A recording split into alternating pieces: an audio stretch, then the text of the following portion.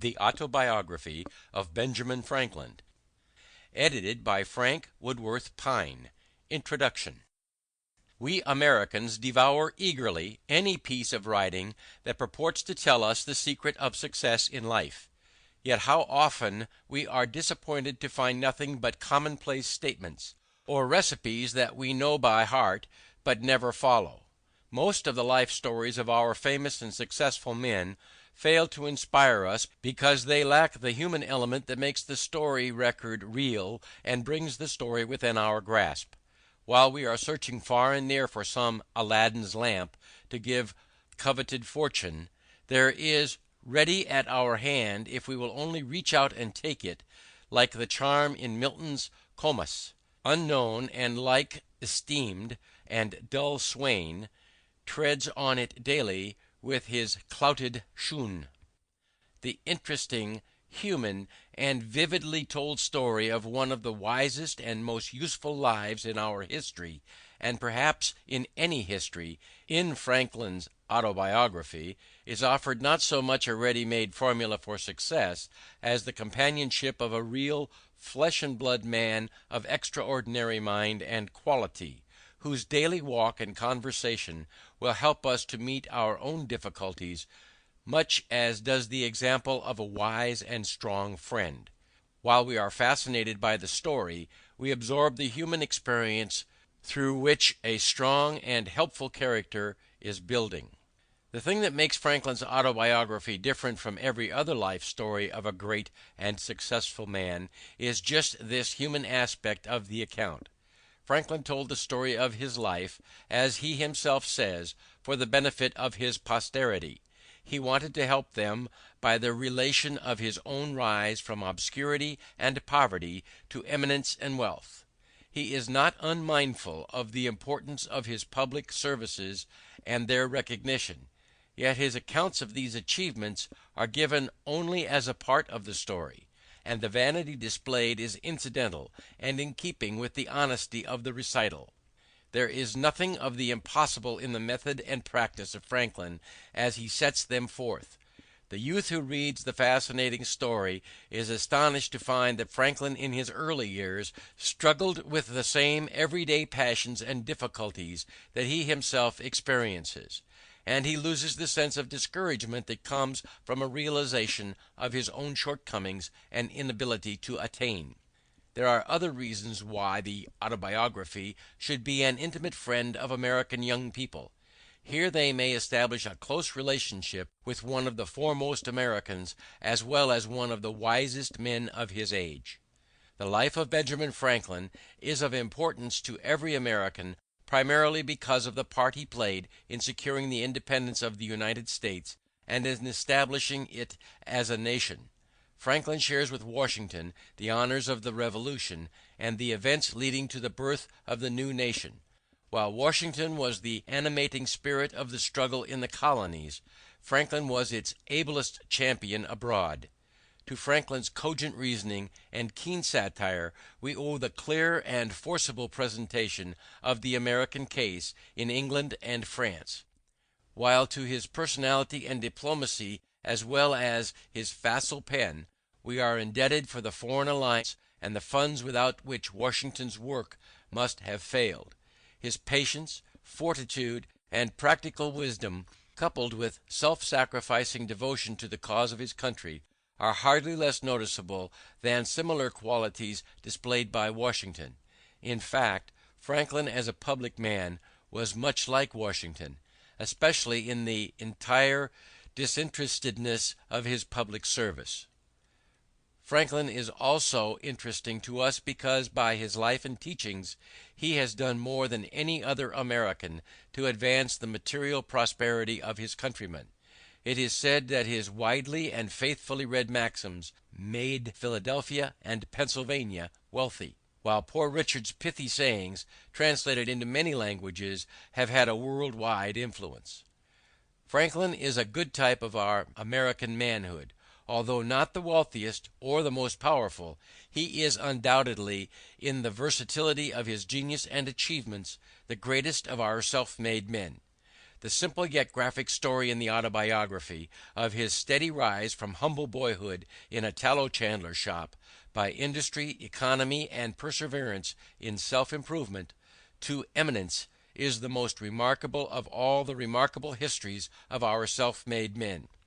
It is in itself a wonderful illustration of the results possible to be attained in a land of unequaled opportunity by following Franklin's maxims. Franklin's fame, however, was not confined to his own country.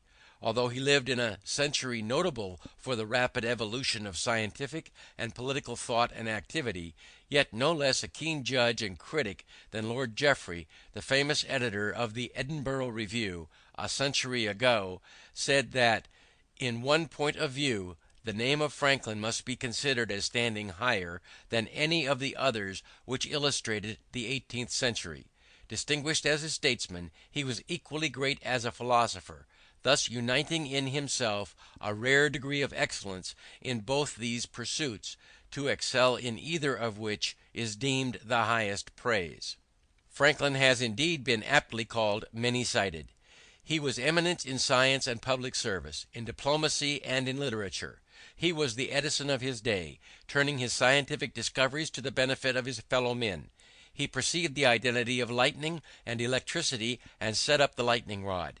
He invented the Franklin stove, still widely used, and refused to patent it. He possessed a masterly shrewdness in business and practical affairs. Carlyle called him the father of all the Yankees. He founded a fire company, assisted in founding a hospital, and improved the cleaning and lighting of streets. He developed journalism, established the American Philosophical Society, the Public Library in Philadelphia, and the University of Pennsylvania. He organized a postal system for the colonies, which was the basis of the present United States Post Office. Bancroft, the eminent historian, called him the greatest diplomat of his century. He perfected the Albany Plan of Union for the colonies. He is the only statesman who signed the Declaration of Independence, the Treaty of Alliance with France, the Treaty of Peace with England, and the Constitution. As a writer, he has produced, in his Autobiography and in Poor Richard's Almanac, two works that are not surpassed by similar writing. He received honorary degrees from Harvard and Yale, from Oxford and St. Andrews, and was made a Fellow of the Royal Society, which awarded him the Copley Gold Medal for improving natural knowledge. He was one of the 8 foreign associates of the French Academy of Science. The careful study of the Autobiography is also valuable because of the style in which it is written. If Robert Louis Stevenson is right in believing that his remarkable style was acquired by imitation, then the youth who would gain the power to express his ideas clearly, forcibly, and interestingly cannot do better than to study Franklin's method. Franklin's fame in the scientific world was due almost as much to his modest, simple, and sincere manner of presenting his discoveries, and to the precision and clearness of the style in which he described his experiments, as to the results he was able to announce. Sir David Humphrey, the celebrated English chemist, himself an excellent literary critic as well as a great scientist, said, "A singular felicity guided all Franklin's researches, and by very small means he established very grand truths. The style and manner of his publication on electricity are almost as worthy of admiration as the doctrine it contains." Franklin's place in literature is hard to determine because he was not primarily a literary man. His aim in his writings, as in his life work, was to be helpful to his fellow men. For him writing was never an end in itself, but always means to an end. Yet his success as a scientist, a statesman, and a diplomat, as well as socially, was in no little part due to his ability as a writer. His letters charmed all and made his correspondence eagerly sought. His political arguments were the joy of his party and the dread of his opponents. His scientific discoveries were explained in language at once so simple and so clear that ploughboy and exquisite could follow his thought or his experiment to its conclusion. As far as American literature is concerned, Franklin has no contemporaries. Before the Autobiography, only one literary work of importance had been produced in this country. Cotton Mather's Magnalia, a church history of New England, in a ponderous, stiff style. Franklin was the first American author to gain wide and permanent reputation in Europe. The Autobiography, Poor Richard, Father Abraham's Speech, or The Way to Wealth, as well as some of the Bagatelles, are as widely known abroad as any American writings. Franklin must also be classed as the first American humorist. English literature of the 18th century was characterized by the development of prose. Periodical literature reached its perfection early in the century in The Tatler and The Spectator of Addison and Steele. Pamphleteers flourished throughout the period. The homelier prose of Bunyan and Defoe gradually gave place to the more elegant and artificial language of Samuel Johnson, who set the standard for prose writing from 1745 onward. This century saw the beginnings of the modern novel in Fielding's Tom Jones, Richardson's Clarissa Harlowe, Sterne's Tristram Shandy, and Goldsmith's Vicar of Wakefield. Gibbon wrote The Decline and Fall of the Roman Empire, Hume his History of England, and Adam Smith The Wealth of Nations. In the simplicity and vigor of his style, Franklin more nearly resembles the earlier group of writers. In his first essay he was not an inferior imitator of Addison. In his numerous parables, moral allegories, and apologies he showed Bunyan's influence. But Franklin was essentially a journalist. In his swift, terse style he is most like Defoe, who was the first great English journalist and master of the newspaper narrative. The style of both writers is marked by homely, vigorous expression, satire, burlesque, repartee. Here the comparison must end. Defoe and his contemporaries were authors. Their vocation was writing, and their success rests on the imaginative or creative powers they displayed. To authorship Franklin laid no claim. He wrote no work of the imagination. He developed only incidentally a style in many respects as remarkable as that of his English contemporaries.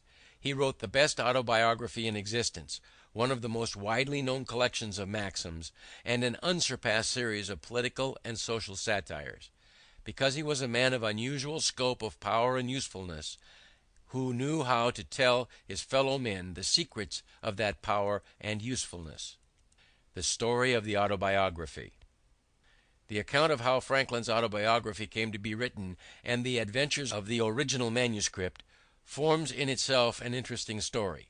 The autobiography is Franklin's longest work, and yet it is only a fragment. The first part, written as a letter to his son, William Franklin, was not intended for publication, and the composition is more informal and the narrative more personal than in the second part. From 1730 on, which was written with a view to publication. The entire manuscript shows little evidence of revision. In fact, the expression is so homely and natural that his grandson, William Temple Franklin, in editing the work, changed some of the phrases because he thought them inelegant and vulgar. Franklin began the story of his life while on a visit to his friend Bishop Shipley at Twyford in Hampshire, southern England, in 1771. He took the manuscript, completed to 1731, with him when he returned to Philadelphia in 1775. It was left there with his other papers when he went to France in the following year, and disappeared during the confusion incident to the Revolution. 23 pages of closely written manuscript fell into the hands of Abel James, an old friend who sent a copy to Franklin at Passy, near Paris, urging him to complete the story. Franklin took up the work at Passy in 1784 and carried the narrative forward a few months. He changed the plan to meet his new purpose of writing to benefit the younger reader. His work was soon interrupted and was not resumed until 1788, when he was at home in Philadelphia. He was now old, infirm, and suffering, and was still engaged in public service. Under these discouraging conditions the work progressed slowly. It finally stopped when the narrative reached the year 1757. Copies of the manuscript were sent to friends of Franklin in England and France, among others to Monsieur Le Villard at Paris. The first edition of the autobiography was published in French at Paris in 1791. It was clumsily and carelessly translated, and was imperfect and unfinished. Where the translator got the manuscript is not known. Le Veillard disclaimed any knowledge of the publication from this faulty French edition. Many others were printed, some in Germany, 2 in England, and another in France, so great was the demand for the work.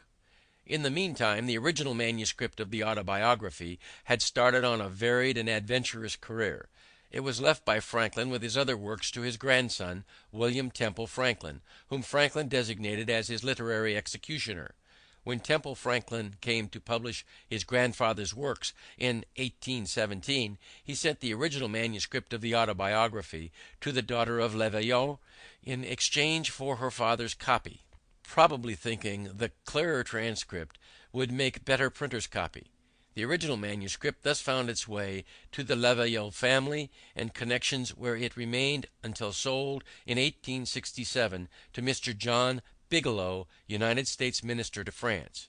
By him it was later sold to Mr. E. Dwight Church of New York, and passed, with the rest of Mr. Church's library, into the possession of Mr. Henry E. Huntington.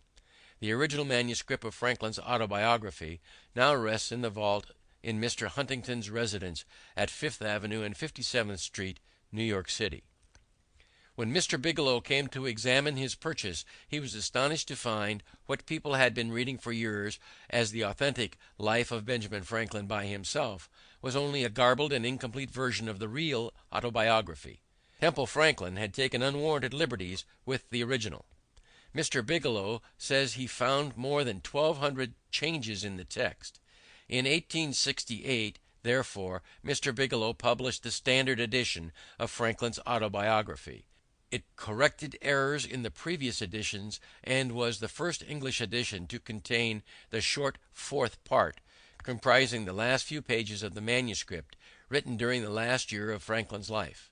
Mr. Bigelow republished the Autobiography with additional interesting matter in 3 volumes in 1875, in 1905, and in 1910. The text in this volume is that of Mr. Bigelow's editions. For the divisions into chapters and the chapter titles, however, the present editor is responsible. The Autobiography has been reprinted in the United States many scores of times and translated into all the languages of Europe. It has never lost its popularity and is still in constant demand at circulating libraries. The reason for this popularity is not far to seek, for in this work Franklin told in a remarkable manner the story of a remarkable life. He displayed hard common sense and a practical knowledge of the art of living. He selected and arranged his material, perhaps unconsciously, with an unerring instinct of the journalist for the best effects.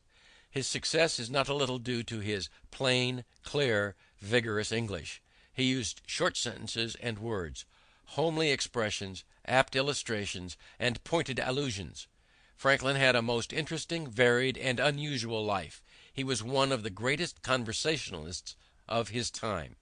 His book is the record of that unusual life, told in Franklin's own unexcelled conversational style.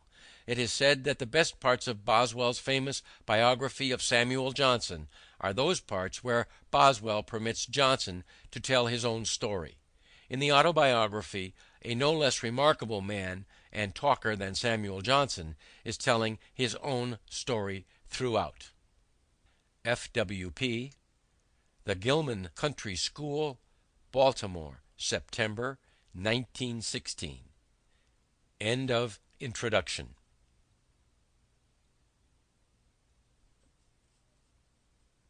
Chapter 1. Ancestry and Early Youth in Boston. Twyford at the Bishop of St.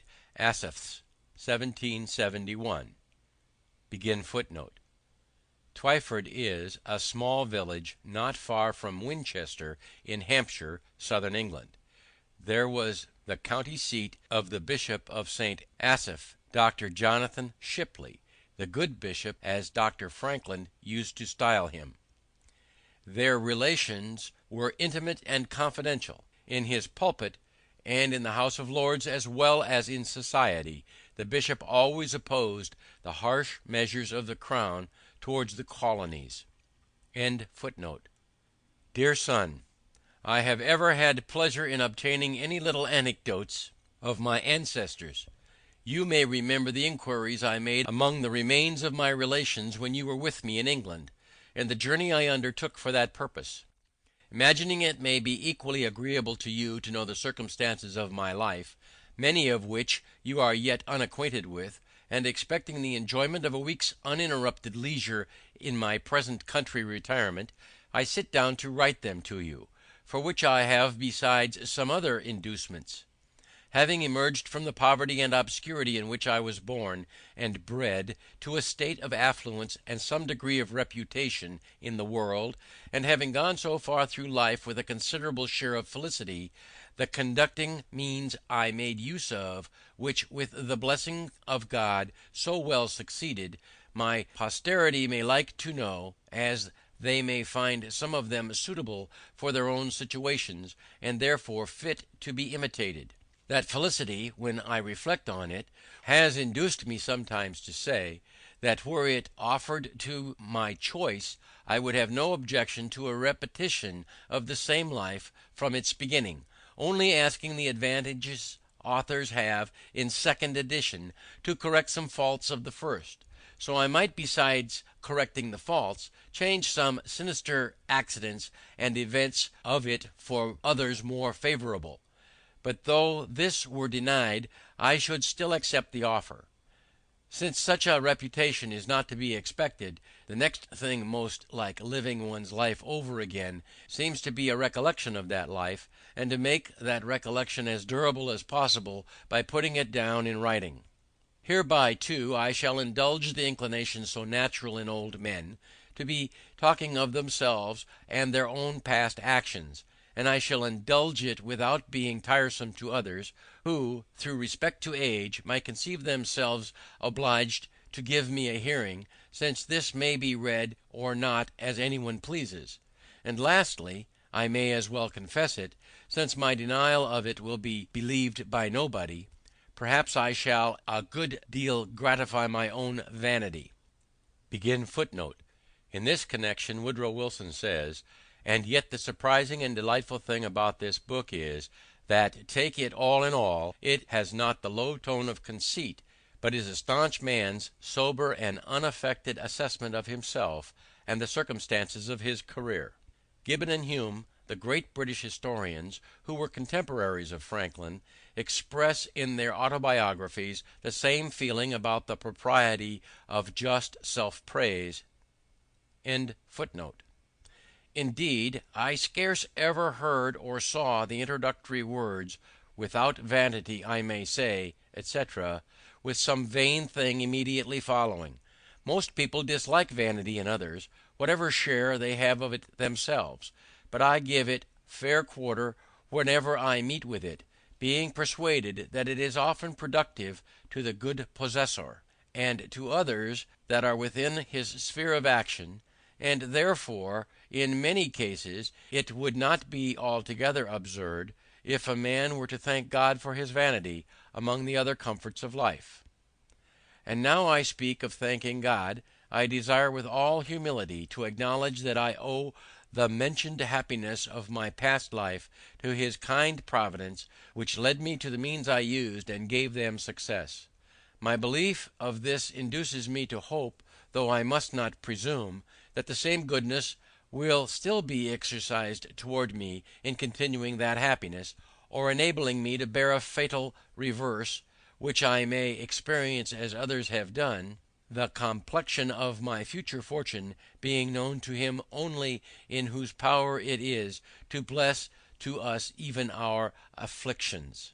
The notes one of my uncles, who had the same kind of curiosity in collecting family anecdotes, once put into my hands, furnished me with several particulars relating to our ancestors. From these notes I learned that the family had lived in the same village, Ecton, in Northamptonshire, for 300 years, and how much longer he knew not, perhaps from the time when the name of Franklin, that before was the name of an order of people, a small landowner, was assumed by then as a surname, when others took surnames all over the kingdom. On a freehold of about 30 acres, aided by the smith's business, which had continued in the family till his time, the eldest son being always bred to that business, a custom which he and my father followed as to their eldest sons. When I searched the registers at Ecton, I found an account of their births, marriages, and burials from the year 1555 only, and there being no registers kept in that parish at any time preceding. By that register I perceived that I was the youngest son of the youngest son for 5 generations back. My grandfather Thomas, who was born in 1598, lived in Ecton until he grew too old to follow business longer, when he went to live with his son John, a dyer at Branbury in Oxfordshire, and whom my father served as an apprentice. There my grandfather died and lies buried. We saw his gravestone in 1758. His eldest son Thomas lived in the house at Ecton, and left it, with the land, to his only child, a daughter, who, with her husband, one Fisher, of Wellingborough, sold it to Mr. Isted, now lord of the manor there. My grandfather had 4 sons that grew up, viz., Thomas, John, Benjamin, and Josiah. I will give you what account I can of them at this distance from my papers, and if these are not lost in my absence, you will among them find many more particulars. Thomas was bred a smith under his father, but, being ingenious and encouraged in learning, as all my brothers were, by an Esquire Palmer, then the principal gentleman in that parish, he qualified himself for the business of scrivener, became a considerable man in the county, was a chief mover of all public spirited undertakings for the county or town of Northampton, and his own village, of which many instances are related of him, and which taken notice of and patronized by the then Lord Halifax. He died in 1702, January 6th, Old Style, just 4 years to the day before I was born. January 17th, New Style. This change in the calendar was made in 1582 by Pope Gregory XIII, and adopted in England in 1752. Every year whose number in the common reckoning since Christ is not divisible by 4, as well as every year whose number is divisible by 100, but not by 4, shall have 365 days, and all other years shall have 366 days. In the 18th century there was a difference of 11 days between the old and new style of reckoning, which the English Parliament cancelled by making the 3rd of September 1752 the 14th. The Julian calendar, or Old Style, is still retained in Russia and Greece, whose dates consequently are now 13 days behind those of other Christian countries. The account we received of his life and character from some old people at Ecton, I remember, struck you as something extraordinary, from its similarity to what you knew of mine. Had he died on the same day, you said, one might have supposed a transmigration. John was bred a dyer, I believe of woolens. Benjamin was bred a silk dyer, serving an apprenticeship at London. He was an ingenious man. I remember him well, for when I was a boy he came over to my father in Boston, and lived in the house with us some years. He lived to a great age. His grandson, Samuel Franklin, now lives in Boston. He left behind him 2 quarto volumes, manuscripts of his own poetry, consisting of little occasional pieces addressed to his friends and relations, of which the following, sent me, is a specimen. He had formed a shorthand of his own, which he taught me, but never practised. I have now forgot it. I was named after this uncle, there being a particular affection between him and my father. He was very pious, a great attendee of sermons of the best preachers, which he took down in his shorthand, and had with him many volumes of them. He was also much of a politician, too much perhaps for his station. There fell lately into my hands in London a collection he made of all the principal pamphlets relating to public affairs from 1641 to 1717. Many of the volumes are wanting, as appears by the numbering, but there still remain 8 volumes in folio, and 24 in quarto and in octavo. A dealer in old books met with them, and knowing me by my sometimes buying of him, he brought them to me. It seems my uncle must have left them here when he went to America, which was about 50 years since. There are many of his notes in the margins. The obscure family of ours was early in the Reformation, and continued Protestants through the reign of Queen Mary, when they were sometimes in danger of trouble on account of their zeal against popery. They had got an English Bible, and to conceal and secure it, it was fastened open with tapes under and within the cover of a joint stool. When my great-great-grandfather read it to his family, he turned up the joint stool upon his knees, turning over the leaves, then under the tapes. One of the children stood at the door to give notice if he saw the apparitor coming, who was an officer of the spiritual court. In that case the stool was turned down again upon its feet, when the Bible remained concealed under it as before. This anecdote I had from my uncle Benjamin. The family continued all of the Church of England till about the end of Charles II's reign, when some of the ministers had been outed for nonconformity, holding conventicles in North Hampshire. Benjamin and Joshua adhered to them, and so continued all their lives. The rest of the family remained with the Episcopal Church. Conventicles were secret gatherings of dissenters from the established church. Joshua, my father, married young, and carried his wife and 3 children into England about 1682. The conventicles, having been forbidden by law and frequently disturbed, induced some considerable men of his acquaintance to remove to that country, and he was prevailed with them to accompany them thither, where they expected to enjoy their mode of religion with freedom. By the same wife he had 4 children more born there, and by a second wife 10 more, in all 17, of which I remember 13 sitting at one time at his table, who all grew up to be men and women, and married. I was the youngest son, and the youngest child but 2, and was born in Boston, New England. My mother, the second wife, was Abbeth Folger, daughter of Peter Folger, one of the first settlers of New England, of whom honorable mention is made by Cotton Mather, in his church history of that country, entitled Magnalia Christi Americana, as a godly, learned Englishman. If I remember the words rightly, I have heard that he wrote sundry small occasional pieces, but only one of them was printed, which I saw now many years since.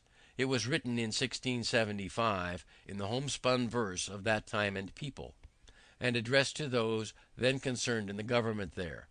It was in favor of liberty of conscience, and in behalf of the Baptists, Quakers, and other sectaries that had been under persecution, ascribing the Indian wars and other distresses that had befallen the country to that persecution, as so many judgments of God to punish so heinous an offense, and exhorting a repeal of those uncharitable laws.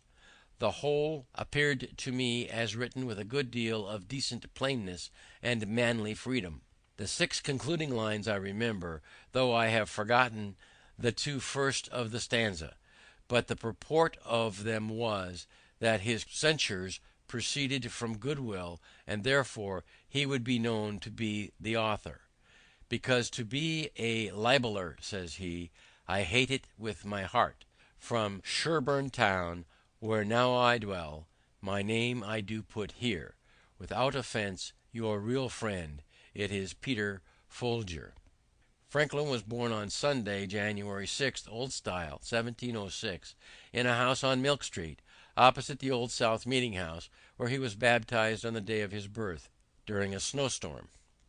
The house where he was born was burned in 1810.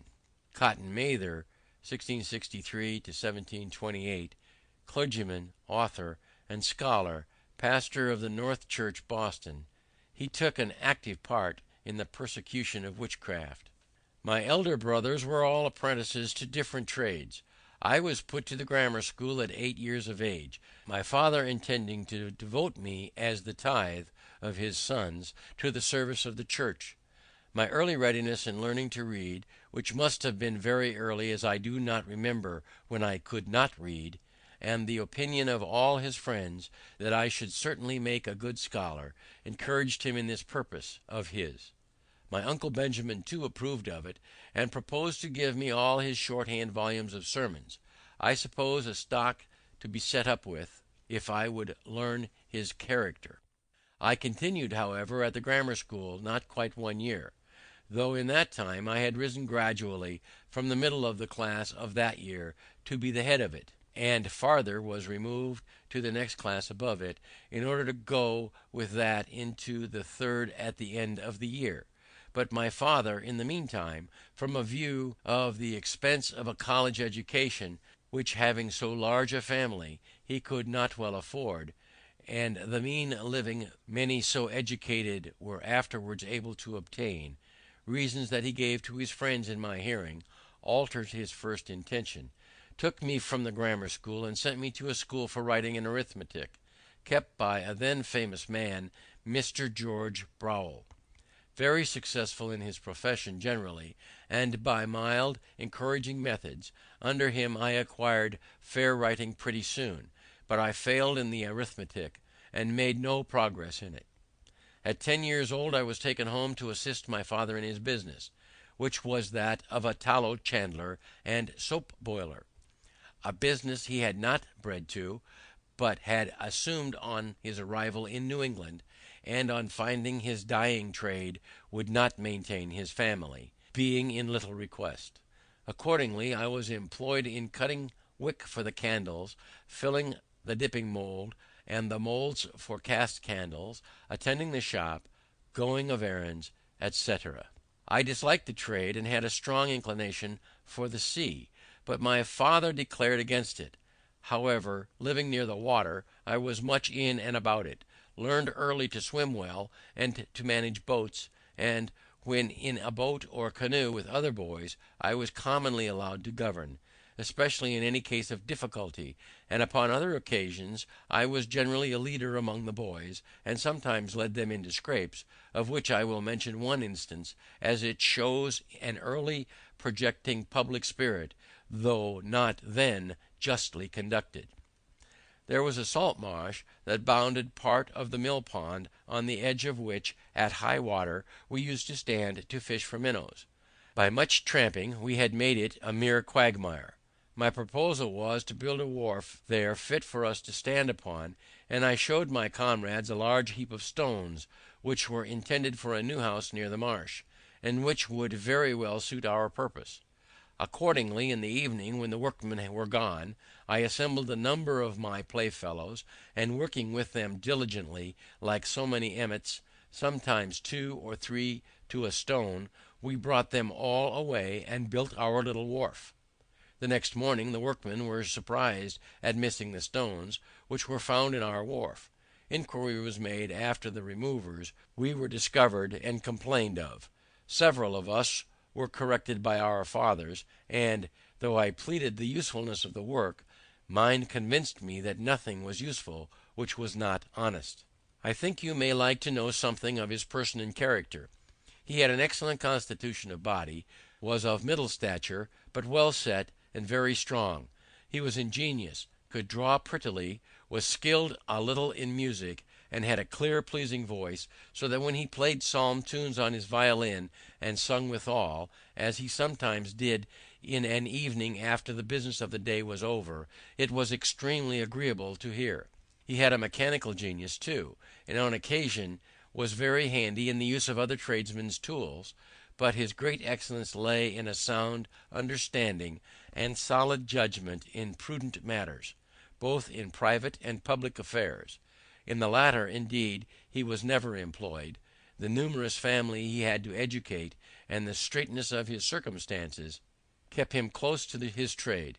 But I remember well his being frequently visited by leading people, who consulted him for his opinion in affairs of the town, or of the church he belonged to, and showed a good deal of respect for his judgment and advice. He was also much consulted by private persons about their affairs when any difficulty occurred, and frequently chose an arbiter between contending parties. At his table he liked to have, as often as he could, some sensible friend or neighbour to converse with, and always took care to start some ingenious or useful topic for discourse, which might tend to improve the minds of his children. By this means he turned our attention to what was good, just, and prudent in the conduct of life, and little or no notice was ever taken of what related to the victuals on the table, whether it was well or ill dressed, in or out of season, of good or bad flavour, preferable or inferior to this or that other thing of the kind. So that was how I was brought up, in such a perfect inattention to those matters as to be quite indifferent what kind of food was set before me, and so unobservant of it, that to this day, if I am asked, I can scarce tell a few hours after dinner what I dined upon. This has been a convenience to me in travelling, where my companions have been sometimes very unhappy for want of a suitable gratification of their more delicate, because better instructed, tastes and appetites. My mother had likewise an excellent constitution. She suckled all her 10 children. I never knew whether my father or mother to have any sickness but that of which they died, he at 89 and she at 85 years of age. They lie buried together at Boston. I some years since placed a marble over their grave with this inscription: Josiah Franklin and Abath his wife lie here interned. They lived lovingly together in wedlock 55 years, without an estate or any gainful employment. By constant labor and industry, with God's blessing, they maintained a large family comfortably, and brought up 13 children and 7 grandchildren reputably. From this instance, reader, be encouraged to diligence in thy calling, and distrust not Providence. He was a pious and prudent man, she a discreet and virtuous woman. Their youngest son, in faithful regard to their memory, places this stone. J.F., born 1655, died 1744, at 89. A.F., born 1667, died 1752, 85. This marble having decayed, the citizens of Boston in 1827 erected in its place a granite obelisk, 21 feet high, bearing the original inscription quoted in the text, and another explaining the erection of the monument. By my rambling digressions I perceive myself to be grown old. I used to write more methodically, but one does not dress for private company as for a public ball. 'Tis perhaps only negligence.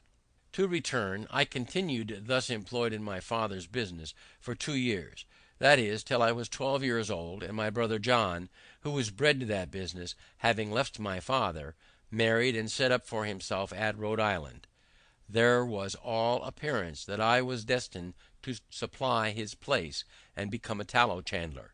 But my dislike to the trade continuing, my father was under apprehensions that if he did not find one for me more agreeable, I should break away and go to sea, as his son Joshua had done, to his great vexation. He therefore sometimes took me to walk with him and see joiners, bricklayers, turners, braziers, etc., at their work, that he might observe my inclination and endeavour to fix it on some trade or other on land. It has ever since been a pleasure to me to see good workmen handle their tools, and it has been useful to me, having learnt so much by it as to be able to do little jobs myself in my house, when a workman could not readily be got, and to construct little machines for my experiments, while the intention of making the experiment was fresh and warm in my mind. My father at last fixed upon the cutler's trade, and my uncle Benjamin's son Samuel, who was bred to that business in London, being about that time established in Boston, I was sent to be with him some time on liking. But his expectations of a fee with me displeased my father. I was taken home again. End of chapter 1. Chapter 2. Beginning life as a printer. From a child I was fond of reading, and all the little money that came into my hands was ever laid out in books. Pleased with the Pilgrim's Progress, my first collection was of John Bunyan's works in separate little volumes. I afterward sold them to enable me to buy R. Burton's Historical Collections.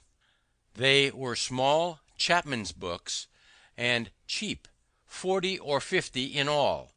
My father's little library consisted chiefly of books in polemic divinity, most of which I read, and have since often regretted that, at a time when I had such a thirst for knowledge, more proper books had not fallen in my way, since it was now resolved I should not be a clergyman. Plutarch's Lives there was, in which I read abundantly, and I still think that time spent to great advantage. There was also a book of Defoe's called An Essay on Projects, and another of Dr. Mather's called Essays to do Good, which perhaps gave me a turn of thinking that had an influence on some of the principal future events of my life. This bookish inclination at length determined my father to make me a printer, though he had already one son, James, of that profession. In 1717 my brother James returned from England with a press and letters to set up his business in Boston. I liked it much better than that of my father, but still had a hankering for the sea. To prevent the apprehended effect of such an inclination, my father was impatient to have me bound to my brother. I stood out some time, but at last was persuaded, and signed the indentures when I was yet but 12 years old. I was to serve as an apprentice till I was 21 years of age, only I was to be allowed journeyman's wages during the last year. In a little time I made great proficiency in the business, and became a useful hand to my brother. I now had access to better books. An acquaintance with the apprentice of booksellers enabled me sometimes to borrow a small one, which I was careful to return soon and clean. Often I sat up in my room reading the greatest part of the night, when the book was borrowed in the evening, and to be returned early in the morning, lest it should be missed or wanted. After some time an ingenious tradesman, Mr. Matthew Adams, who had a pretty collection of books, and who frequented our printing house, took notice of me, invited me to his library, and very kindly lent me such books as I chose to read. I now took a fancy to poetry, and made some little pieces. My brother, thinking it might turn to account, encouraged me, and put me on composing occasional ballads. One was called The Lighthouse Tragedy, and contained an account of the drowning of Captain Worthilake, with his 2 daughters. The other was a sailor's song on the taking of Teach, or Blackbeard, the pirate. They were wretched stuff in the Grub Street ballad style, and when they were printed he sent me out to the town to sell them. The first sold wonderfully, the event being recent, having made a great noise. This flattered my vanity, but my father discouraged me by ridiculing my performances, and telling me verse makers were generally beggars. So I escaped being a poet, most probably a very bad one, but as prose writing had been of great use to me in the course of my life, and was a principal means of my advancement, I shall now tell you how in such a situation I acquired what little ability I have in that way. There was another bookish lad in the town, John Collins by name, with whom I was intimately acquainted. We sometimes disputed, and very fond we were of argument, and very desirous of confuting one another, with disputatious turn. By the way, is apt to become a very bad habit, making people often extremely disagreeable in company, by the contradiction that is necessary to bring it into practice, and thence, besides souring and spoiling the conversation, is productive of disgusts and, perhaps, enmities where you may have occasion for friendship. I had caught it by reading my father's books of dispute about religion. Persons of good sense, I have since observed, seldom fall into it, except lawyers, university men, and men of all sorts that have been bred at Edinburgh. A question was once somehow or other started between Collins and me, of the propriety of educating the female sex in learning, and their abilities for study. He was of the opinion that it was improper, and that they were naturally unequal to it. I took the contrary side, perhaps a little for the dispute's sake. He was naturally more eloquent, and had a ready plenty of words, and sometimes, as I thought, bore me down more by his fluency than by the strength of his reasons. As we parted without settling the point, and were not to see one another again for some time, I sat down to put my arguments in writing, which I copied fair and sent to him. He answered, and I replied.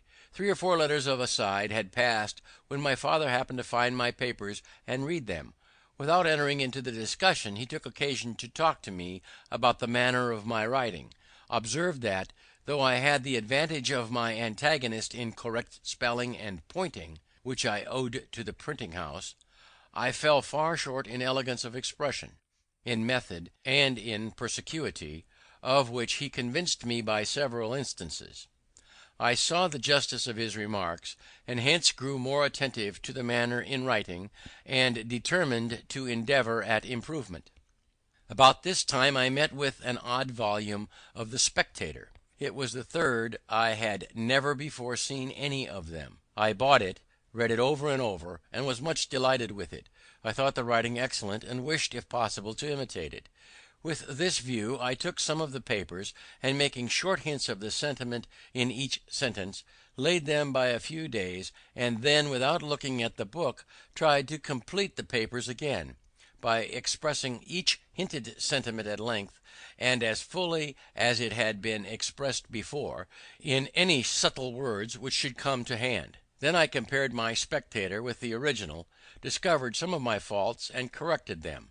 But I found I wanted a stock of words, or a readiness in recollecting and using them, which I thought I should have acquired before that time if I had gone on making verses, since the continual occasion for words of the same import but of different length to suit the measure, or of different sound for the rhyme, would have laid me under a constant necessity of searching for variety, and also have tended to fix that variety in my mind and make me master of it. Therefore I took some of the tales and turned them into verse, and after a time, when I had pretty well forgotten the prose, turned them back again. I also sometimes jumbled my collections of hints into confusion, and after some weeks endeavoured to reduce them into the best order, before I began to form the full sentences and complete the paper. This was to teach me method in the arrangement of thoughts. By comparing my work afterwards with the original, I discovered many faults and amended them. But I sometimes had the pleasure of fancying that, in certain particulars of small import, I had been lucky enough to improve the method of the language, and this encouraged me to think I might possibly in time come to be a tolerable English writer, of which I was extremely ambitious. My time for these exercises and for reading was at night, after work, or before it began, in the morning, or on Sundays, when I contrived to be in the printing house alone, evading as much as I could the common attendance on pulpit worship which my father used to exact of me when I was under his care, and which indeed I still thought a duty, though I could not, as it seemed to me, afford time to practise it. A daily London journal comprising satirical essays on social subjects, published by Addison and Steele in 1711 and 1712, the Spectator, and its predecessor the Tatler, 1709, marked the beginning of periodical literature. When about 16 years of age, I happened to meet with a book written by one Tryon, recommending a vegetable diet. I determined to go into it. My brother, being yet unmarried, did not keep house, but boarded himself and his apprentices in another family. My refusing to eat flesh occasioned an inconveniency, and I was frequently chided for my singularity. I made myself acquainted with Tyrone's manner of preparing some of his dishes, such as boiling potatoes or rice, making hasty pudding, and a few others, and then proposed to my brother that if he would give me weekly half the money he paid for my board, I would board myself. He instantly agreed to it, and I presently found that I could save half of what he paid me. This was an additional fund for buying books, but I had another advantage in it.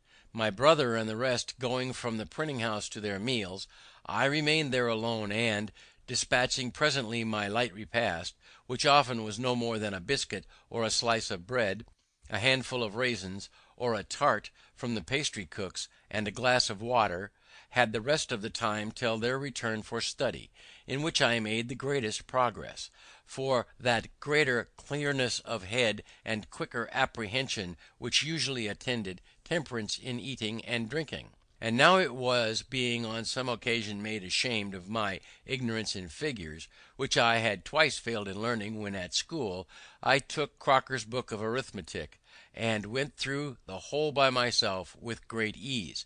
I also read Seller and Shemmy's book of navigation, and became acquainted with the little geometry they contained, but never proceeded farther in that science. And I read about this time Locke on Human Understanding, and the Art of Thinking, by Monsieur du Pont Royal. John Locke, 1632 to 1704, a celebrated English philosopher, founder of the so-called common sense school of philosophers. He drew up a constitution for the colonists of Carolina. A noted society of scholarly and devout men occupying the Abbey of Port Royal near Paris, who published learned books, among the one here referred to, better known as the Port Royal Logic. While I was intent on improving my language, I met with an English grammar, I think it was Greenwood's, at the end of which there were 2 little sketches of the arts of rhetoric and logic, the latter finishing with a specimen of a dispute with the Socratic method, and soon after I procured Xenophon's Memorable Things of Socrates, wherein there are many instances of the same method. I was charmed with it, adopted it, dropped my abrupt contradiction and positive argumentation, and put on the humble inquirer and doubter, and being then, from reading Shaftesbury and Collins, become a real doubter in many points of our religious doctrine. I found this method safest for myself, and very embarrassing to those against whom I used it. Therefore I took a delight in it, practised it continually, and grew very artful and expert in drawing people, even of superior knowledge, into concessions, the consequence of which they did not foresee, entangling them in difficulties out of which they could not extricate themselves, and so obtaining victories that neither myself nor my cause always deserved.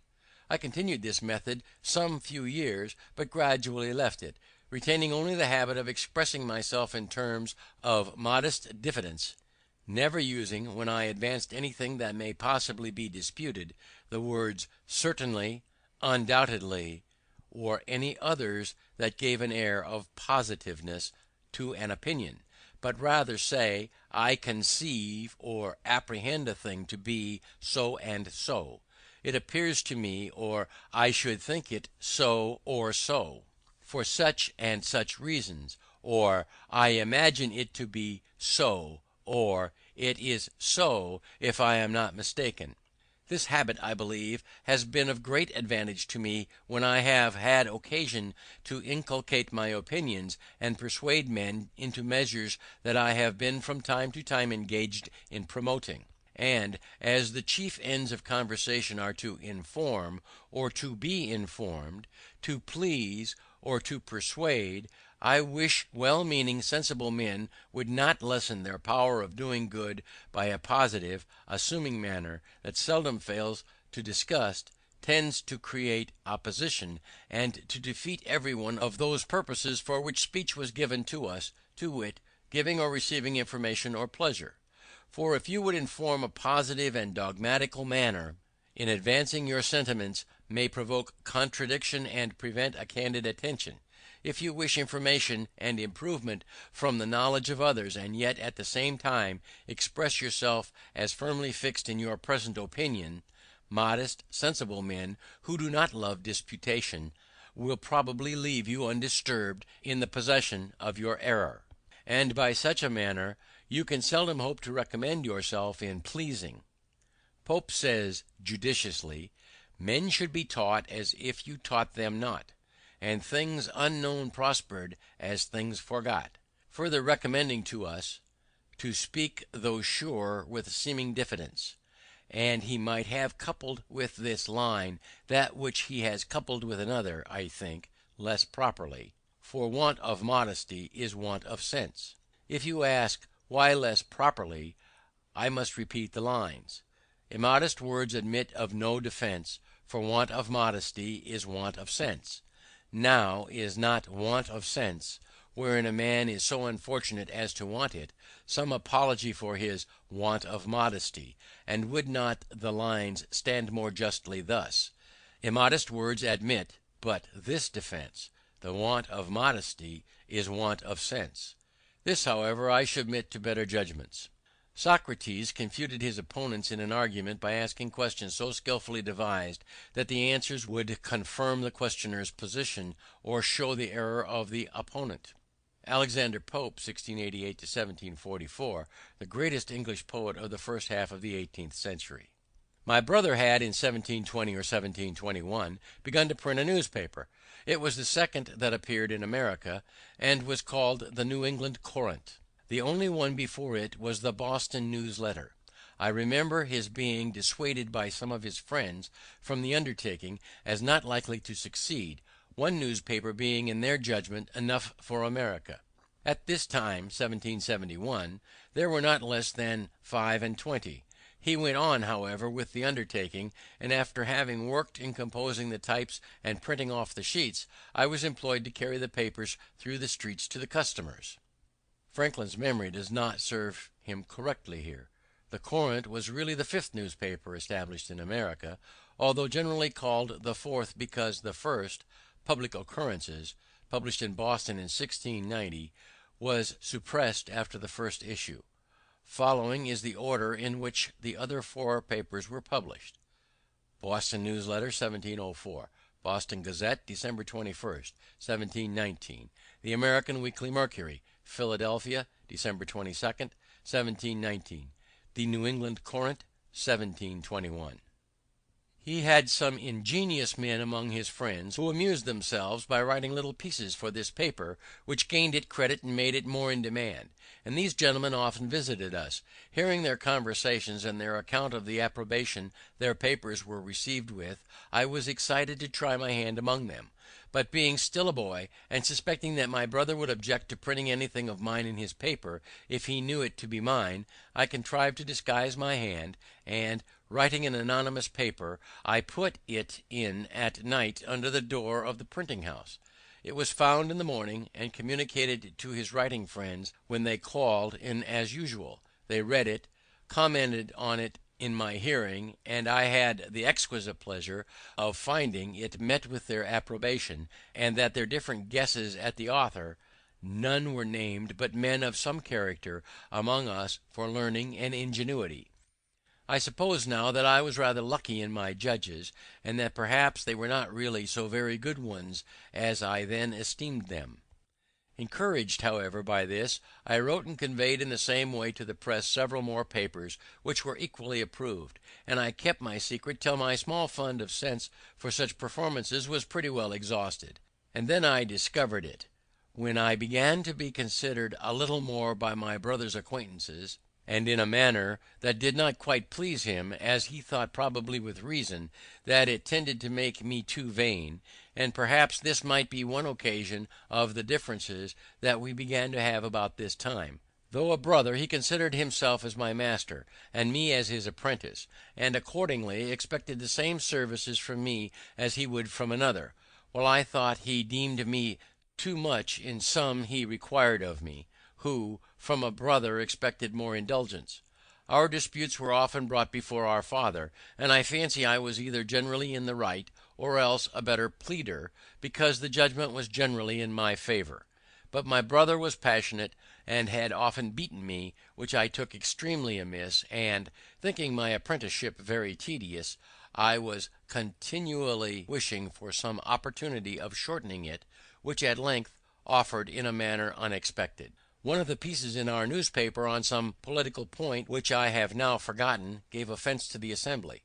He was taken up, censured, and imprisoned for a month by the Speaker's warrant, I suppose because he would not discover his author.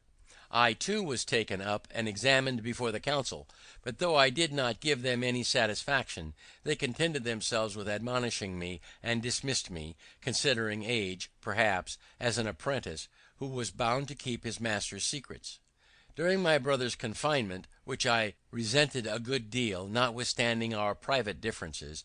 I had the management of the paper, and I made bold to give our rulers some rubs in it, which my brother took very kindly, while others began to consider me in an unfavourable light, as a young genius that had a turn for libelling and satire. My brother's discharge was accompanied with an order of the House, a very odd one, that James Franklin could no longer print the paper called the New England Courant. There was a consultation held in our printing house among his friends what should be done in this case.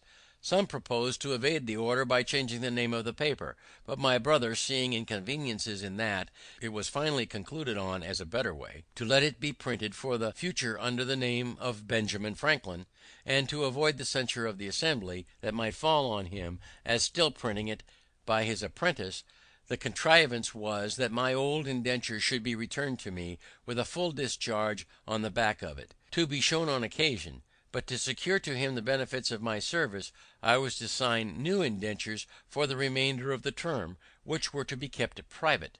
A very flimsy scheme it was, however.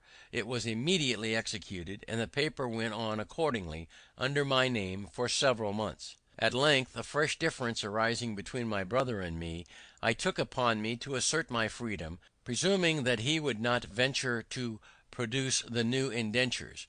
It was not fair in me to take this advantage, and this I therefore reckoned one of the first errata of my life. But the unfairness of it weighed little with me, when under the impressions of resentment for the blows his passion too often urged him to bestow upon me, though he was otherwise not an ill-natured man, perhaps I was too saucy and provoking.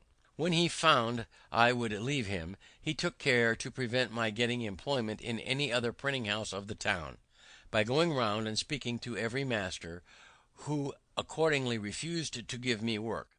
I then thought of going to New York, as the nearest place where there was a printer, and I was rather inclined to leave Boston, when I reflected that I had already made myself a little obnoxious to the governing party, and from the arbitrary proceedings of the Assembly in my brother's case, it was likely I might, if I stayed, soon bring myself into scrapes; and farther, that my indiscreet disputations about religion began to make me pointed at with horror by good people as an infidel or atheist.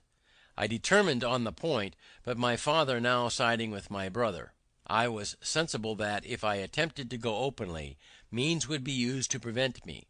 My friend Collins therefore undertook to manage a little for me. He agreed with the captain of a New York sloop for my passage, under the notion of my being a young acquaintance of his. So I sold some of my books to raise a little money, was taken on board privately, and as we had a fair wind, in 3 days I found myself in New York, near 300 miles from home, a boy of but 17, without the least recommendation to, or knowledge of, any person in the place, and with very little money in my pocket. Chapter 3. Arrival in Philadelphia. My inclinations for the sea were by this time worn out, or I might now have gratified them. But having a trade, and supposing myself a pretty good workman, I offered my service to the printer in the place, old Mr. William Bradford, who had been the first printer in Pennsylvania, but removed from thence upon the quarrel of George Keith. He could give me no employment, having little to do, and help enough already; but, says he, my son at Philadelphia has lately lost his principal hand, Aquilla Rose, by death. If you go thither, I believe he may employ you. Philadelphia was 100 miles further. I set out, however, in a boat for Amboy, leaving my chest and things to follow me round by sea. In crossing the bay, we met with a squall that tore our rotten sails to pieces, preventing our getting into the Kill, and drove us upon Long Island. In our way, a drunken Dutchman, who was a passenger too, fell overboard. When he was sinking, I reached through the water to his shock pate, and drew him up, so that we got him in again. His ducking sobered him a little, and he went to sleep, taking first out of his pocket a book, which he desired I would dry for him. It proved to be my old favourite author, Bunyan's Pilgrim's Progress in Dutch, finely printed on good paper with copper cuts, a dress better than I had ever seen it wear in its own language. I have since found that it has been translated into most of the languages of Europe, and suppose it has been more generally read than any other book, except perhaps the Bible. Honest John was the first that I know of who mixed narration and dialogue, a method of writing very engaging to the reader, who in the most interesting parts finds himself, as it were, brought into the company and present at the discourse.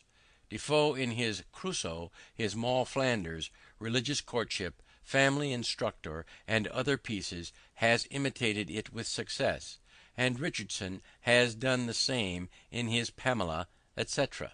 Kill Van Kill, the channel separating Staten Island from New Jersey on the north. Samuel Richardson, the father of the English novel, wrote Pamela, Clarissa Harlowe, and the History of Sir Charles Grandison, novels published in the form of letters. When we drew near the island, we found it was at a place where there could be no landing, there being a great surf on the stony beach. So we dropped anchor and swung round towards the shore. Some people came down to the water edge and hallooed to us as we did to them, but the wind was so high and the surf so loud that we could not hear so as to understand each other. There were canoes on the shore, and we made signs and hallooed that they should fetch us, but they either did not understand us or thought it impracticable, so they went away, and night coming on, we had no remedy but to wait till the wind should abate, and, in the meantime, the boatman and I concluded to sleep, if we could, and so crowded into the scuttle, with the Dutchman, who was still wet, and the spray beating over the head of our boat, leaked through to us, so that we were soon almost as wet as he. In this manner we lay all night with very little rest, but the wind abating the next day, we made a shift to reach Amboy before night, having been 30 hours on the water without victuals or any drink but a bottle of filthy rum, the water we'd sailed on being salt. In the evening I found myself very feverish and went to bed, but having read somewhere that cold water drank plentifully was good for a fever, I followed the prescription, sweat plentifully most of the night. My fever left me, and in the morning, crossing the ferry, I proceeded on my journey on foot, having 50 miles to Burlington, where I was told I could find boats that would carry me the rest of the way to Philadelphia. It rained very hard that day. I was thoroughly soaked, and by noon a good deal tired, so I stopped at a poor inn, where I stayed all night, beginning now to wish that I had never left home.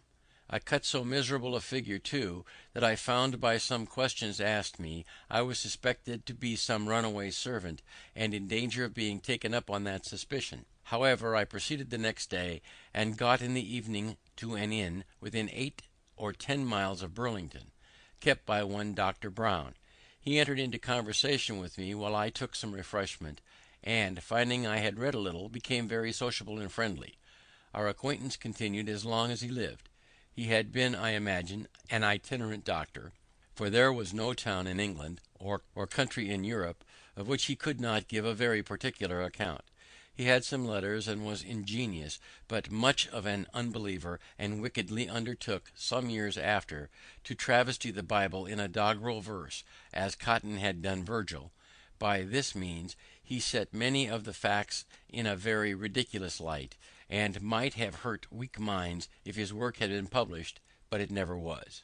At his house I lay that night, and the next morning reached Burlington, but had the mortification to find the regular boats were gone a little before my coming, and no other expected to go before Tuesday, this being Saturday, wherefore I returned to an old woman in the town, of whom I had brought gingerbread to eat on the water, and asked her advice. She invited me to lodge at her house until a passage by water could offer, and being tired with my foot travelling, I accepted the invitation. She, understanding I was a printer, would have had me stay at that town and follow my business, being ignorant of the stock necessary to begin with. She was very hospitable, gave me a dinner of ox cheek and great good will, accepting only a pot of ale in return, and I thought myself fixed till Tuesday should come. However, walking in the evening by the side of the river, a boat came by which I found was going towards Philadelphia, with several people in her. They took me in, and as there was no wind, we rowed all the way, and about midnight, not having yet seen the city, some of the company were confident we must have passed it, and would row no further. The others knew not where we were, so we were put toward the shore, got into a creek, landed near an old fence with the rails of which we made a fire, that night being cold, in October, and there we remained till daylight. Then one of the company knew the place to be Cooper's Creek, a little above Philadelphia, which we saw as soon as we got out of the creek, and arrived there about 8 or 9 o'clock on the Sunday morning, and landed at the Market Street wharf. I have been the most particular in this description of my journey, and shall be so if my first entry into that city, that you may in your mind compare such unlikely beginnings with the future I have since made there. I was in my working dress, my best clothes being to come round by sea. I was dirty from my journey, my pockets were stuffed out with shirts and stockings, and I knew no soul nor where to look for lodging. I was fatigued with travelling, rowing, and want of rest. I was very hungry, and my whole stock of cash consisted of a Dutch dollar and about a shilling in copper. The latter I gave the people of the boat for my passage, who at first refused it on account of my rowing, but I insisted on their taking it, a man being sometimes more generous when he has but a little money than when he has plenty, perhaps through fear of being thought of to have but little. Then I walked up the street, gazing about till near the market house I met a boy with bread. I had made many a meal on bread, and inquiring where he got it, I went immediately to the baker's he directed me to in Second Street, and asked for biscuit, intending such as we had in Boston, but they, it seems, were not made in Philadelphia. Then I asked for a threepenny loaf, and was told they had none such. So, not considering or knowing the difference of money, and the greater cheapness, nor the names of his bread, I bade him give me 3 penny worth of any sort. He gave me accordingly 3 great puffy rolls.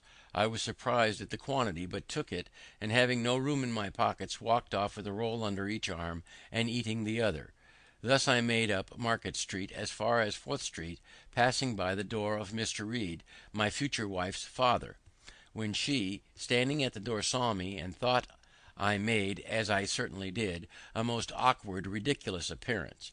Then I turned and went down Chestnut Street and part of Walnut Street, eating my roll all the way, and coming round I found myself again at Market Street wharf, near the boat I came in, to which I went for a draught of river water, and being filled with one of my rolls, gave the other 2 to a woman and her child that came down the river in the boat with us, and were waiting to go farther.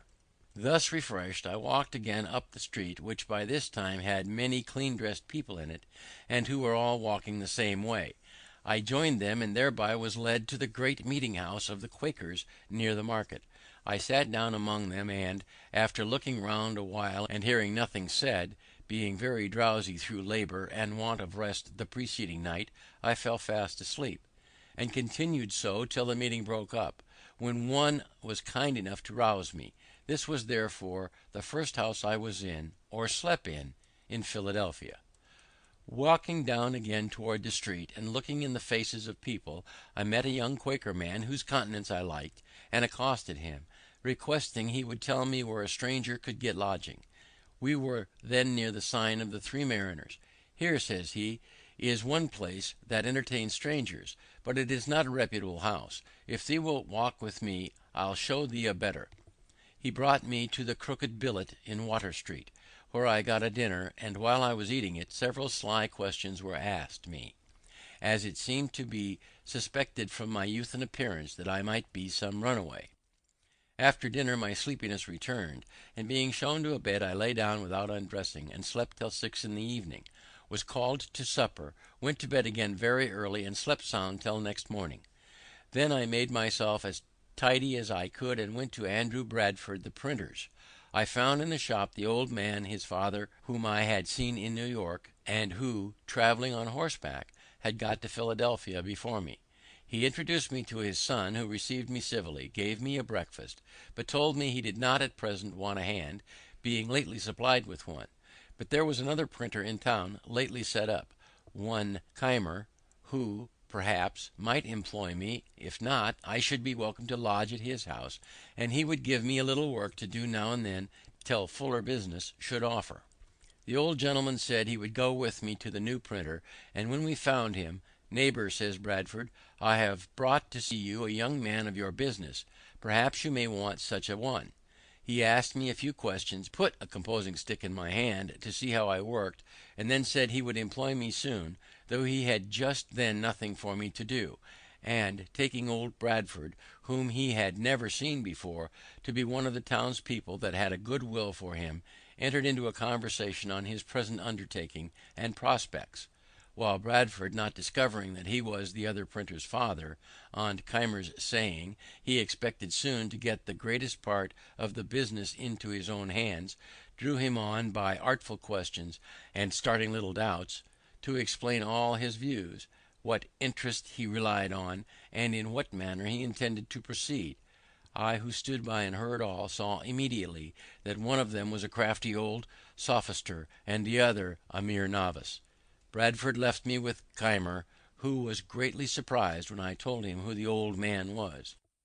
Keimer's printing house, I found, consisted of an old shattered press and one small worn out font of English, which he was using himself, composing an elegy on Aquilla Rose, before mentioned, an ingenious young man of excellent character, much respected in the town, clerk of the Assembly, and a pretty poet. Keimer made verses too, but very indifferently. He could not be said to write them, for his manner was to compose them in the types directly out of his head. So there being no copy, but one pair of cases, and the elegy likely to require all the letter, no one could help him. I endeavoured to put his press, which he had not yet used, and of which he understood nothing, into order fit to be worked with, and promised to come and print off his elegy as soon as he should have got it ready. I returned to Bradford's, who gave me a little job to do for the present, and there I lodged and dieted.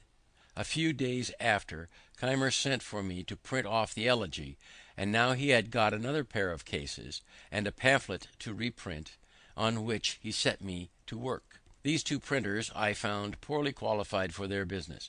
Bradford had not been bred to it, and was very illiterate, and Keimer, though something of a scholar, was a mere compositor, knowing nothing of press work. He had been one of the French prophets, and could act their enthusiastic agitations. At the time he did not profess any particular religion, but something of all on occasion, was very ignorant of the world, and had, as I afterward found, a good deal of the knave in his composition. He did not like my lodging at Bradford's while I worked with him. He had a house, indeed, but without furniture, so he could not lodge me, but he got me a lodging at Mr. Reed's before mentioned, who was the owner of this house, and my chest and clothes being come by this time, I made rather a more respectable appearance in the eyes of Miss Reed than I had done when she first happened to see me eating my roll in the street. Protestants of the south of France, who became fanatical under the persecutions of Louis XIV, and though they had the gift of prophecy, as they had mottos, no taxes, and liberty of conscience. I began to have some acquaintance among the young people of the town, that were lovers of reading, with whom I spent my evenings very pleasantly, and gained money by my industry and frugality. I lived very agreeably, forgetting Boston as much as I could, and not desiring that any there should know where I resided, except my friend Collins, who was in my street, and kept it when I wrote to him. At length an incident happened that sent me back again much sooner than I had intended. I had a brother-in-law, Robert Holmes, master of a sloop that traded between Boston and Delaware. He, being at Newcastle, 40 miles below Philadelphia, heard thereof me, and wrote me a letter, mentioning the concerns of my friends in Boston at my abrupt departure, assuring me of their good will to me, and that everything would be accommodated to my mind if I would return, to which he exhorted me very earnestly. I wrote an answer to this letter, thanked him for his advice, but stated that my reasons for quitting Boston fully and in such a light as to convince him I was not so wrong as he had apprehended. End of chapter 3. Chapter 4. First visit to Boston. Sir William Keith, governor of the province, was then at Newcastle, and Captain Holmes, happening to be in company with him when my letter came to hand, spoke to him of me, and showed him the letter. The governor read it, and seemed surprised when he was told my age. He said I appeared a young man of promising parts, and therefore should be encouraged. The printers of Philadelphia were wretched ones, and if I could set up there, he made no doubt I should succeed. For his part, he would procure me the public business, and do me every other service in his power. This my brother-in-law afterwards told me in Boston, but I knew as yet nothing of it when, one day, Keimer and I, being at work together near the window, we saw the governor and another gentleman, which proved to be Colonel French of Newcastle, finely dressed, come directly across the street to our house, and heard them at the door. Keimer ran down immediately, thinking it a visit to him, but the governor inquired for me, came up, and with a condescension and politeness I had been quite unused to, made me many compliments, desired to be acquainted with me, blamed me kindly for not having made myself known to him when I first came to the place, and would have me away with him to the tavern, where he was going with Colonel French, to taste, as he said, some excellent Madeira. I was not a little surprised, and Keimer stared like a pig poisoned. I went, however, with the governor and Colonel French to a tavern at the corner of Third Street, and over the Madeira he proposed my setting up my business, laid before me the probabilities of success, and both he and Colonel French assured me I should have their interest and influence in procuring the public business of both governments. On my doubting whether my father would assist me in it, Sir William said he would give me a letter to him, in which he would state the advantages, and he did not doubt of prevailing with him. So it was concluded I should return to Boston in the first vessel, with the governor's letter recommending me to my father. In the meantime, the intention was to keep a secret, and I went on working with Keimer as usual, the governor sending for me now and then to dine with him, a very great honor I thought it, and conversing with me in the most affable, familiar, and friendly manner imaginable. About the end of April 1724, a little vessel offered for Boston. I took leave of Keimer, as going to see my friends. The governor gave me an ample letter, saying many flattering things of me to my father, and strongly recommending the project of my setting up in Philadelphia as a thing that must make my fortune. We struck on a shoal in going down the bay, and sprung a leak. We had a blistering time at sea, and were obliged to pump almost continuously, at which I took my turn. We arrived safe, however, at Boston in about a fortnight. I had been absent 7 months, and my friends had heard nothing of me, for my brother Holmes was not yet returned, and had not written about me. My unexpected appearance surprised the family. All were, however, very glad to see me, and made me welcome, except my brother. I went to see him at his printing house. I was better dressed than ever while in his service, having a genteel new suit from head to foot, a watch, and my pockets lined with near £5 sterling in silver. He received me not very frankly, looked me all over, and turned to his work again. The journeymen were inquisitive where I had been, what sort of a country it was, and how I liked it. I praised it much, the happy life I led in it, expressing strongly my intention of returning to it, and one of them asked what kind of money we had there.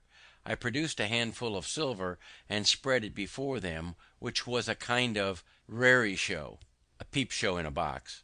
They had not been used to paper money, being the money of Boston. There were no mints in the colonies, so the metal money was of foreign coinage, and not nearly so common as paper money, which was printed in large quantities in America, even in small denominations. Then I took the opportunity of letting them see my watch, and lastly, my brother still glum and sullen, I gave them a piece of 8 Spanish dollar, about equivalent to our dollar, to drink, and took my leave. This visit of mine offended him extremely, for when my mother some time after spoke to him of a reconciliation, and of her wishes to see us on good terms together, and that we might live for the future as brothers, he said I had insulted him in such a manner before his people that he could never forget or forgive it. In this, however, he was mistaken. My father received the governor's letter with some apparent surprise, but said little of it to me for some days. When Captain Holmes returned, he showed it to him and asked him if he knew Keith and what kind of man he was, adding his opinion that he must be of small discretion to think of setting a boy up in a business who wanted yet 3 years of being a man's estate. Holmes said what he could in favour of the project, but my father was clear in the impropriety of it, and at last gave a flat denial to it. Then he wrote a civil letter to Sir William, thanking him for the patronage he had so kindly offered me, but declining to assist me as yet in setting up, I being, in his opinion, too young to be trusted with the management of a business so important, and for which the preparation must be so expensive. My friend and companion Collins, who was a clerk in the post office, pleased with the account I gave him of my new country, determined to go thither also, and while I waited for my father's determination, he set out before me by land to Rhode Island, leaving his books, which were a pretty collection of mathematics and natural philosophy, to come with mine and me to New York, where he proposed to wait for me. My father, though he did not approve Sir William's proposition, was yet pleased that I had been able to obtain so advantageous a character from a person of such note where I had resided, and that I had been so industrious and careful as to equip myself so handsomely in so short a time. Therefore, seeing no prospect of an accommodation between my brother and me, he gave his consent to my returning again to Philadelphia, advised me to behave respectfully to the people there, endeavouring to obtain the general esteem, and avoid lampooning and libelling, to which he thought I had too much inclination, telling me that by steady industry and a prudent parsimony I might save enough by the time I was 21 to set me up, and that if I came near the matter he would help me out with the rest. This was all I could obtain, except some small gifts as tokens of his and my mother's love, when I embarked again for New York, now with their approbation and their blessing. The sloop putting in at Newport, Rhode Island, I visited my brother John, who had been married and settled there some years. He received me very affectionately, for he always loved me. A friend of his, one Vernon, having some money due him in Philadelphia, about 35 pounds currency, desired that I would receive it for him, and keep it till I had his directions what to remit it in. Accordingly he gave me an order. This afterwards occasioned me a good deal of uneasiness. At Newport we took a number of passengers for New York, among which were 2 young women, companions, and a grave, sensible, matron-like Quaker woman with her attendants. I had shown an obliging readiness to do her some little services, which impressed her, I suppose, with a degree of goodwill toward me. Therefore, when she saw a daily growing familiarity between me and the 2 young women, which they appeared to encourage, she took me aside and said, "Young man, I am concerned for thee, as thou hast no friend in thee, and seems not to know much of the world, or of the snares youth is exposed to. Depend upon it, those are very bad women. I can see it in all their actions, and if thee art not upon thy guard, they will draw thee into some danger. They are strangers to thee, and I advise thee, in a friendly concern for thy welfare, to have no acquaintance with them." As I seemed at first not to think so ill of them as she did, she mentioned some things she had observed and heard that had escaped my notice, but now convinced me she was right. I thanked her for her kind advice, and promised to follow it. When we arrived at New York, they told me where they lived, and invited me to come and see them, but I avoided it, and it was well I did, for the next day the captain missed a silver spoon and some other things that had been taken out of his cabin, and knowing that these were a couple of strumpets, he got a warrant to search their lodgings, found the stolen goods, and had the thieves punished. So, though we had escaped a sunken rock, which we scraped upon in the passage, I thought this escapade of rather more importance to me. At New York I found my friend Collins, who had arrived there some time before me. We had been intimate from children, and had read the same books together, but he had the advantage of more time for reading and studying, and a wonderful genius for mathematical learning, in which he far outstripped me. While I lived in Boston, most of my hours of leisure for conversation were spent with him, and he continued a sober as well as an industrious lad, was much respected for his learning by several of the clergy and other gentlemen, and seemed to promise making a good figure in life. But during my absence he had acquired a habit of sotting with brandy, and I found by his own account, and what I heard from others, that he had been drunk every day since his arrival in New York, and behaved very oddly. He had gamed too, and lost his money, so that I was obliged to discharge his lodgings and defray his expenses to and at Philadelphia, which proved extremely inconvenient to me. The governor of New York, Burnet, son of Bishop Burnet, hearing from the captain that a young man, one of his passengers, had a great many books, desired he would bring me to see him. I waited upon him accordingly, and should have taken Collins with me, but that he was not sober. The governor treated me with great civility, showed me his library, which was a very large one, and we had a good deal of conversation about books and authors.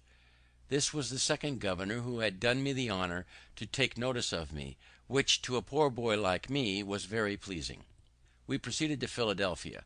I received on the way Vernon's money, without which we could hardly have finished our journey. Collins wished to be employed in some counting house, but whether they discovered his dramming by his breath or by his behaviour, though he had some recommendations, he met with no success in any application, and continued lodging and boarding at the same house with me, and at my expense. Knowing I had that money of Vernon's, he was continually borrowing of me, still promising repayment as soon as he should be in business. At length he had got so much of it that I was distressed to think what I should do in case of being called on to remit it. His drinking continued, about which we sometimes quarrelled, for when a little intoxicated he was very fractious. Once, in a boat on the Delaware with some other young men, he refused to row in his turn. "I will be rowed home," says he. "We will not row for you," says I. "You must, or stay all night on the water," says he, "just as you please." The others said, "Let us row, what signifies it?" But my mind being soured with his other conduct, I continued to refuse. So he swore he would make me row, and throw me overboard, and coming along, stepping on the thwarts towards me, when he came up and struck at me, I clapped my hand under his crutch, and rising, pitched him head foremost into the river. I knew he was a good swimmer, and so was under little concern about him, but before he could get round to lay hold of the boat, we had a few strokes pulled her out of his reach, and ever when he drew near the boat, we asked if he would row, striking a few strokes to slide her away from him. He was ready to die with vexation, and obstinately would not promise to row. However, seeing him at last beginning to tire, we lifted him and brought him home dripping wet in the evening.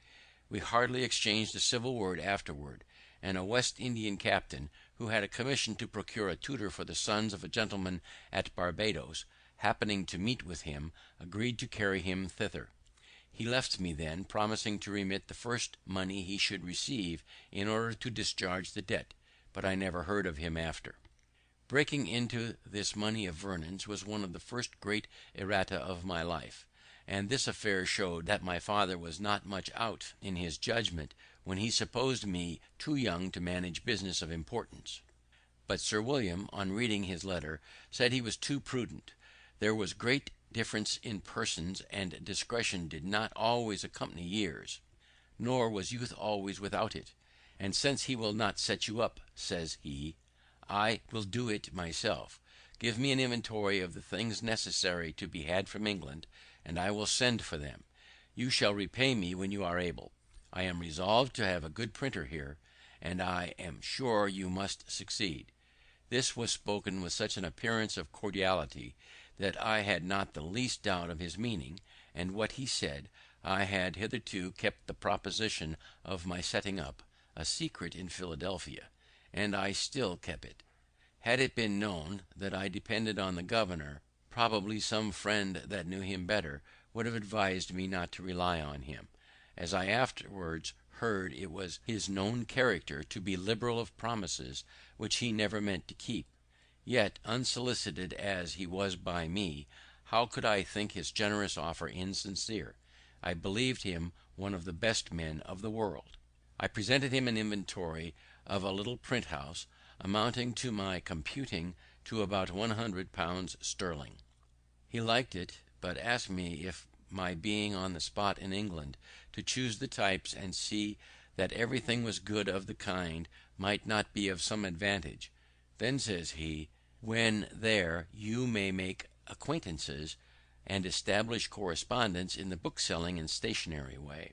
I agreed that this might be advantageous.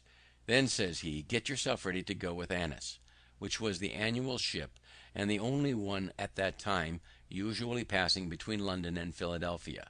But it would be some months before Annis sailed, so I continued working with Keimer, fretting about the money Collins had got from me, and in daily apprehension of being called upon by Vernon, which, however, did not happen for some years after. I believe I have omitted mentioning that in my first voyage from Boston, being becalmed off Block Island, our people set about catching cod, and hauled up a great many. Hitherto I had stuck to my resolution of not eating animal food, and on this occasion I considered it with my master Tyrone the taking every fish as a kind of unprovoked murder, since none of them had or ever could do us any injury that might justify the slaughter. All this seemed to be reasonable, but I had formerly been a great lover of fish, and when this came hot out of the frying pan, it smelt admirably well. I balanced some time between principle and inclination, till I reckoned that, when the fish were opened, I saw smaller fish taken out of their stomachs. Then thought I, if you eat one another, I don't see why we mayn't eat you. So I dined upon cod very heartily, and continued to eat with other people, returning now only and then occasionally to a vegetable diet. So convenient a thing is it to be a reasonable creature, since it enables one to find or make a reason for everything one has a mind to do. End of chapter 4. Chapter 5. Early Friends in Philadelphia. Keimer and I lived on a pretty good familiar footing, and agreed tolerably well, for he suspected nothing of my setting up. He retained a great deal of his old enthusiasms, and loved argumentation. We, therefore, had many disputations. I used to work him so with my Socratic method, and I had trepanned him so often by questions apparently so distant from any point he had in hand, and yet by degrees led to the point and brought him into difficulties and contradictions, that at last he grew ridiculously cautious, and would hardly answer me the most common question without asking first, what do you intend to make from that? However, it gave him so high an opinion of my abilities in the confuting way, that he seriously proposed my being his colleague in the project he had of setting up a new sect. He was to preach the doctrines, and I was to confound all opponents. When he came to explain with me upon the doctrines, I found several conundrums, which I objected to, unless I might have my way a little too, and introduce some of mine.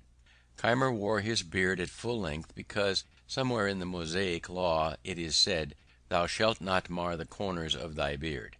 He likewise kept the seventh-day Sabbath, and these 2 points were essential to him. I disliked both, but agreed to admit them upon condition of his adopting the doctrine of using no animal food.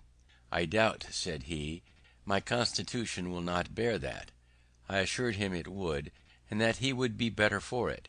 He was usually a great glutton, and I promised myself some diversion in half starving him. He agreed to try the practice, if I would keep him company. I did so, and we held it for 3 months. We had our victuals dressed and brought to us regularly by a woman in the neighbourhood, who had from me a list of 40 dishes to be prepared for us at different times, in all which there were neither fish, flesh, nor fowl. The whim suited me the better at this time, from the cheapness of it, not costing us above 18 pence sterling each week. I have since kept several Lents most strictly, leaving the common diet for that, and that for the common, abruptly, without the least inconvenience; so that I think there is little in the advice of making those changes by easy gradations. I went on pleasantly, but poor Keimer suffered grievously, tired of the project, longed for the flesh pots of Egypt, and ordered a roast pig. He invited me and 2 women friends to dine with him, but it being brought too soon upon table, he could not resist the temptation, and ate the whole before we came. I made some courtship during this time to Miss Read.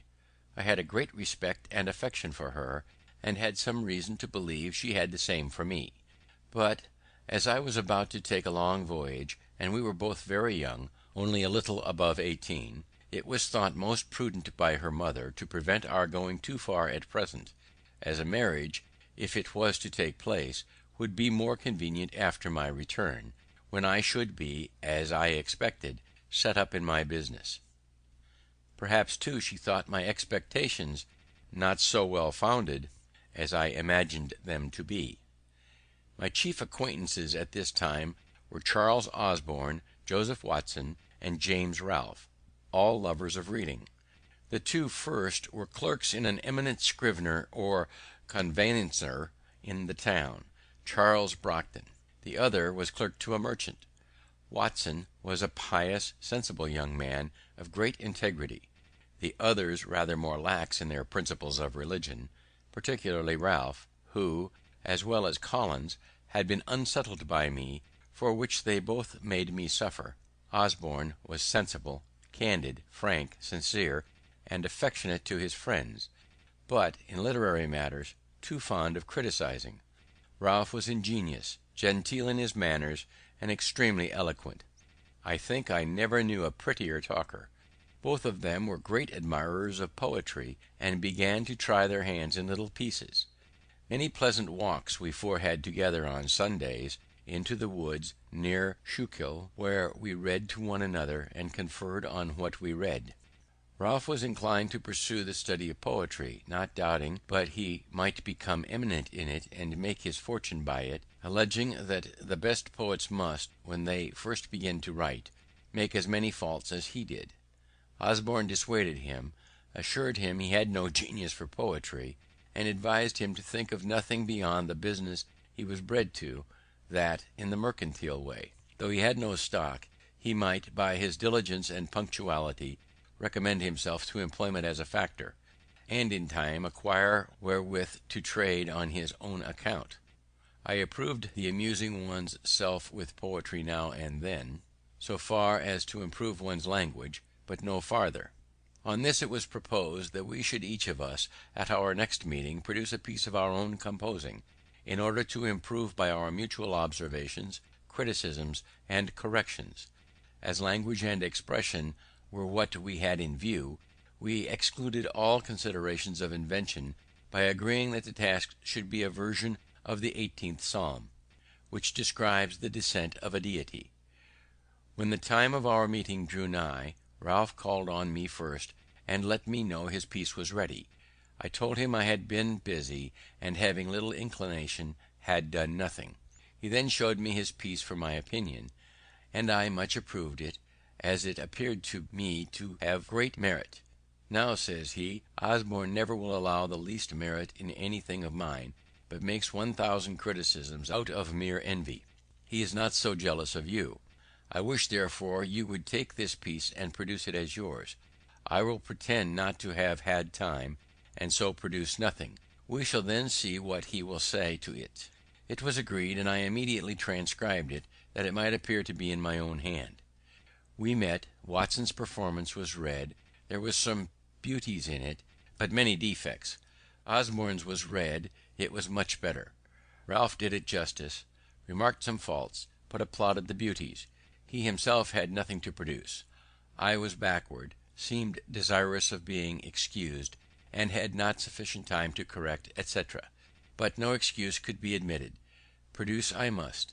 I was read and repeated. Watson and Osborne gave up the contest, and joined in applauding it.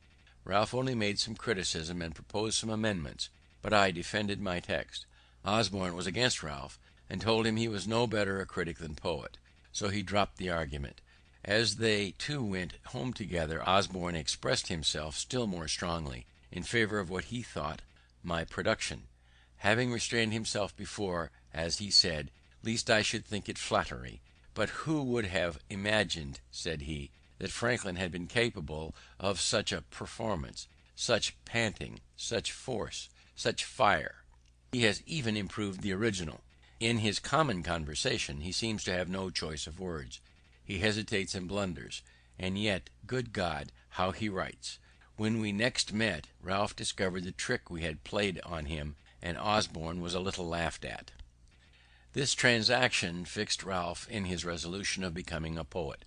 I did all that I could to dissuade him from it, but he continued scribbling verses till Pope cured him.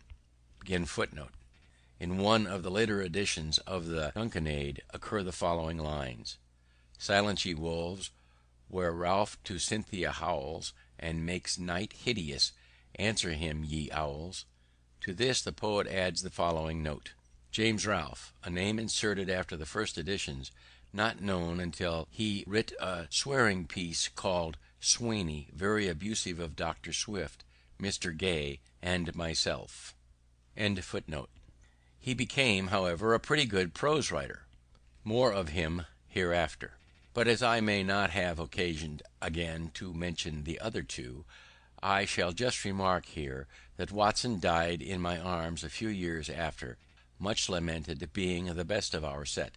Osborne went to the West Indies, where he became an eminent lawyer, and made money, but died young. He and I made a serious agreement that the one who happened first to die should, if possible, make a friendly visit to the other, and acquaint him of how he found things in that separate state. But he never fulfilled his promise.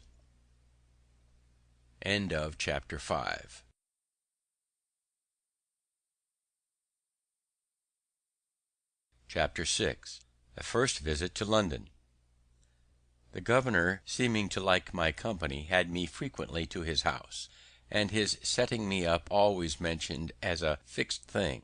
I was to take with me letters recommendatory to a number of his friends, besides the letter of credit, to furnish me with the necessary money for purchasing the press and types, paper, etc. For these letters I was appointed to call at different times when they were to be ready, but a future time was still named. Thus we went on till the ship, whose departure too had been several times postponed, was on the point of sailing.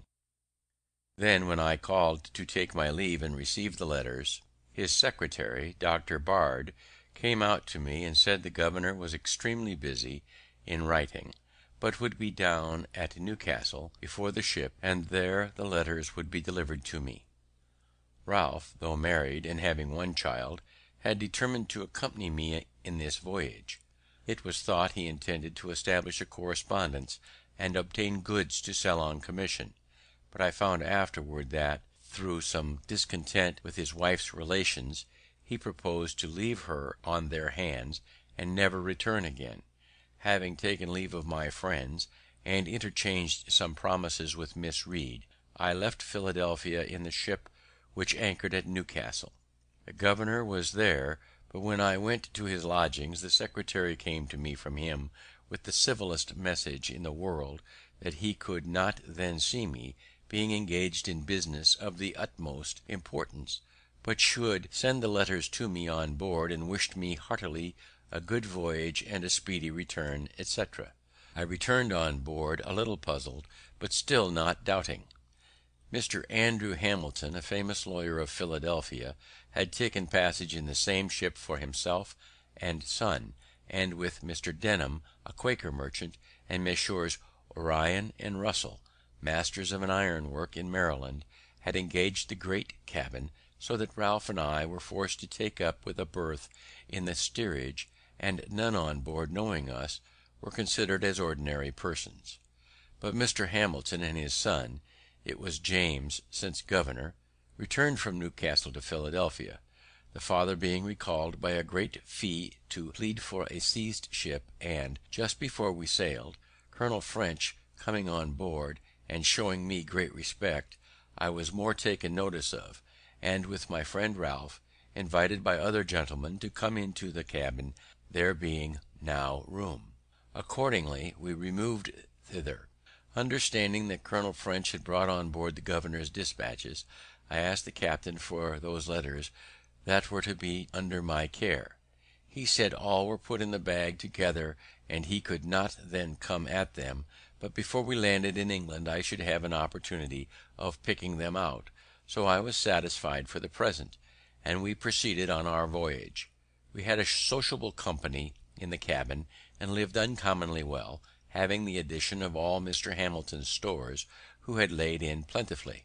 In this passage Mr. Denham contracted a friendship for me that continued during his life. The voyage was otherwise not a pleasant one, as we had a great deal of bad weather. When we came to the Channel, the captain kept his word with me, and gave me an opportunity of examining the bag for the governor's letters. I found none upon which my name was put as under my care. I picked out 6 or 7 that by the handwriting I thought might be the promised letters, especially as one of them was directed to Basket, the king's printer, and another to some stationer. We arrived in London the 24th of December, 1724. I waited upon the stationer, who came first in my way, delivering the letter as from Governor Keith. "I don't know such a person," says he, but opening the letter, "Oh, this is from Riddlesden. I have lately found him to be a complete rascal, and I will have nothing to do with him, nor receive any letters from him." So, putting the letter into my hands, he turned on his heel and left me to serve some customer. I was surprised to find that these were not the governor's letters, and, after recollecting and comparing circumstances, I began to doubt his sincerity. I found my friend Denham, and opened the whole affair to him. He let me into Keith's character, told me there was not in the least probability that he had written any letters for me, that no one who knew him had the smallest dependence on him, and he laughed at the notion of the governor's giving me a letter of credit, having, he said, no credit to give. On my expressing some concern about what I should do, he advised me to endeavour getting some employment in the way of my business. "Among the printers here," said he, "you will improve yourself, and when you return to America you will set up to greater advantage." We both of us happened to know, as well as the stationer, that Riddlesden, the attorney, was a very knave. He had half ruined Miss Read's father by persuading him to be bound for him. By this letter it appeared there was a secret scheme on foot to the prejudice of Hamilton, supposed to be then coming over with us, and that Keith was concerned in it with Riddlesden. Denham, who was a friend of Hamilton's, thought he ought to be acquainted with it.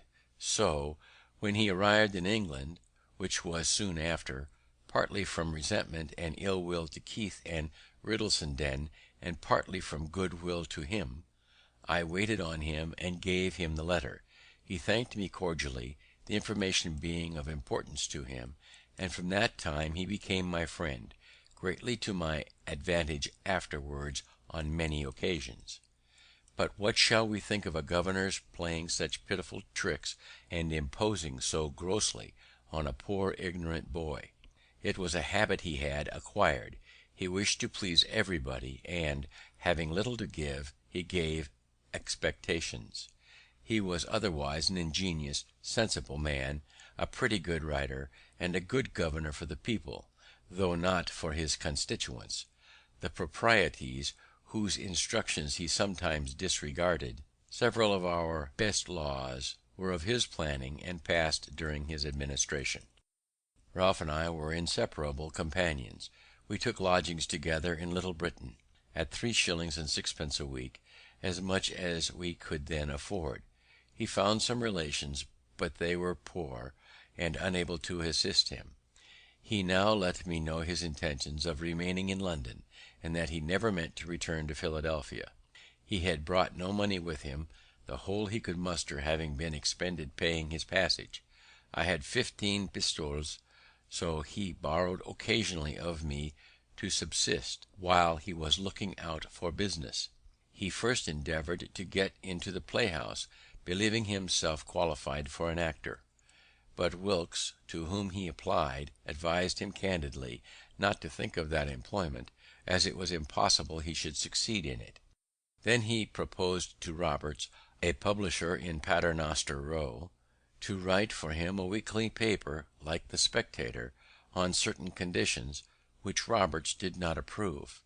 Then he endeavoured to get employment as a hackney writer, to copy for the stationers and lawyers about the Temple, but could find no vacancy. I immediately got into work at Palmer's, then a famous printing house in Bartholomew Close, and there I continued near a year. I was pretty diligent, but spent with Ralph a good deal of my earnings in going to plays and other places of amusement. We had together consumed all of my pistoles, and now just rubbed on from hand to mouth. He seemed quite to forget his wife and child, and I by degrees my engagements with Miss Read, to whom I never wrote more than one letter, and that was to let her know I was not likely soon to return. That was another of the great errata of my life, which I should wish to correct if I were to live it over again. In fact, by our expenses, I was constantly kept unable to pay my passage. At Palmer's I was employed in composing for the second edition of Wollaston's Religion of Nature. Some of his reasonings not appearing to me well founded, I wrote a little metaphysical piece in which I made remarks on them. It was entitled A Dissertation on Liberty and Necessity, Pleasure and Pain. I inscribed it to my friend Ralph. I printed a small number. It occasioned my being more considered by Mr. Palmer as a young man of some ingenuity, though he seriously expostulated with me upon the principles of my pamphlet, which to him appeared abominable. My printing this pamphlet was another erratum. While I lodged in Little Britain, I made an acquaintance with one Wilcox, a bookseller, whose shop was at the next door. He had an immense collection of second-hand books. Circulating libraries were not then in use, but we agreed that, on certain reasonable terms, which I have now forgotten, I might take, read, and return any of his books. This I esteemed a great advantage, and I made as much use of it as I could. My pamphlet by some means falling into the hands of one Lyons, a surgeon, author of a book entitled The Infallibility of Human Judgment, it occasioned an acquaintance between us. He took great notice of me, called on me often to converse on those subjects, carried me to the house, a pale ale house in a lane, Cheapside, and introduced me to Mr. Mandeville, author of the Fable of the Bees, who had clubbed there, of which he was the soul, being a most facetious man, entertaining companion. Lyons too introduced me to Dr. Pemberton at Bastion's coffee house, who promised to give me an opportunity, some time or other, of seeing Sir Isaac Newton, of which I was extremely desirous, but this never happened. I had brought over a few curiosities, among which the principal was a purse made of the asbestos which purifies by fire. Sir Hans Sloane heard of it, came to see me, and invited me to his house in Bloomsbury Square, where he showed me all his curiosities, and persuaded me to let him add that to the number, for which he paid me handsomely. In our house there lodged a young woman, a milliner, who, I think, had a shop in the Cloisters. She had been genteelly bred, was sensible and lively, and of most pleasing conversation. Ralph read plays to her in the evenings. They grew intimate. She took another lodging, and he followed her. They lived together for some time, but he being still out of business, and her income not sufficient to maintain them with her child, he took a resolution of going from London to try for a country school, which he thought himself well qualified to undertake, as he wrote an excellent hand, and was a master of arithmetic and accounts. This, however, he deemed a business below him, and, confident of future better fortune, when he should be unwilling to have it known that he was once so meanly employed, he changed his name, and did me the honour to assume mine. For I soon after had a letter from him, acquainting me that he was settled in a small village, in Berkshire I think it was, where he taught reading and writing to 10 or a dozen boys at 6 per week, recommending Mrs. T to my care, and desiring me to write to him, directing for Mr. Franklin, schoolmaster at such a place. He continued to write frequently, sending me large specimens of an epic poem which he was then composing, and desiring my remarks and corrections. These I gave him from time to time, but endeavoured rather to discourage his proceeding. One of Young's satires was just then published. I copied and sent him a great part of it, which set in a strong light the folly of pursuing the Muses with any hope of advancement by them. All this was in vain. Sheets of the poem continued to come by every post. In the meantime, Mrs. T, having on his account lost her friends and business, was often in distress, and used to send for me and borrow what I could spare to help her out of them.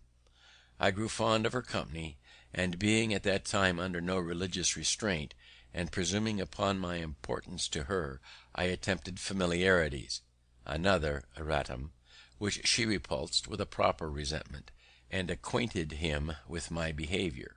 This made a breach between us, and when he returned again to London, he let me know he thought I had cancelled all the obligations he had been under to me. So I found I was never to expect his repaying me what I lent to him or advanced to him. This, however, was not then of much consequence, as he was totally unable, and in the loss of his friendship I found myself relieved from a burden. I now began to think of getting a little money beforehand, and expecting better work. I left Palmer's to work at Watt's, near Lincoln's Inn Fields, a still greater printing house. Here I continued all the rest of my stay in London.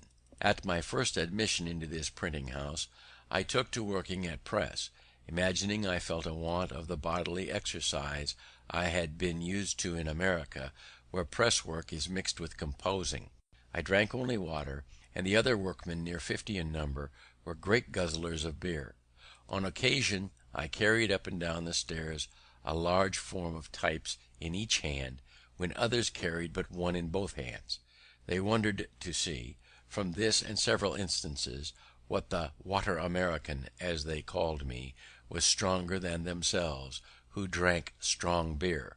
We had an alehouse boy who attended always in the house to supply the workmen. My companion at the press drank every day a pint before breakfast, a pint at breakfast with his bread and cheese, a pint between breakfast and dinner, a pint at dinner, a pint in the afternoon about 6 o'clock, and another when he had done his day's work. I thought it a detestable custom, but it was necessary, he supposed, to drink strong beer, that he might be strong to labour. I endeavoured to convince him that the bodily strength afforded by beer could only be in proportion to the grain or flour in the barley, dissolved in the water of which it was made; that there was more flour in a pennyworth of bread, and therefore, if he would eat that with a pint of water, it would give him more strength than a quart of beer. He drank on, however, and had 4 or 5 shillings to pay out of his wages every Saturday night for that muddling liquor, an expense I was free from, and thus these poor devils kept themselves always under.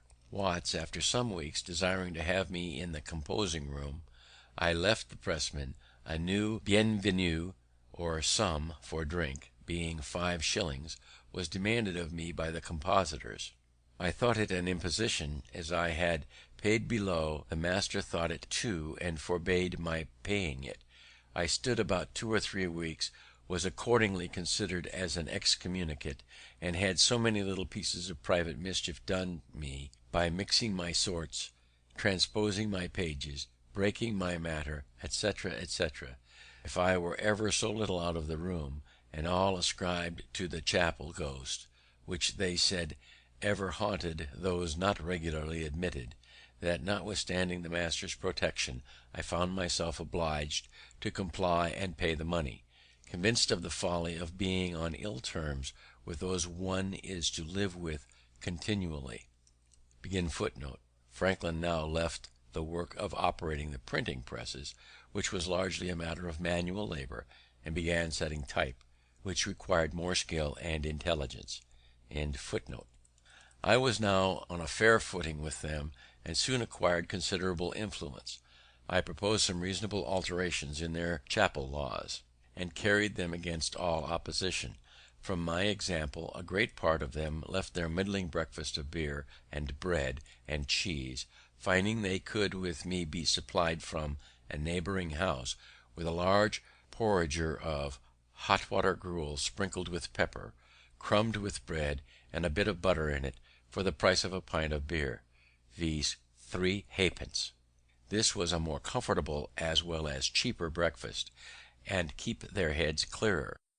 Those who continued sotting with beer all day were often, by not paying, out of credit at the alehouse, and used to make interest with me to get beer. Their light, as they phrased it, being out, I watched the pay table on Saturday night, and collected what I stood engaged for them, having to pay sometimes near 30 shillings a week on their accounts. Thus, and my being esteemed a pretty good Rigite, that is, a jocular verbal satirist, supported my consequence in the society. My constant attendance, I never making a St. Monday, recommended me to the master, and my uncommon quickness at composing occasioned my being put upon all work of dispatch, which was generally better paid. So I went now very agreeably.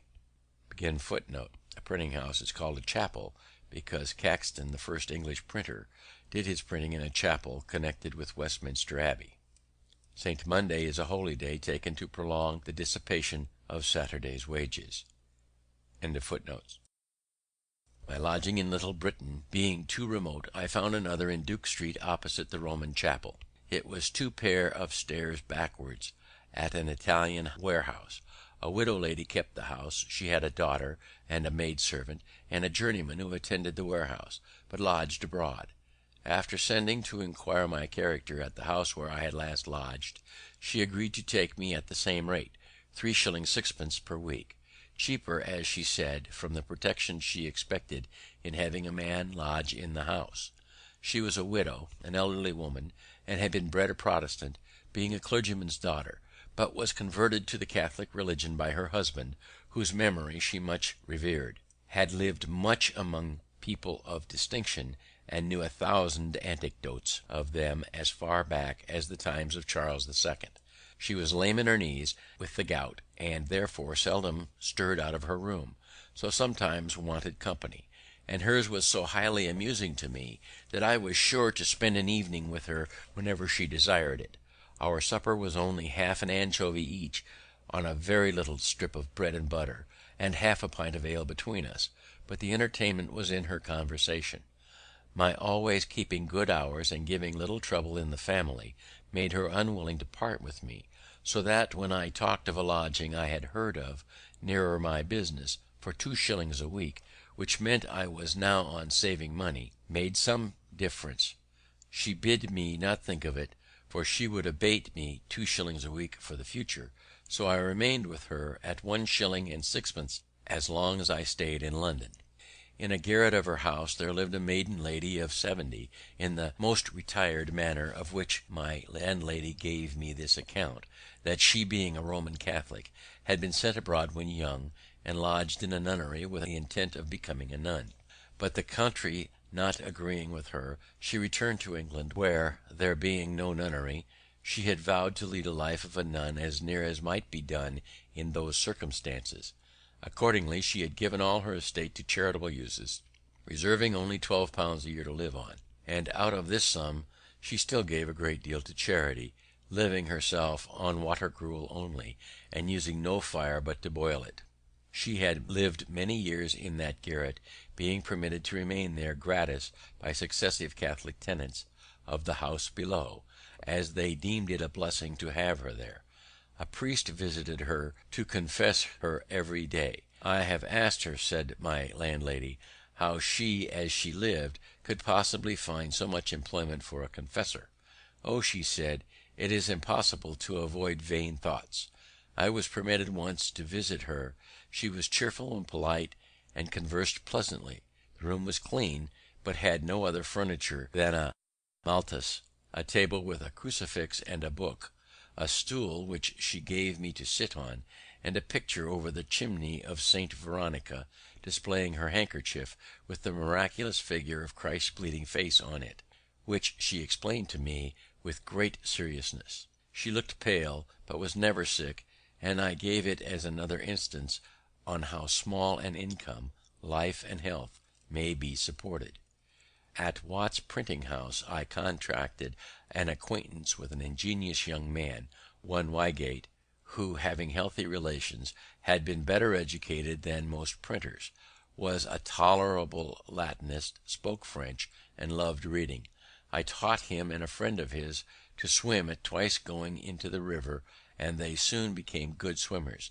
They introduced me to some gentlemen from the country who went to Chelsea by water to see the college and Don Saltero's curiosities.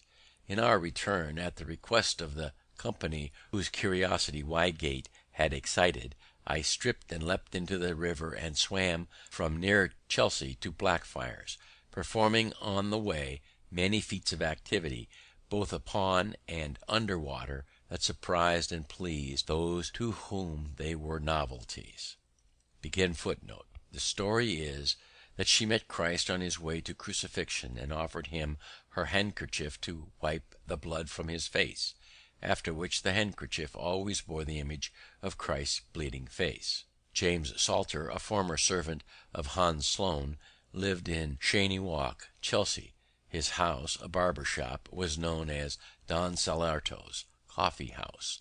The curiosities were in glass cases, and constituted an amazing and motley collection: a petrified crab from China, a liquefied hog, Job's tears, Madagascar lances, William the Conqueror's flaming sword, and Henry VIII's coat of mail.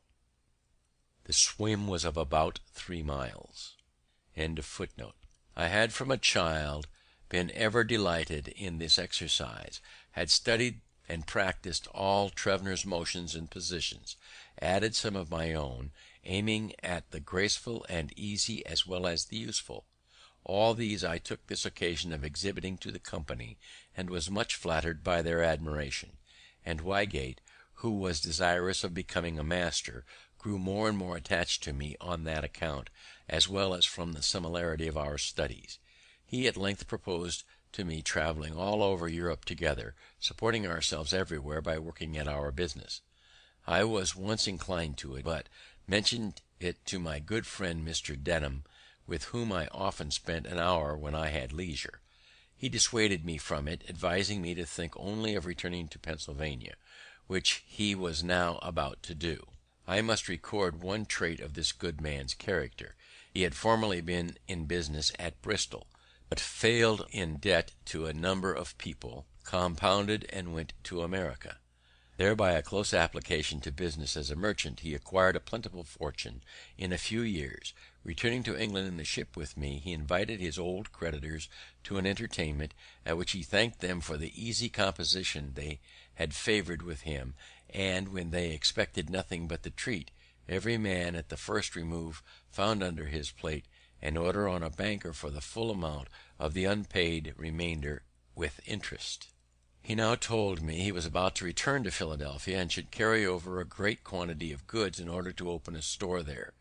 He proposed to take me over as his clerk, to keep his books, in which he would instruct me, copy his letters, and attend the store. He added that as soon as I should be acquainted with mercantile business, he would promote me by sending me with a cargo of flour and bread, etc., to the West Indies, and procure me commission from others which would be profitable, and, if I managed well, would establish me handsomely.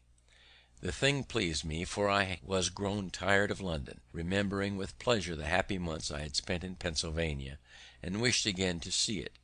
Therefore I immediately agreed on the terms of £50 a year, about $167, Pennsylvania money; less, indeed, than my present gettings as a compositor, but affording a better prospect.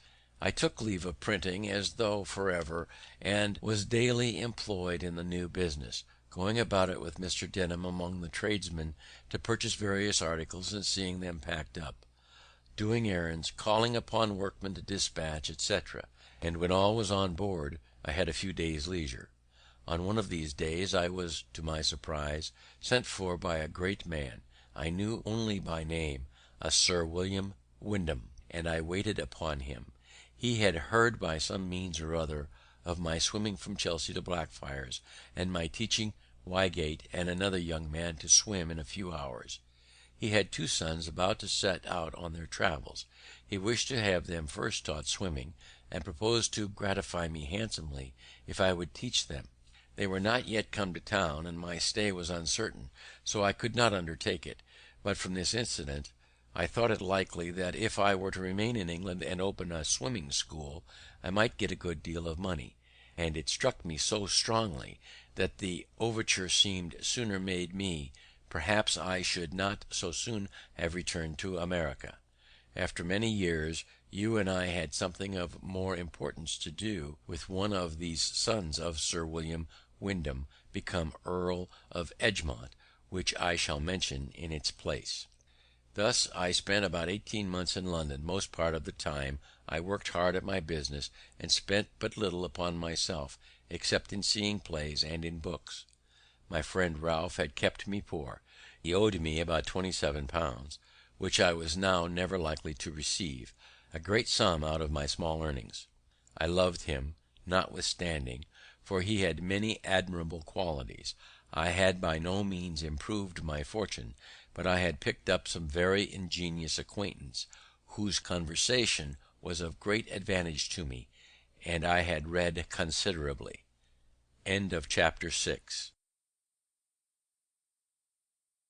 Chapter 7. Beginning business in Philadelphia. We sailed from Gravesend on the 23rd of July, 1726. For the incidents of the voyage, I refer you to my journal, where you will find them all minutely related. Perhaps the most important part of that journal is the plan to be found in it, which I formed at sea for regulating my future conduct in life. It is the more remarkable as being formed when I was so young, and yet being pretty faithfully adhered to quite through to old age. Footnote: the journal is not found in the manuscript journal, which was left among Franklin's papers. We landed in Philadelphia on the 11th of October, where I found sundry alterations. Keith was no longer governor, being superseded by Mayor Gordon. I met him walking the streets as a common citizen. He seemed a little ashamed at seeing me, but passed without saying anything. I should have been as much ashamed at seeing Miss Reed, had not her friends, despairing with reason of my return after the receipt of my letter, persuaded her to marry another, one Rogers, a potter, which was done in my absence. With him, however, she was never happy, and soon parted from him, refusing to cohabit with him or bear his name, it being now said that he had another wife. He was a worthless fellow, though an excellent workman, which was the temptation to her friends. She got into debt, ran away in 1727 or 1728, went to the West Indies, and died there. Keimer had got a better house, a shop well supplied with stationery, plenty of new types, a number of hands, though none good, and seemed to have a great deal of business. Mr. Denham took a store in Water Street, where we opened our goods. I attended the business diligently, studied accounts, and grew in a little time expert at selling. We lodged and boarded together. He counselled me as a father, having a sincere regard for me. I respected and loved him, and we might have gone on together very happy. But in the beginning of February 1727, when I had just passed my 21st year, we both were taken ill. My distemper was a pleurisy, which very nearly carried me off. I suffered a good deal, gave up the point in my own mind, and was rather disappointed when I found myself recovering, regretting in some degree that I must now some time or other have all that disagreeable work to do over again. I forgot what his distemper was. It held him a long time, and at length carried him off. He left me a small legacy in a nuncupative will, as a token of his kindness for me, and he left me once more to the wide world, for the store was taken into the care of his executors, and my employment under him ended. My brother-in-law Holmes, being now in Philadelphia, advised my return to my business, and Keimer tempted me with an offer of large wages by the year to come and take the management of his printing house, that he might better attend his stationer's shop. I had heard a bad character of him in London from his wife and her friends, and was not fond of having any more to do with him. I tried for further employment as a merchant's clerk, but not readily meeting with any, I closed again with Keimer. I found in his house these hands: Hugh Meredith, a Welsh Pennsylvanian, 30 years of age, bred to country work, honest, sensible, had a great deal of solid observation, was something of a reader, but given to drink. Stephen Potts, a young countryman of full age, bred to the same, of uncommon natural parts, and great wit and humour, but a little idle. These he had agreed with at extreme low wages per week, to be raised a shilling every 3 months, as they would deserve by improving in their business, and the expectation of these high wages to come on hereafter was what he had drawn them in with. Meredith was to work at press, Potts at bookbinding, which he, by agreement, was to teach them, though he knew neither one nor t'other. John, a wild Irishman, brought up to no business, whose service for 4 years Keimer had purchased from the captain of a ship, he too was to be made a pressman. George Webb, an Oxford scholar, whose time for 4 years he had likewise bought, intending him for a compositor, of whom more presently, and David Harry, a country boy, whom he had taken apprentice. I soon perceived that the intention of engaging me at wages so much higher than he had been used to give was to have these raw, cheap hands formed through me, and as soon as I had instructed them, then they being all articled to him, he should be able to do without me. I went on, however, very cheerfully, put his printing house in order, which had been in great confusion, and brought his hands by degrees to mind their business and to do it better. It was an odd thing to find an Oxford scholar in the situation of a bought servant. He was not more than 18 years of age, and gave me this account of himself, that he was born in Gloucester, educated at grammar school there, had been distinguished among the scholars for some apparent superiority in performing his part when they exhibited plays, belonged to the Whitty Club there, and had written some pieces in prose and verse, which were printed in the Gloucester newspaper. Thence he was sent to Oxford, where he continued about a year, but not well satisfied, wishing of all things to see London, and become a player. At length, receiving his quarterly allowance of 15 guineas, instead of discharging his debts, he walked out of town, hid his gown in a furze bush, and footed it to London, where, having no friend to advise him, he fell into bad company, soon spent his guineas, found no means of being introduced among the players, grew necessitous, pawned his clothes, and wanted bread.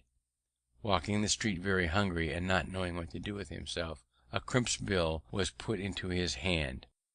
A crimp was the agent of a shipping company. Crimps were sometimes employed to decoy men into such service as is here mentioned. Offering immediate entertainment and encouragement to such as would bind themselves to serve in America. He went directly, signed the indenture, was put into the ship, and came over, never writing a line to acquaint his friends what was become of him. He was lively, witty, good-natured, and a pleasant companion, but idle, thoughtless, and imprudent to the last degree. John the Irishman soon ran away.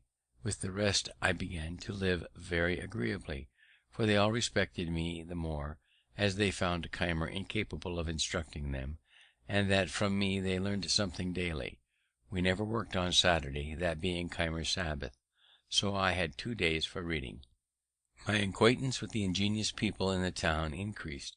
Keimer himself treated me with great civility and apparent regard, and nothing now made me uneasy but my debt to Vernon, which I was yet unable to pay, being hitherto but a poor economist.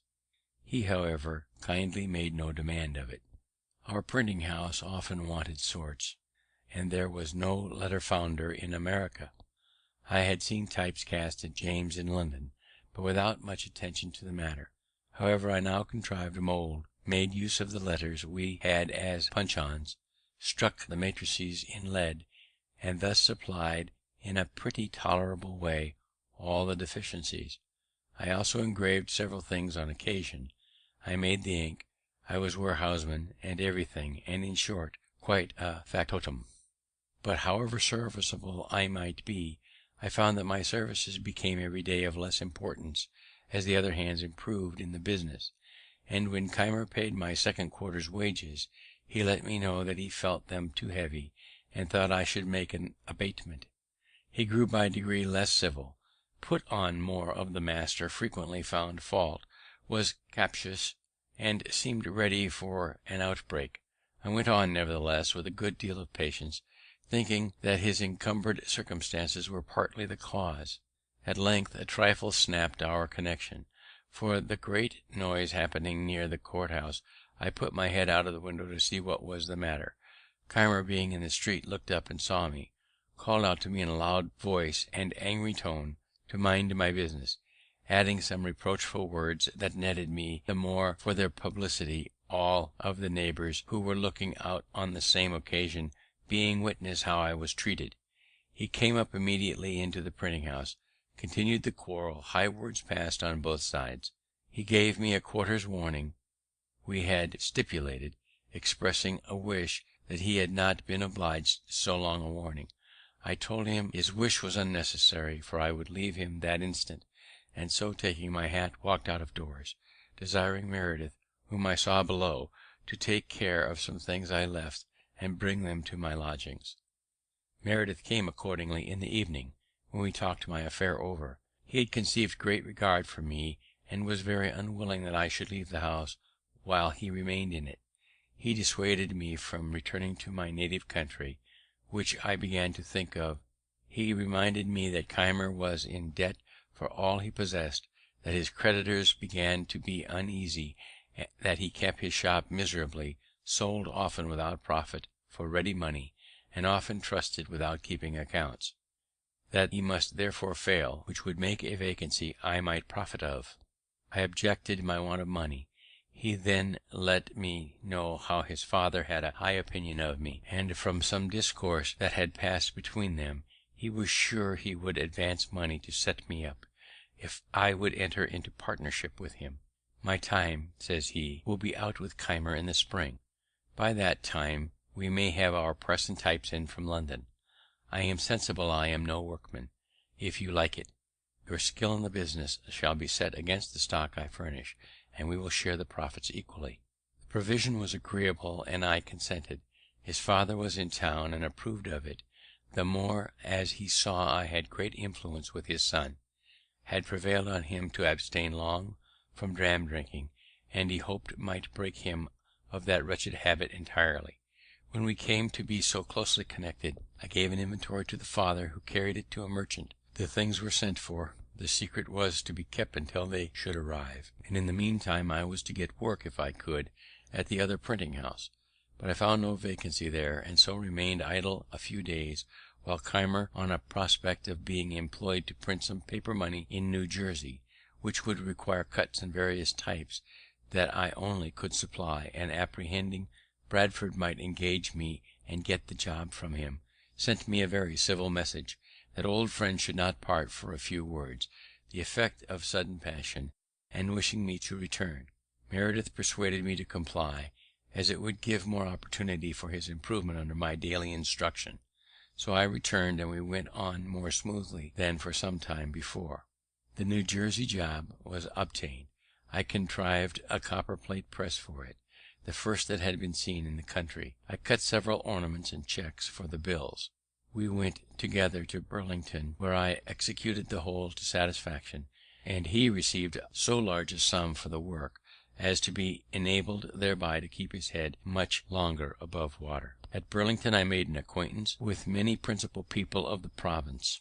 Several of them had been appointed by the Assembly's committee to attend the press, and take care that no more bills were printed than the law directed. They were therefore by turns constantly with us, and generally he who attended brought with him a friend or two for company. My mind having been much more improved by reading than Keimer's, I supposed it was for that reason my conversation seemed to be more valued. They had me to their houses, introduced me to their friends, and showed me much civility, while he, though the master, was a little neglected.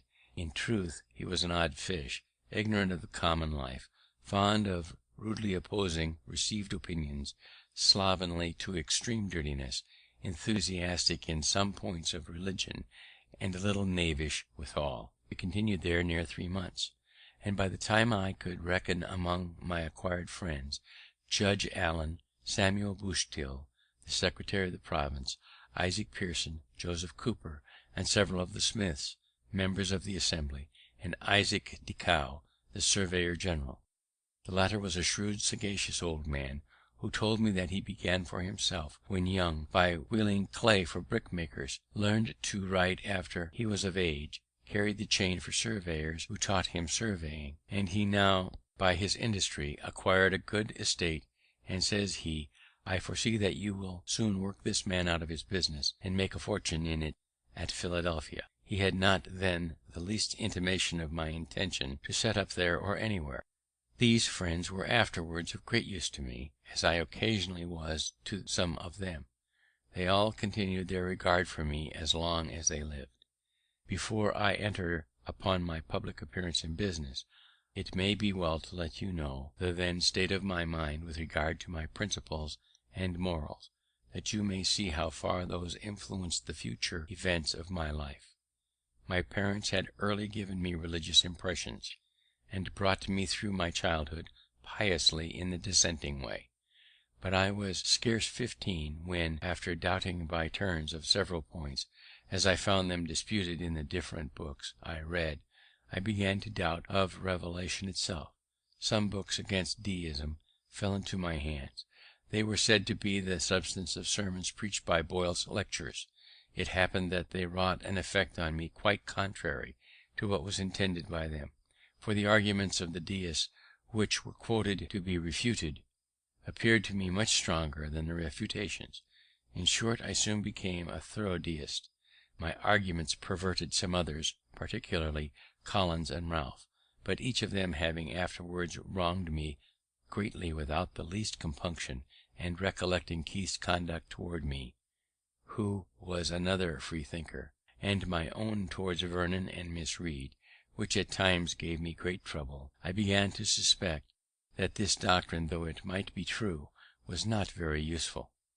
My London pamphlet, which had for its motto these lines of Dryden: "Whatever is right, though purblind man sees but a part o' the chain, the nearest link, his eyes not carried to the equal beam that poses all above," and from the attributes of God, his infinite wisdom, goodness, and power, concluded that nothing could possibly be wrong in the world, and that vice and virtue were empty distinctions, no such things existed, appeared now not so clever a performance as I once thought it, and I doubted whether some error had not insinuated itself unperceived into my argument, so as to inflict all that follows as is common in metaphysical reasonings. I grew convinced that truth, sincerity, integrity in dealings between man and man were of the utmost importance to the felicity of life, and I formed written resolutions, which still remain in my journal book, to practice them ever while I lived. Revelation had indeed no weight with me as such, but I entertained an opinion that, though certain actions might not be bad because they were forbidden by it, or good because it commanded them, yet probably these actions might be forbidden because they were bad for us, or commanded because they were beneficial to us in their own natures, all the circumstances of things being considered; and this persuasion, with the kind hand of Providence, or some other guardian angel, or accidental favourable circumstances and situations, or all together, preserved me through this dangerous time of youth, and the hazardous situations I was sometimes in among strangers, remote from the eye and advice of my father, without my wilful gross immorality or injustice that might have been expected from my want of religion. I say wilfully, because the instances I have mentioned had something of necessity in them. From my youth, inexperience, and the naivety of others, I had therefore a tolerable character to begin the world with. I valued it properly, and determined to perceive it. We had not been long returned to Philadelphia before the new types arrived from London. We settled with Keimer, and left him by his consent before he heard of it. We found a house to hire near the market, and took it. To lessen the rent, which was then but £24 a year, though I have since known it to let for 70, we took in Thomas Godfrey, a glazier, and his family, who were to pay a considerable part of it to us, and we boarded with them. We had scarce opened our letters and put our press in order, before George House, an acquaintance of mine, brought a countryman to us whom he had met in the street inquiring for a printer. All our cash was now expended in the variety of particulars we had been obliged to procure, and this countryman's 5 shillings, being our first fruits, and coming so seasonably, gave me more pleasure than any crown I have ever since earned, and the gratitude I felt towards House has made me often more ready than perhaps I should otherwise have been to assist young beginners. There are croakers in every country, always boding its ruin. Such a one then lived in Philadelphia, a person of note, an elderly man, with a wise look and a very grave manner of speaking. His name was Samuel Mickle. This gentleman, a stranger to me, stopped one day at my door, and asked me if I was the young man who had lately opened a new printing house. Being answered in the affirmative, he said he was sorry for me, because it was an expensive undertaking, and the expense would be lost, for Philadelphia was a sinking place, the people already half bankrupt or near being so, all appearances to the contrary, such as new buildings and the rise of rents, being to his certain knowledge fallacious, for they were in fact among the things that would soon ruin us. And he gave me a detail of misfortunes now existing, or that were soon to exist, that he left me half melancholy. Had I known him before I engaged in this business, probably I should never have done it. This man continued to live in this decaying place, and to declaim in the same strain, refusing for many years to buy a house there, because all was going to destruction. And at last I had the pleasure of seeing him give 5 times as much for one as he might have bought it for when he first began his croaking. I should have mentioned before that in the autumn of the preceding year I had formed most of my ingenious acquaintance into a club of mutual improvement, which was called the Junto. We met on Friday evenings. The rules that I drew up required that every member, in his turn, should produce 1 or more queries on any point of morals, politics, or natural philosophy, to be discussed by the company, and once in 3 months produce and read an essay of his own writing on any subject he pleased.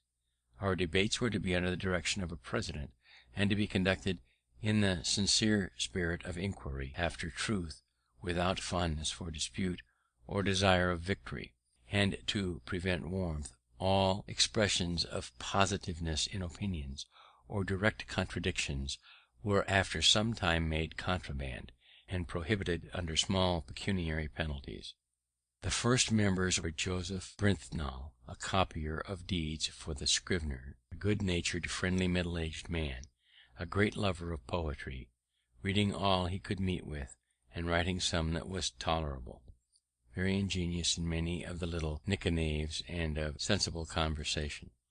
Thomas Godfrey, a self-taught mathematician, great in his way, and afterwards inventor of what is now called Hadley's Quadrant, but he knew little out of his way, and was not a pleasing companion, as, like most great mathematicians I have met with, he expected universal precision in everything said, or was forever denying or distinguishing upon trifles, to the disturbance of all conversation. He soon left us. Nicholas Scull, a surveyor, afterwards surveyor general, who loved books and sometimes made a few verse.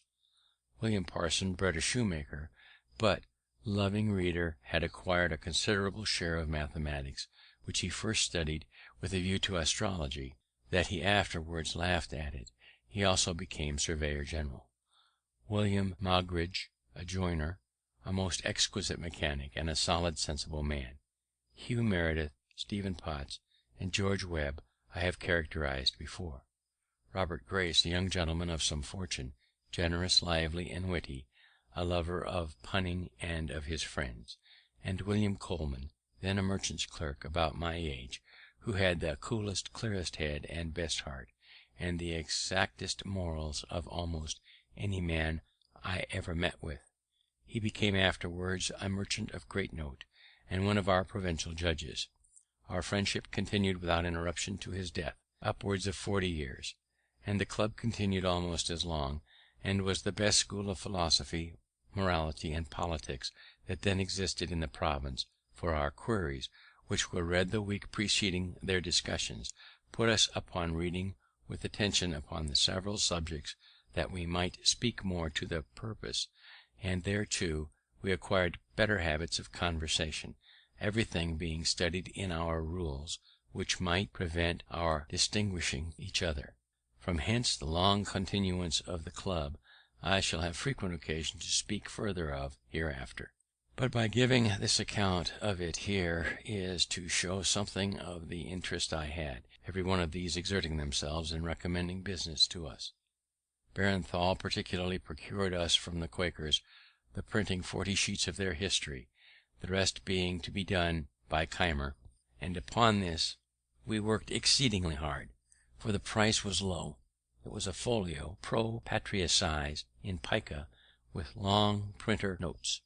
I composed of it a sheet a day, and Meredith worked it off at press, and it was often 11 at night, and sometimes later, before I had finished my distribution for the next day's work; for the little jobs sent in by our other friends now and then put us back. But so determined I was to continue doing a sheet a day of the folio, that one night, when, having imposed my forms, I thought my day's work over, one of them by accident was broken, and 2 pages reduced to pi. I immediately distributed and composited all over again before I went to bed, and this industry, visible to our neighbours, began to give us character and credit. Particularly I was told that mention being made of the new printing office at the Merchants' Every Night Club, the general opinion was that it must fail, there being already 2 printers in the place, Keimer and Bradford. But Dr. Baird, whom Hugh and I saw many years after at his native place, St. Andrews in Scotland, gave a contrary opinion. For the industry of that Franklin, says he, is superior to anything I ever saw of the kind. I see him still at work when I go home from club, and he is at work again before his neighbours are out of bed. This struck the rest, and we soon had offers from one of them to supply us with stationery, but as yet we did not choose to engage in shop business. I mention this industry the more particularly and the more freely, though it seems to be talking in my own praise, but those of my posterity who shall read it may know the use of that virtue when they see its effects in my favour throughout this relation. George Webb, who had found a female friend that lent him wherewith to purchase his time of Keimer, now came to offer himself as a journeyman to us. We could not then employ him, but I foolishly let him know as a secret that I soon intended to begin a newspaper, and might then have work for him. My hopes of success, as I told him, were founded on this, that the then only newspaper printed by Bradford was a paltry thing, wretchedly managed, no way entertaining, and yet was profitable to him. I therefore thought a good paper would scarcely fail of good encouragement. I requested Webb not to mention it, but he told it to Keimer, who immediately, to be beforehand with me, published proposals for printing one himself, on which Webb was to be employed. I resented this, and to counteract them, as I could not yet begin our paper, I wrote several pieces of entertainment for Bradford's paper under the title of The Busybody, which Brentnall continued some months. But this means the attention of the public was fixed on that paper, and Keimer's proposals, which we burlesqued and ridiculed, were disregarded. He began his paper, however, and after carrying it on 3/4 of a year, with at most only 90 subscribers, he offered it to me for a trifle, and I, having been ready some time to go on with it, took it in hand directly, and it proved in a few years extremely profitable to me. I perceive that I am apt to speak in the singular number, though our partnership still continued. The reason may be that, in fact, the whole management of the business lay upon me. Meredith was no compositor, a poor pressman, and seldom sober. My friends lamented my connection with him, but I was to make the best of it. Our first papers made a quite different appearance from any before in the province, a better type and better printed, but some spirited remarks of my writing on the dispute then going on between Governor Burnet and the Massachusetts Assembly struck the principal people, occasioned the paper and the manager of it to be talked of, and in a few weeks brought them all to be our subscribers. The example was followed by many, and our number went on growing continually. This was one of the first good effects of my having learnt a little scribble. Another was, that the leading men, seeing a newspaper now in the hands of one who could also handle a pen, thought it convenient to oblige and encourage me. Bradford still printed the votes and laws and other public business. He had printed an address of the House to the governor in a coarse, blundering manner. We reprinted it elegantly and correct, and sent out to every member. They were sensible to the difference. It strengthened the hands of our friends in the House, and they voted us their printers for the year ensuing. Among my friends in the House, I must not forget Mr. Hamilton, before mentioned, who was then returned from England, and had a seat in it. He interested himself for me strongly in that instance, as he did in many others afterwards, continuing his patronage until his death. Mr. Vernon about this time put me in mind of the debt I owed him, but did not press me. I wrote him an ingenious letter of acknowledgment, craved his forbearance a little longer, which he allowed me, and as soon as I was able, I paid the principal with interest and many thanks, so that erratum was in some degree corrected. But now another difficulty came upon me, which I had never the least reason to expect.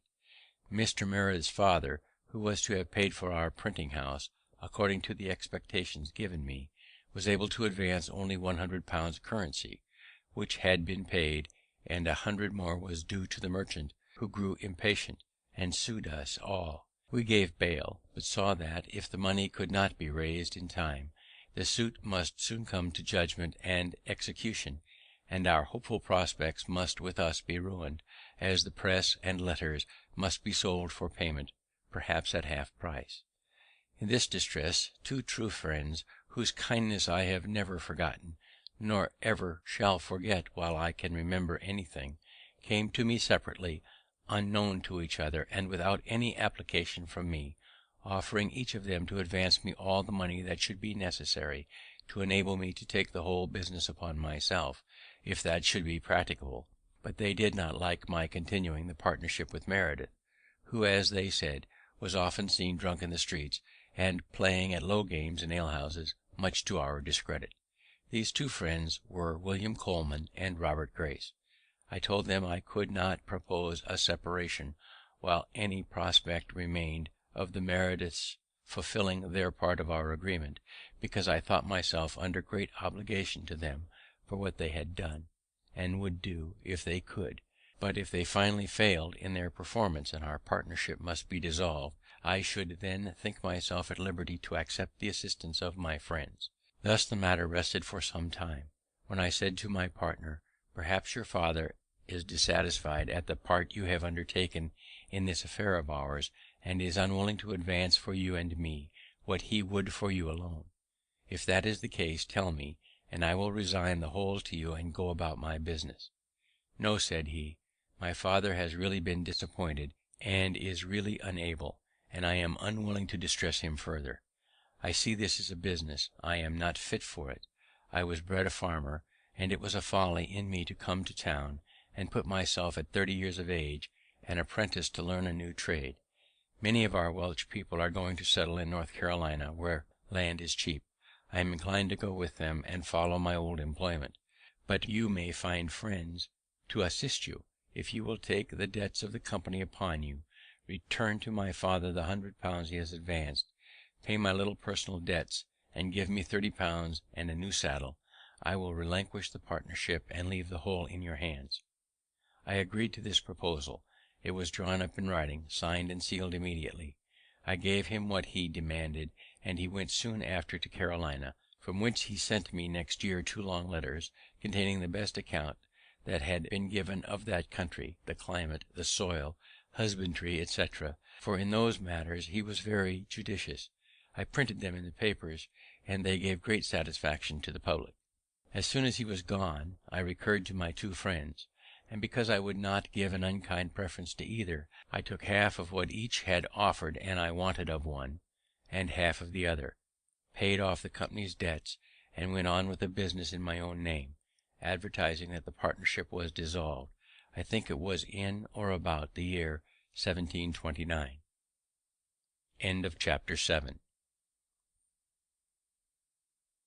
Chapter 8.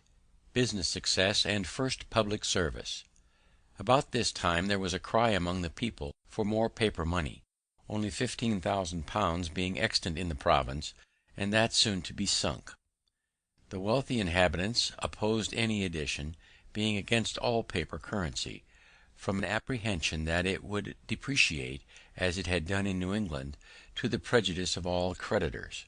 We had discussed this point in our junta, where I was on the side of an addition, being persuaded that the first small sum, struck in 1723, had done much good by increasing the trade, employment, and number of inhabitants in the province. Since I now saw all the old houses inhabited, and many new ones building, whereas I remembered well that when I first walked about the streets of Philadelphia, eating my roll, I saw most of the houses on Walnut Street, between Second and Front Streets, with bills on their doors, to be let, and many likewise in Chestnut Street and other streets, which made me think the inhabitants of the city were deserting it one after another. Our debates possessed me so fully of the subject that I wrote and printed an anonymous pamphlet on it, entitled The Nature and Necessity of a Paper Currency. It was well received by the common people in general, but the rich men disliked it, for it increased and strengthened the clamour for more money, and they, happening to have no writers among them that were able to answer it, their opposition slackened, and the point was carried by a majority in the House. My friends there, who conceived I had been of some service, thought fit to reward me by employing me in printing the money, a very profitable job, and a great help to me. This was another advantage gained by my being able to write. The utility of this currency became by time and experience so evident as never afterward to be much disputed, so that it grew soon to £55,000, and in 1739 to £80,000, since which it rose during war to upwards of £350,000. Trade, building, and inhabitants all the while increased, though I now think there are limits beyond which the quantity may be hurtful. Paper money is a promise to pay its face value in gold or silver. When a state or nation issues more such promises than there is likelihood of its being able to redeem, the paper representing the promises depreciates in value. Before the success of the colonies in the Revolution was assured, it took hundreds of dollars of their paper money to buy a pair of boots. I soon after obtained, through my friend Hamilton, the printing of the Newcastle paper money, another profitable job, as I then thought it, small things appearing great to those in small circumstances; and these to me were really great advantages, as they were great encouragements. He procured for me also the printing of the laws and votes of the government, which continued in my hand as long as I followed the business. I now opened a little stationer's shop. I had in it blanks of all sorts, the correctest that ever appeared among us, being assisted in that by my friend Brentnall. I had also paper, parchment, chapmen's books, etc. One Whitemarsh, a compositor I had known in London, an excellent workman, now came to me and worked with me continuously and diligently, and I took an apprentice, the son of Aquilla Rose. I began gradually to pay off the debt I was under for the printing house. In order to secure my credit and character as a tradesman, I took care not only to be in reality industrious and frugal, but to avoid all appearances to the contrary. I dressed plainly. I was seen in no places of idle diversion. I never went out a fishing or shooting.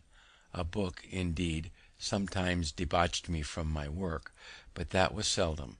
Snug, and gave no scandal, and to show I was not above my business, I sometimes brought home the paper I purchased at the stores through the streets on a wheelbarrow, thus being esteemed as an industrious, thriving young man, and paying duly for what I bought. The merchants who imported stationery solicited my custom; others proposed supplying me with books. I went on swimmingly. In the meantime, Keimer's credit and business declining daily, he was at last forced to sell his printing house to satisfy his creditors. He went to Barbados, and there lived some years in very poor circumstances.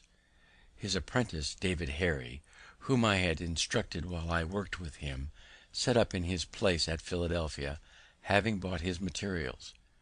I was at first apprehensive of a powerful rival in Harry, as his friends were very able and had a good deal of interest. I therefore proposed a partnership to him, which he, fortunately for me, rejected with scorn.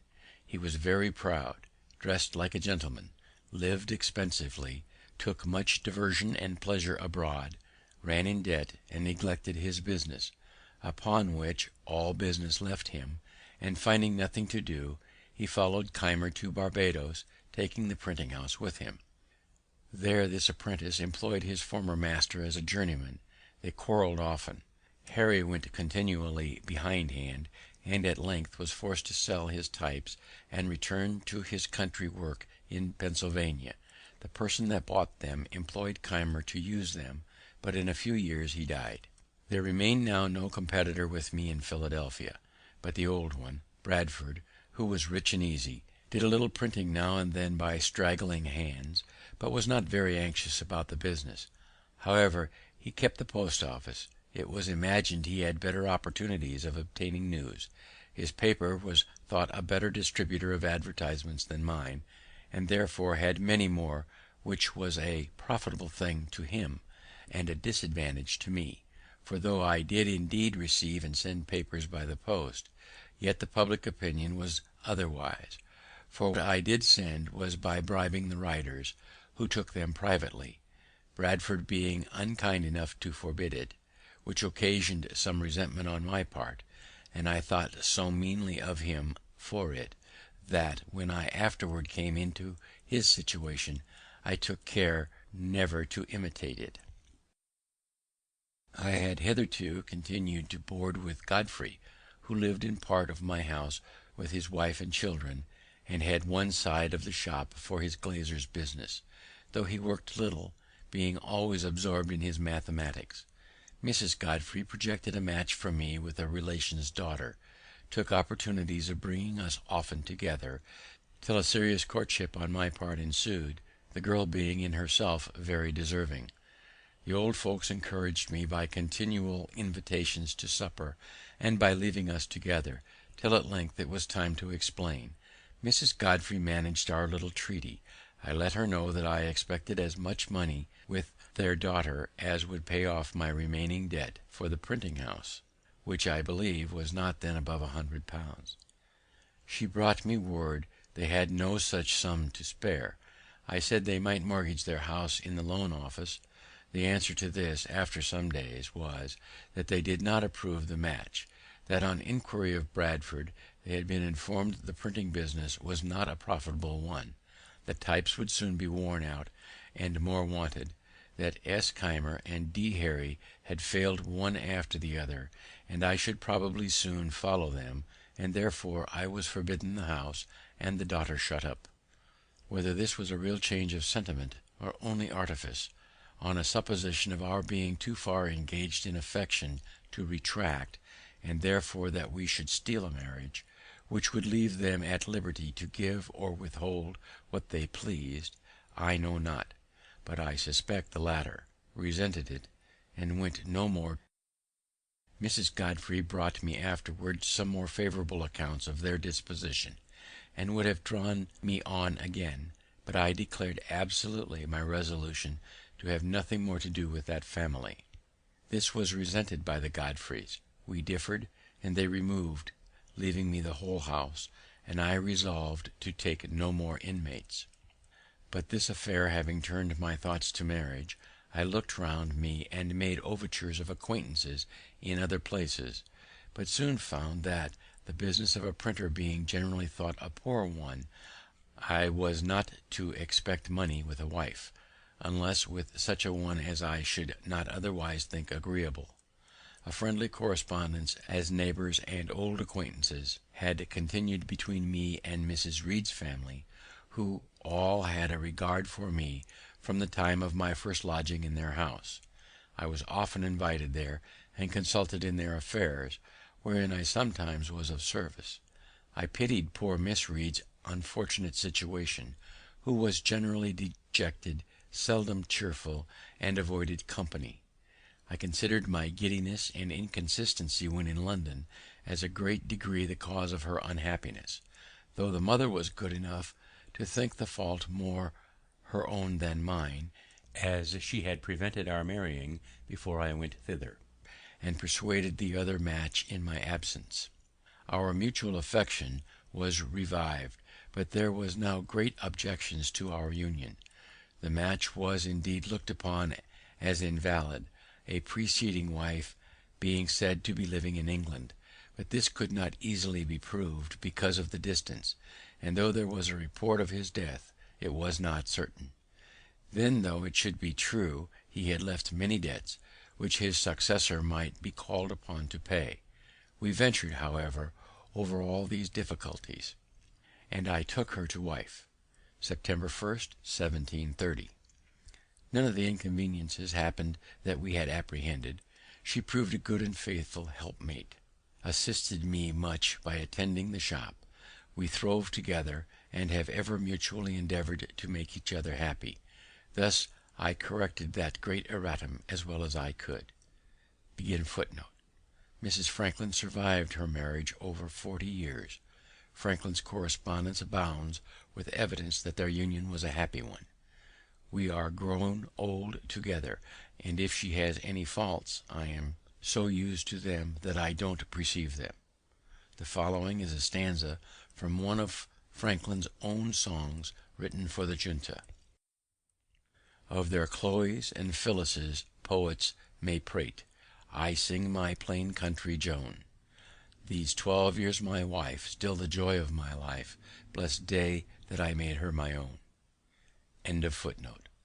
About this time our club meeting, not at a tavern, but in a little room of Mr. Grace's, set apart for that purpose, a proposition was made by me that, since our books were often referred to in our disquisitions upon the queries, it might be convenient for us to have them together where we met, that upon occasion they might be consulted, and by thus clubbing our books to a common library, we should, while we liked to keep them together, have each of us the advantage of using the books of all the other members, which would be nearly as beneficial as if we each owned the whole.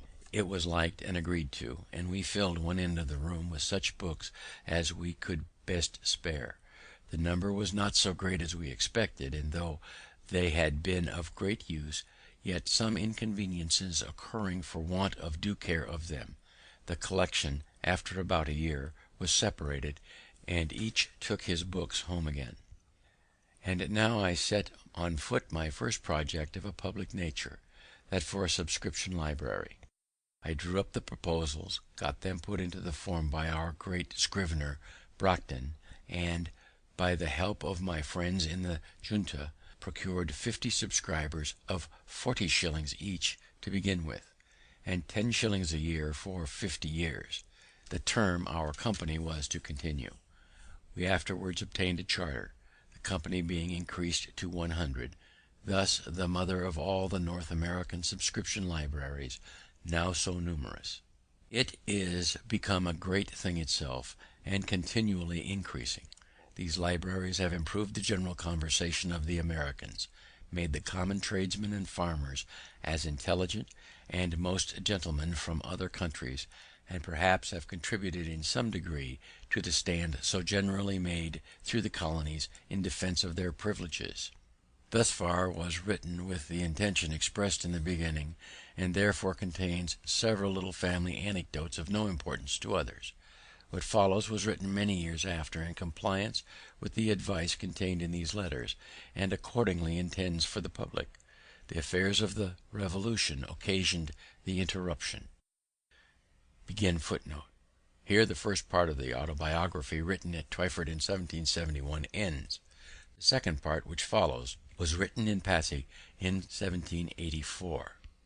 After this memorandum, Franklin inserted letters from Abel James and Benjamin Vaughan, urging him to continue his autobiography. It is some time since I received the above letters, but I have been too busy till now to think of complying with the request they contain. It might too be much better done if I were at home among my papers, which would aid my memory and help to ascertain dates; but my return being uncertain, and having just now a little leisure, I will endeavour to recollect and write what I can. If I live to get home, it may be corrected and improved.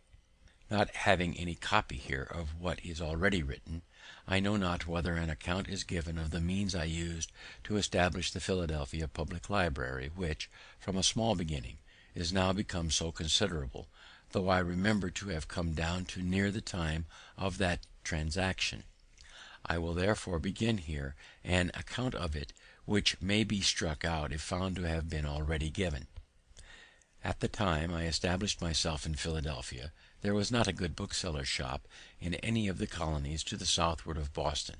In New York and Philadelphia the printers were indeed stationers. They sold only paper, etc., almanacs, ballads, and a few common school books. Those who loved reading were obliged to send for their books from England, and members of the junta had each a few. We had left the alehouse where we first met, and hired a room to hold our club in.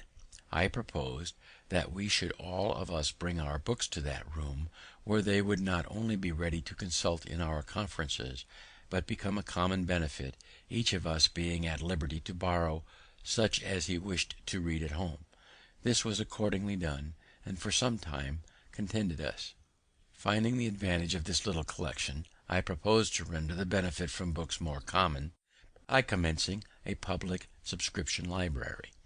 I drew a sketch from the plan and rules that would be necessary, and got a skilful conveyancer, Mr. Charles Brockton, to put the whole in form of articles of agreement to be subscribed, by which each subscriber engaged to pay a certain sum down for the first purchase of books, and an annual contribution for increasing them. So few were the readers at that time in Philadelphia, and the majority of us so poor, that I was not able, with great industry, to find more than 50 persons, mostly young tradesmen, willing to pay down for this purpose 40 shillings each, and 10 shillings per annum. On this little fund we began. The books were imported.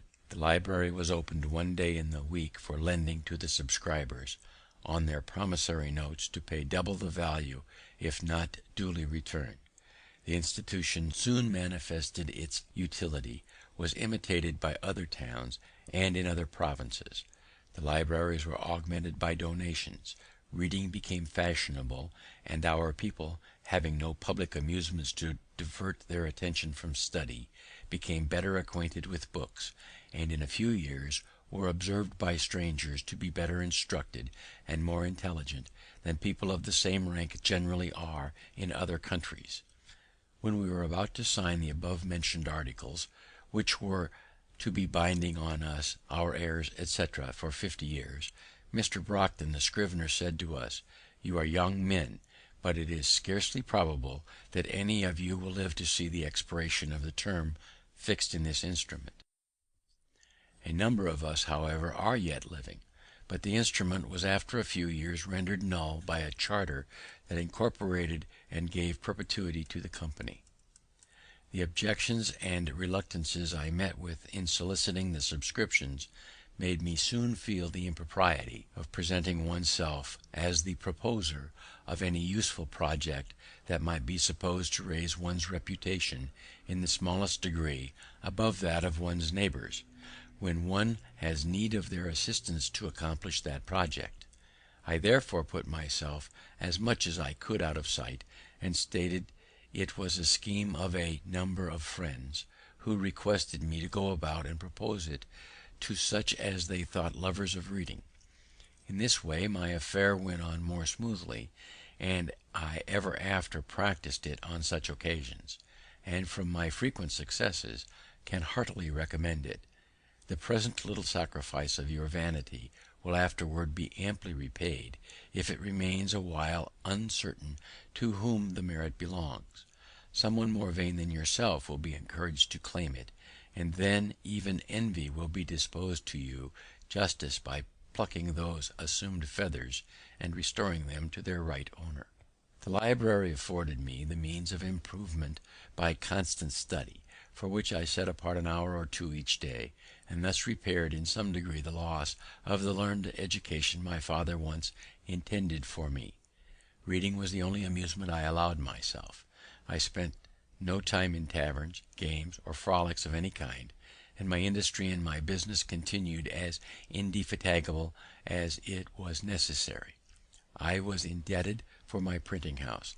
I had a young family coming on to be educated, and I had to contend with for business 2 printers, who were established in the place before me. My circumstances, however, grew daily easier.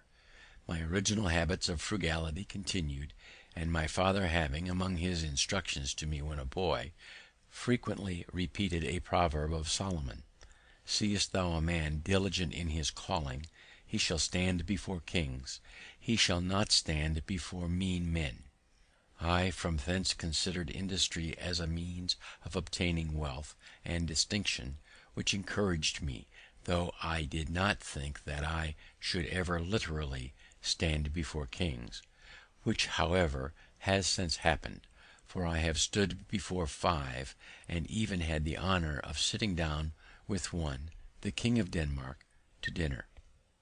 We have an English proverb that says, "He that would thrive must ask his wife." It was lucky for me that I had one as much disposed to industry and frugality as myself. She assisted me cheerfully in my business, folding and stitching pamphlets, tending shop, purchasing old linen rags for the paper makers, etc., etc. We kept no idle servants. Our table was plain and simple, our furniture of the cheapest. For instance, my breakfast was a long time break and milk, no tea, and I ate it out of a 2-penny earthen porringer with a pewter spoon. But mark how luxury will enter families, and make a progress in spite of principle. Being called one morning to breakfast, I found it in a china bowl, with a spoon of silver. They had been bought for me without my knowledge by my wife, and had cost her the enormous sum of 23 shillings, for which she had no excuse or apology to make, but that she thought her husband deserved a silver spoon and a china bowl as well as any of his neighbours. This was the first appearance of plate and china in our house, which afterward, in a course of years, as our wealth increased, augmented gradually to several £100 in value. I had been religiously educated as a Presbyterian, and thought some of the dogmas of that persuasion, such as the eternal decrees of God, election, reprobation, etc., appeared to me unintelligible, others doubtful, and I early absented myself from the public assemblies of the sect. Sunday being my study day, I never was without some religious principles. I never doubted, for instance, the existence of the Deity, that he made the world and governed it by his providence, that the most acceptable service of God was the doing good to man, that our souls are immortal, and that all crime will be punished and virtue rewarded, either here or hereafter.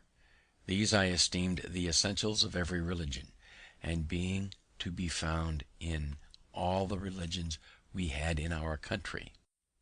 I respected them all, though with different degrees of respect, as I found them more or less mixed with other articles, which, without any tendency to inspire, promote, or confirm morality, served principally to divide us, and made us unfriendly to each other. This respect to all, with an opinion that the worst had some good effects, induced me to avoid all discourse that might tend to lessen the good opinion another might have of his own religion; and as our province increased in people, and new places of worship were continually wanted, and generally erected by voluntary contribution, my mite for such purpose, whatever might be the sect, was never refused. Though I seldom attended any public worship, I had still an opinion of its propriety and its utility when rightly conducted, and I regularly paid my annual subscription for the support of the only Presbyterian minister or meeting we had in Philadelphia. He used to visit me sometimes as a friend, and admonished me to attend his administrations, and I was now and then prevailed on to do so, once for 5 Sundays successively. Had he been, in my opinion, a good preacher, perhaps I might have continued, notwithstanding the occasion I had for the Sunday's leisure in my course of study; but his discourses were chiefly either polemic arguments or explanations of the particular doctrines of our sect, and were all to me very dry, uninteresting, and unedifying, since not a single moral principle was inculcated or enforced, their aim seeming to be rather to make us Presbyterians than good citizens. At length he took for his text that verse of the 4th chapter of Philippians: "Finally, brethren, whatsoever things are true, honest, just, pure, lovely, or of good report, if there be any virtue or any praise, think on these things." And I imagined in a sermon on such a text he would not miss of having some morality. But he confined himself to the 5 points only, as meant by the apostle, viz. 1. Keeping holy the Sabbath day. 2. Being diligent in reading the Holy Scriptures. 3. Attending duly the public worship. 4. Partaking of the sacrament. 5. Paying a due respect to God's ministers. These might be all good things, but as they were not the kind of good things that I expected from that text, I despaired of ever meeting with them from any other, was disgusted, and attended his preaching no more. I had some years before composed a little liturgy, or form of prayer, for my own private use, viz. in 1728, entitled Articles of Belief and Act of Religion. I returned to the use of this, and went no more to the public assemblies. My conduct might be blamable, but I leave it, without attempting further to excuse it, my present purpose being to relate facts, and not to make apologies for them. Chapter 8. Chapter 9. Plan for attaining moral perfection. It was about this time I conceived the bold and arduous project of arriving at moral perfection. I wished to live without committing any fault at any time. I would conquer all that either natural inclination, custom, or company might lead me into. As I knew, or thought I knew, what was right and wrong, I did not see why I might not always do the one and avoid the other. But I soon found that I had undertaken a task more difficult than I had imagined. While my care was employed in guarding against one fault, I was often surprised by another. Habit took the advantage of inattention. Inclination was sometimes too strong for reason. I concluded at length that the mere speculative conviction that it was our interest to be completely virtuous was not sufficient to prevent our slipping, and that the contrary habits must be broken and good ones acquired and established before we can have any dependence on a steady, uniform vicissitude of conduct. For this purpose I therefore contrived the following method. In the various enumerations of the moral virtues I had met with in my reading, I found the catalogue more or less numerous, as different writers included more or fewer ideas under the same name. Temperance, for example, was by some confined to eating and drinking, while by others it was extended to mean the moderating every other pleasure, appetite, inclination, or passion, bodily or mental, even to our avarice and ambition. I proposed to myself, for the sake of clearness, to use rather more names, and fewer ideas annexed to each, than a few names with more ideas, and I included under 13 names of virtues all that at that time occurred to me as necessary or desirable, and I annexed to each a short precept which fully expressed the extent I gave to its meaning. These names of virtues, with their precepts, were: 1. Temperance. Eat not to dullness, drink not to elevation. 2. Silence. Speak not but what may benefit others or yourself. Avoid trifling conversation. 3. Order. Let all your things have their place. Let each part of your business have its time. 4. Resolution. Resolve to perform what you ought, perform without fail what you resolve. 5. Frugality. Make no expense but to do good to others or yourself, i.e., waste nothing. 6. Industry. Lose no time, be always employed in something useful, cut off all unnecessary actions. 7. Sincerity. Use no hurtful deceit, think innocently and justly, and if you speak, speak accordingly. 8. Justice. Wrong done by doing injuries or omitting the benefits that are your duty. 9. Moderation. Avoid extremes. Forbear resenting injuries so much as you think they deserve. 10. Cleanliness. Tolerate no uncleanliness in body, clothes, or habitation. 11. Tranquillity. Be not disturbed at trifles, or at accidents common or unavoidable. 12. Chastity. 13. Humility. Imitate Jesus and Socrates. My intention being to acquire the habitude of all these virtues, I judged it would be well not to distract my attention by attempting the whole at once, but to fix it on one of them at a time, and when I should be master of that, then to proceed to another, and so on, till I should have gone through the 13, and, as the previous acquisition of some might facilitate the acquisition of certain others, I arranged them with that in view, as they stand above.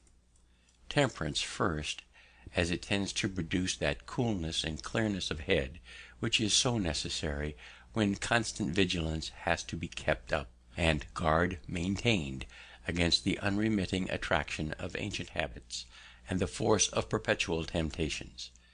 This being acquired and established, silence would be more easy, and my desire being to gain knowledge at the same time that I improved in virtue, and considering that in conversation it was obtained rather by the use of the ears than of the tongue, and therefore wishing to break the habit I was getting into of prattling, punning, and joking, which only made me acceptable to trifling company, I gave silence the second place.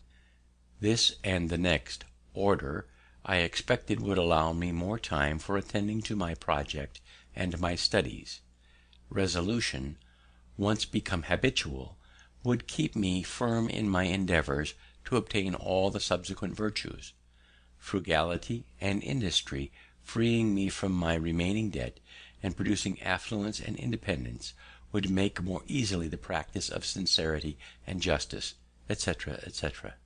Conceiving then that, agreeably to the advice of Pythagoras in his golden verses, daily examination would be necessary, I contrived the following method for conducting that examination. I made a little book, in which I allotted a page for each of the virtues. I ruled each page with red ink, so as to have 7 columns, one for each day of the week, marking each column with a letter for the day. I crossed these columns with 13 red lines, marking the beginning of each line with the first letter of one of the virtues. on which line, and in its proper column, I might mark, by a little black spot, every fault I found upon examination to have been committed respecting that virtue upon that day. Footnote: Pythagoras was a famous Greek philosopher who lived about 582 to 500 B.C. The golden verses here ascribed to him are probably of later origin. The time which he recommends for this work is about even or bedtime, that we may conclude the action of the day with the judgment of conscience, making the examination of our convention an evening song to God. End of footnote. I determined to give a week's strict attention to each of the virtues successively. Thus, in the first week, my great guard was to avoid every the least offense against temperance, leaving the other virtues to their ordinary chance, only marking every evening the faults of the day. Thus, if in the first week I could keep my first line marked T, clear of spots, I supposed the habit of that virtue so much strengthened, and its opposite weakened, that I might venture extending my attention to include the next, and for the following week keep both lines clear of spots. Proceeding thus to the last, I would go through a course complete in 13 weeks, and 4 courses in a year. And like him who, having a garden to weed, does not attempt to eradicate all the bad herbs at once, which would exceed his reach and his strength, but works on one of the beds at a time, and having accomplished the first, proceeds to a second, so I should have, I hoped, the encouraging pleasure of seeing on my pages the progress I made in virtue by clearing successively my lines of their spots, till at the end, by a number of courses, I should be happy in viewing a clean book after a 13 weeks' daily examination. This my little book had for its motto these lines from Addison's Cato: "Here will I hold, if there is a power above us, and that there is, all nature cries aloud, through all her works, he must delight in virtue, and that which he delights in must be happy." Another from Cicero: "O philosophy, guide of life! O searcher out of virtue and exterminator of vice! One day spent well and in accordance with thy precepts is worth an immortality of sin." Tusculan Inquiries, Book 5. Another of the Proverbs of Solomon, speaking of wisdom or virtue: "Length of days is in her right hand, and in her left hand riches and honor. Her ways are ways of pleasantness, and all her paths are peace." And conceiving God to be the fountain of wisdom, I thought it right and necessary to solicit his assistance for obtaining it to this end. I formed the following little prayer, which was prefixed to my tables of examination for daily use: "O powerful goodness, bountiful Father, merciful Guide, increase in me that wisdom which discovers my truest interest. Strengthen my resolution to perform what that wisdom dictates. Accept my kind offices to thy other children as the only return in my power for thy continual favors to me."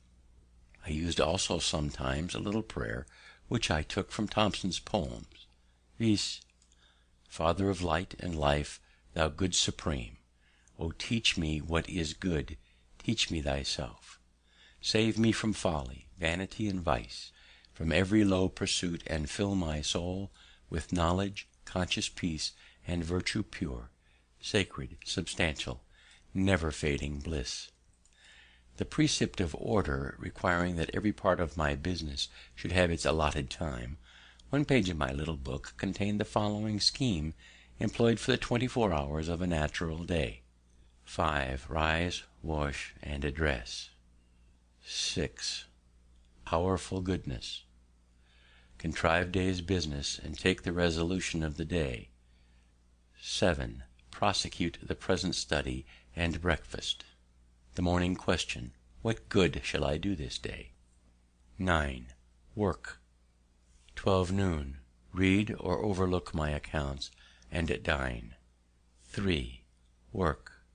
Evening. 6. Put things in their places: supper, music, or diversion, or conversation. Evening question: what good have I done to day? 9. Examination of the day. Night. 10. Sleep. I entered upon the execution of this plan for self-examination, and continued it with occasional intermissions for some time. I was surprised to find myself so much fuller of faults than I had imagined, but I had the satisfaction of seeing them diminish. To avoid the trouble of renewing now and then my little book, which, by scraping out the marks on the paper of old faults to make room for new ones in a new course, became full of holes, I transferred my tables and precepts to the ivory leaves of a memorandum book, on which the lines were drawn with red ink, that made a durable stain, and on those lines I marked my faults with a black lead pencil, which marks I could easily wipe out with a wet sponge.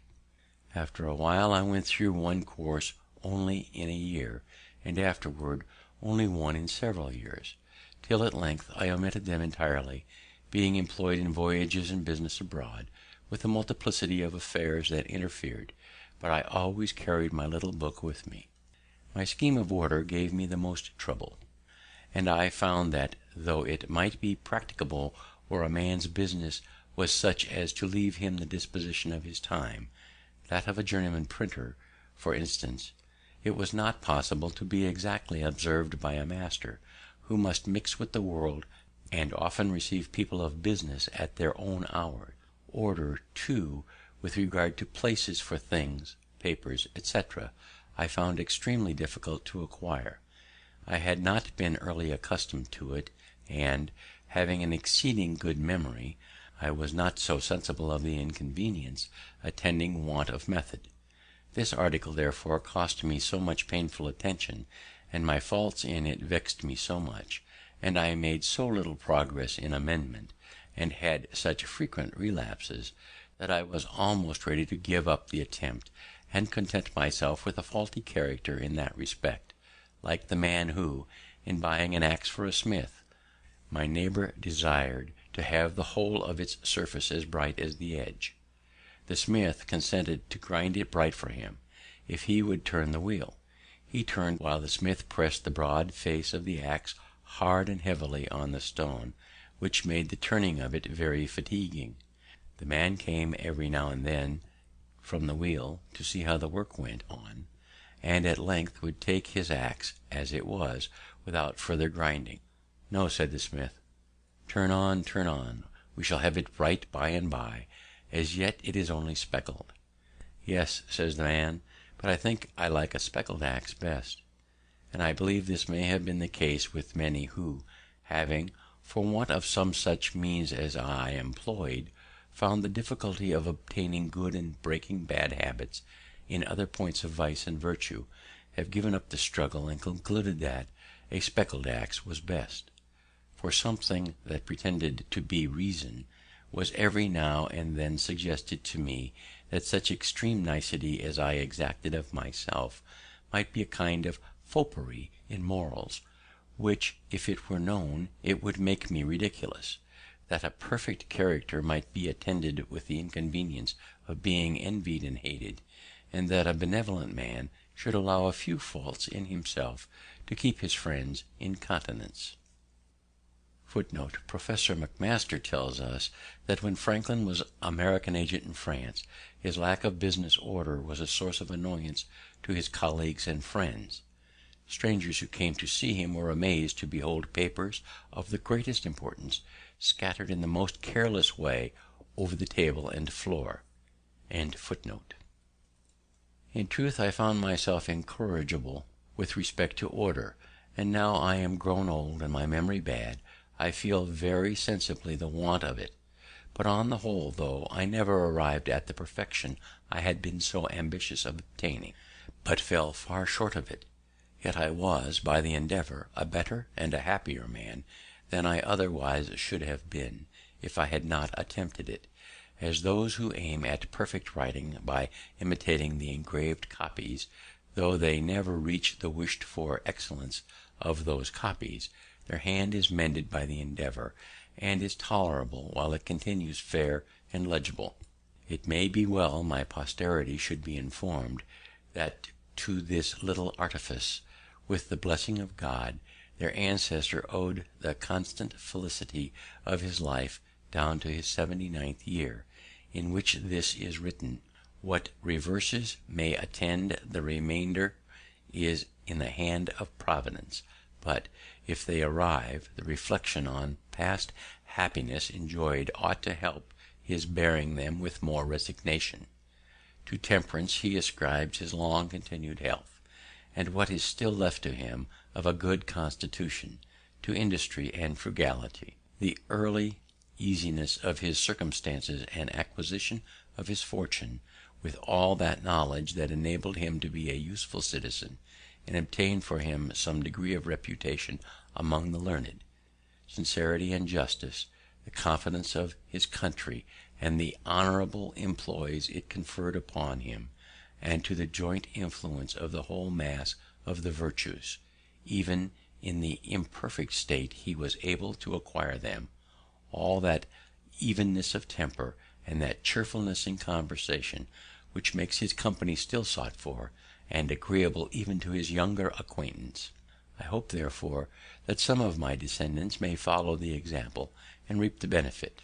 Footnote: while there can be no question that Franklin's moral improvement and happiness were due to the practice of these virtues, yet most people will agree that we shall have to go back of his plan for the impelling motive to a virtuous life.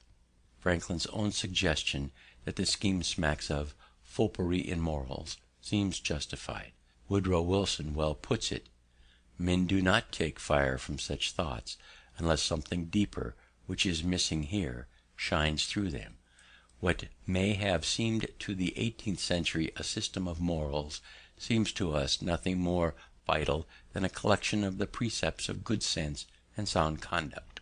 What redeems it from pettiness in this book is the scope of power and of usefulness to be seen in Franklin himself, who set these standards up in all seriousness and candor for his own life.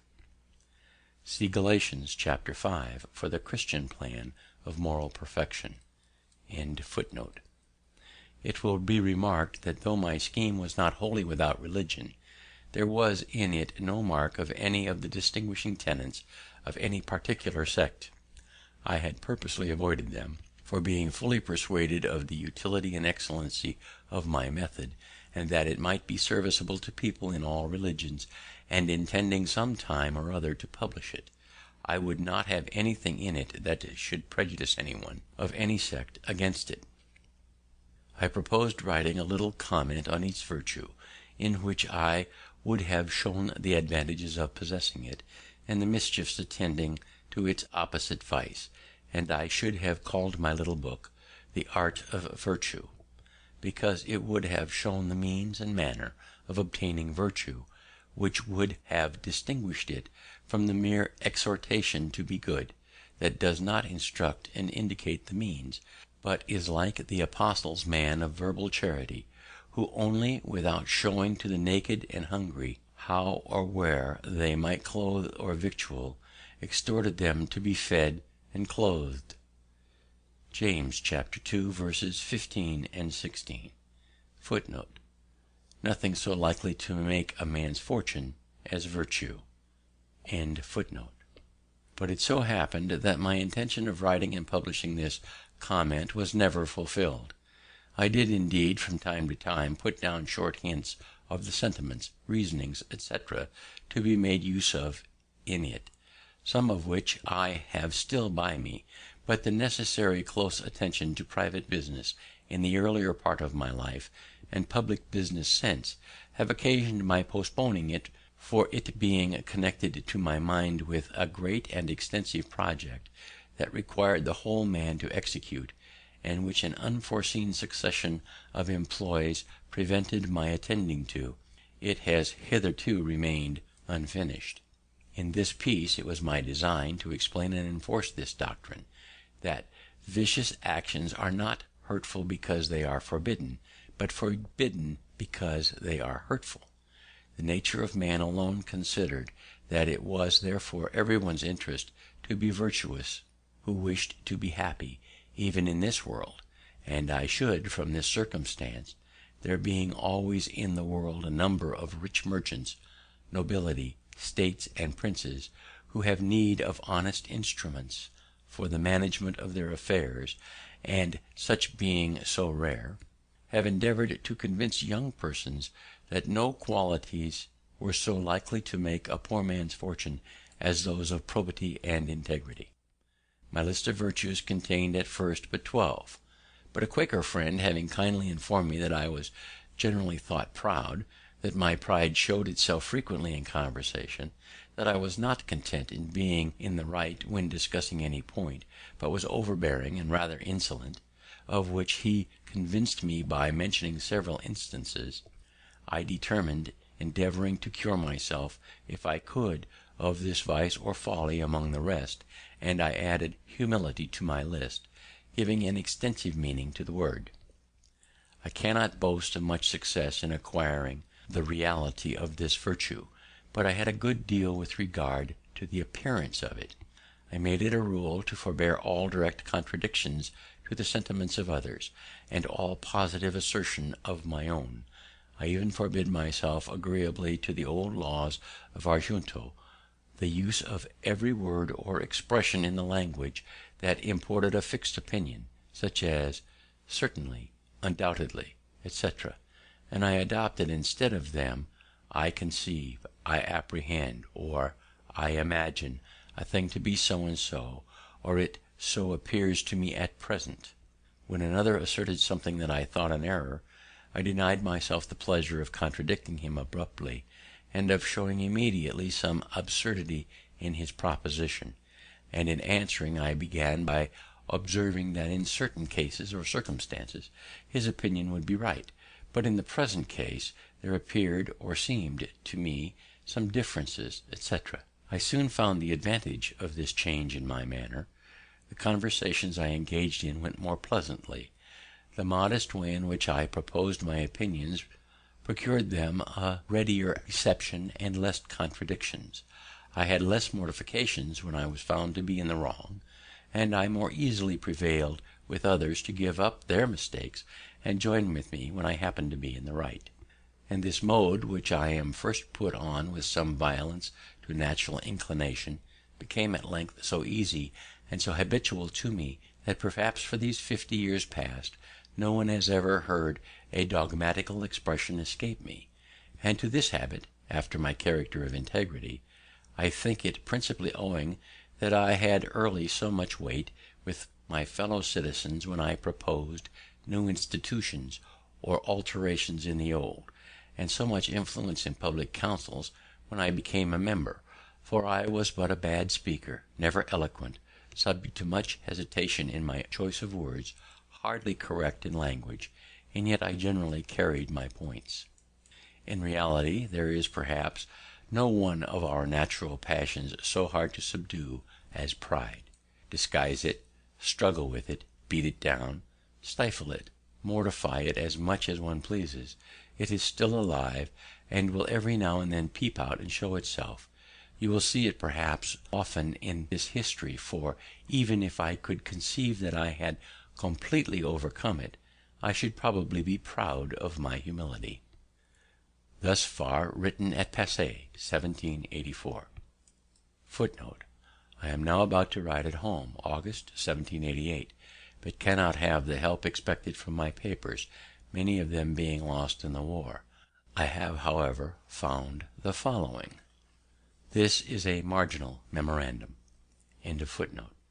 Having mentioned a great and extensive project which I had conceived, it seemed proper that some account should be here given of that project and its object. Its first rise in my mind appeared in the following little paper, accidentally preserved, viz., Observations on my reading history in library, May 19th, 1731. That the great affairs of the world, the wars, revolutions, etc., are carried on and effected by parties. That the view of these parties is their present general interest, or what they take to be such. That the different views of these different parties occasion all confusion. That while a party is carried on a general design, each man has his particular private interests in view; that as soon as a party has gained its general point, each member becomes intent upon his particular interest, which, thwarting others, breaks that party into divisions and occasions more confusion; that few in public affairs act from a mere view of good of their country, whatever they may pretend; and though their actions bring real good to their country, yet men primarily considered that their own and their country's interest was united, and did not act from a principle of benevolence; that few still, in public affairs, act with a view to the good of mankind. There seems to me at present to be great occasion for raising a united party for virtue, by forming the virtuous and good men of all nations into a regular body, to be governed by suitable good and wise rules, which good and wise men may probably be more unanimous in their obedience to, than common people are to common laws. I at present think that whoever attempts this aright, and is well qualified, cannot fail of pleasing God, and of meeting with success. B.F. Revolving this project in my mind, as to be undertaken hereafter when my circumstances should afford me the necessary leisure, I put down from time to time on pieces of paper such thoughts as occurred to me respecting it. Most of these are lost, but I found one purporting to be the substance of an intended creed, containing, as I thought, the essentials of every known religion, and being free of everything that might shock the professors of any religion. I expressed in these words, viz., that there is one God who made all things; that he governs the world by his providence; that he ought to be worshipped by adoration, prayer, and thanksgiving; but that the most acceptable service of God is doing good to man; that the soul is immortal; and that God will certainly reward virtue and punish vice, either here or hereafter. My ideas at that time were, that the sect should be begun and spread at first among young and single men only; that each person to be initiated should not only declare his assent to such creed, but should have exercised himself with the 13 weeks' examination and practice of the virtues, as in the before mentioned model; that the existence of such a society should be kept a secret till it was become considerable, to prevent solicitations for the admission of improper persons; but that the members should each of them search among his acquaintances for ingenious, well-disposed youths, to whom, with prudent caution, the scheme should be gradually communicated; that the members should engage to afford their advice, assistance, and support to each other, in promoting one another's interests, businesses, and advancement in life; that for distinction we should be called the Society of the Free and Easy; free, as being by the general practice and habit of the virtues; free from the dominion of vice, and particularly by the practice of industry and frugality; free from debt, which exposes a man to confinement, and a species of slavery to his creditors. This is as much as I can now recollect of the project, except that I communicated it in parts to 2 young men, who adopted it with some enthusiasm; but my then narrow circumstances, and the necessity I was under of sticking close to my business, occasioned my postponing the further prosecution of it at that time; and my multifarious occupations, public and private, induced me to continue postponing, so that it has been omitted till I have no longer strength or activity left sufficient for such an enterprise, though I am still of opinion that it was a practicable scheme, and might have been very useful by forming a great number of good citizens; and I was not discouraged by the seeming magnitude of the undertaking, as I have always thought that one man of tolerable abilities may work great changes, and accomplish great affairs among mankind, if he first forms a good plan, and, cutting off all amusements or other employments that would divert his attention, makes the execution of that same plan his sole study and business.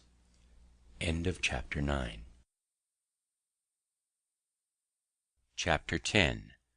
Poor Richard's Almanac and other activities. In 1732 I first published my almanac under the name of Richard Saunders. It was continued by me about 25 years, commonly called Poor Richard's Almanac.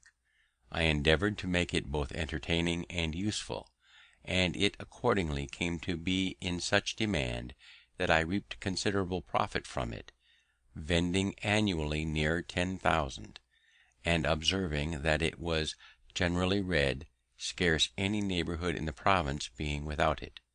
I considered it as a proper vehicle for conveying instruction among the common people, who bought scarcely any other books. I therefore filled all the little spaces that occurred between the remarkable days in the calendar with proverbial sentences, chiefly such as inculcated industry and frugality as the means of procuring wealth, and thereby securing virtue, it being more difficult for a man in want to act always honestly, as, to use here one of those proverbs, it is hard for an empty sack to stand upright. The almanac at that time was a kind of periodical, as well as a guide to natural phenomena and the weather. Franklin took his title from Poor Robin, a famous English almanac, and from Richard Saunders, a well-known almanac publisher. These proverbs, which contained the wisdom of many ages and nations, I assembled and formed into a connected discourse prefixed to the almanac of 1757, as the harangue of a wise old man to the people attending an auction. The bringing all these scattered counsels thus into a focus enabled them to make greater impression. The piece being universally approved, was copied in all the newspapers of the continent, reprinted in Britain on a broadside to be stuck up in houses. 2 translations were made of it in French, and great numbers bought by the clergy and gentry to distribute gratis among their poor parishioners and tenants. In Pennsylvania, as it discouraged useless expense in foreign superfluities, some thought it had its share of influence in producing that growing plenty of money which was observable for several years after its publication. I considered my newspaper also as another means of communicating instruction, and in that view frequently reprinted in it extracts from the Spectator and other moral writers, and sometimes published little pieces of my own, which had been first composed for reading in our junto. Of these are a Socratic dialogue, tending to prove that, whatever might be his parts and abilities, a vicious man could not properly be called a man of sense, and a discourse on self-denial, showing that virtue was not secure till its practice became a habitude and was free from the opposition of contrary inclinations. These may be found in the papers about the beginning of 1735. In the conduct of my newspaper I carefully excluded all libelling and personal abuse, which is of late years become so disgraceful to our country. Whenever I was solicited to insert anything of that kind, and the writers pleaded, as they generally did, the liberty of the press, and that a newspaper was like a stage-coach in which anyone who could pay had a right to a place, my answer was that I would print the piece separately if desired, and the author might have as many copies as he pleased to distribute himself, but that I would not take upon me to spread his detraction, and that, having contracted with my subscribers to furnish them with what might be either useful or entertaining, I could not fill their papers with private altercations, in which they had no concern, without doing them manifest injustice. Now many of our printers make no scruple of gratifying the malice of individuals by false accusations of the fairest characters among ourselves, augmenting animosity even to the producing of duels, and are, moreover, so indiscreet as to print scurrilous reflections on the government of neighbouring states, and even on the conduct of our best national allies, which may be attended with the most pernicious consequences.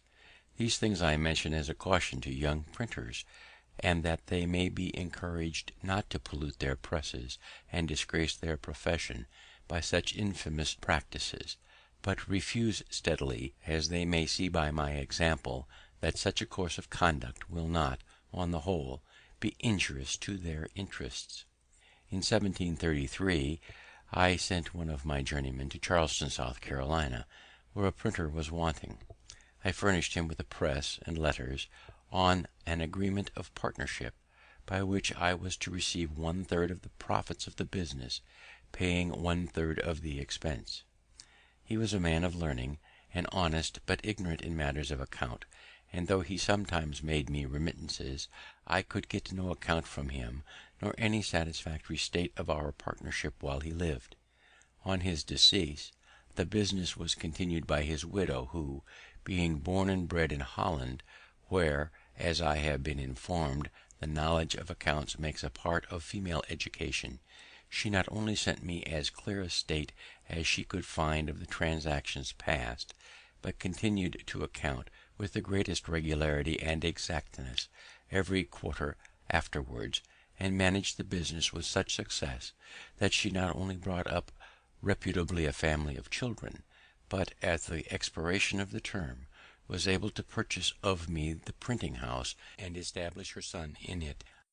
I mention this affair chiefly for the sake of recommending that branch of education for our young females, as likely to be of more use to them and their children, in case of widowhood, than either music or dancing, by preserving them from losses by imposition of crafty men, and enabling them to continue, perhaps, a profitable mercantile house, with established correspondence, till a son is grown up fit to undertake and go on with it, to the lasting advantage and enriching of the family.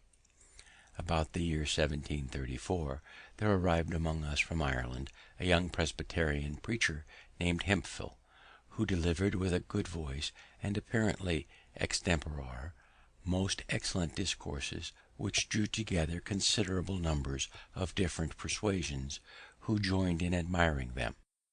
Among the rest, I became one of his constant hearers, his sermons pleasing me, as they had little of the dogmatical kind, but inculcated strongly the practice of virtue, or what in the religious style are called good works. Those, however, of our congregation who considered themselves as orthodox Presbyterians disapproved his doctrine, and were joined by most of the old clergy, who arraigned him of heterodoxy before the synod, in order to have him silenced. I became his zealous partisan, and contributed all I could to raise a party in his favour, and we combated for him a while with such hopes of success. There was much scribbling pro and con upon the occasion, and finding that, though an elegant preacher, he was but a poor writer, I lent him my pen and wrote for him 2 or 3 pamphlets, and one piece in the Gazette of April 1735.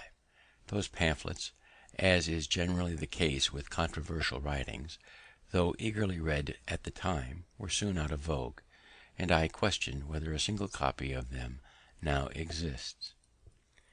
During the contest an unlucky occurrence hurt his cause exceedingly. One of our adversaries, having heard him preach a sermon that was much admired, thought he had somewhere read the sermon before, or at least a part of it.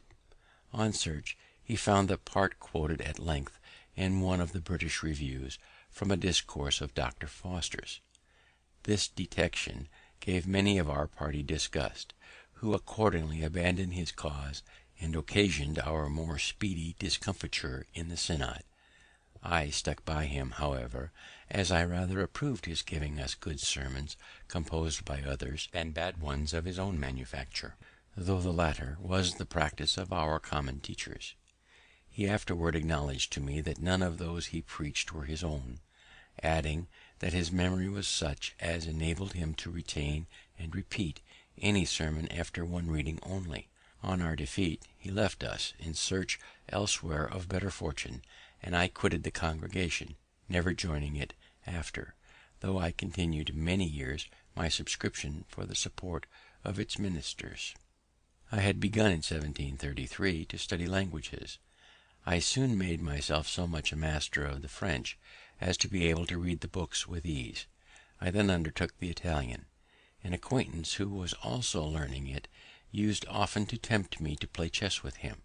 Finding this took up too much of the time I had to spare for study, I at length refused to play any more, unless on this condition, that the victor in every game should have a right to impose a task, either in parts of the grammar to be got by heart, or in translations, etc., which tasks the vanquished was to perform upon honour before our next meeting.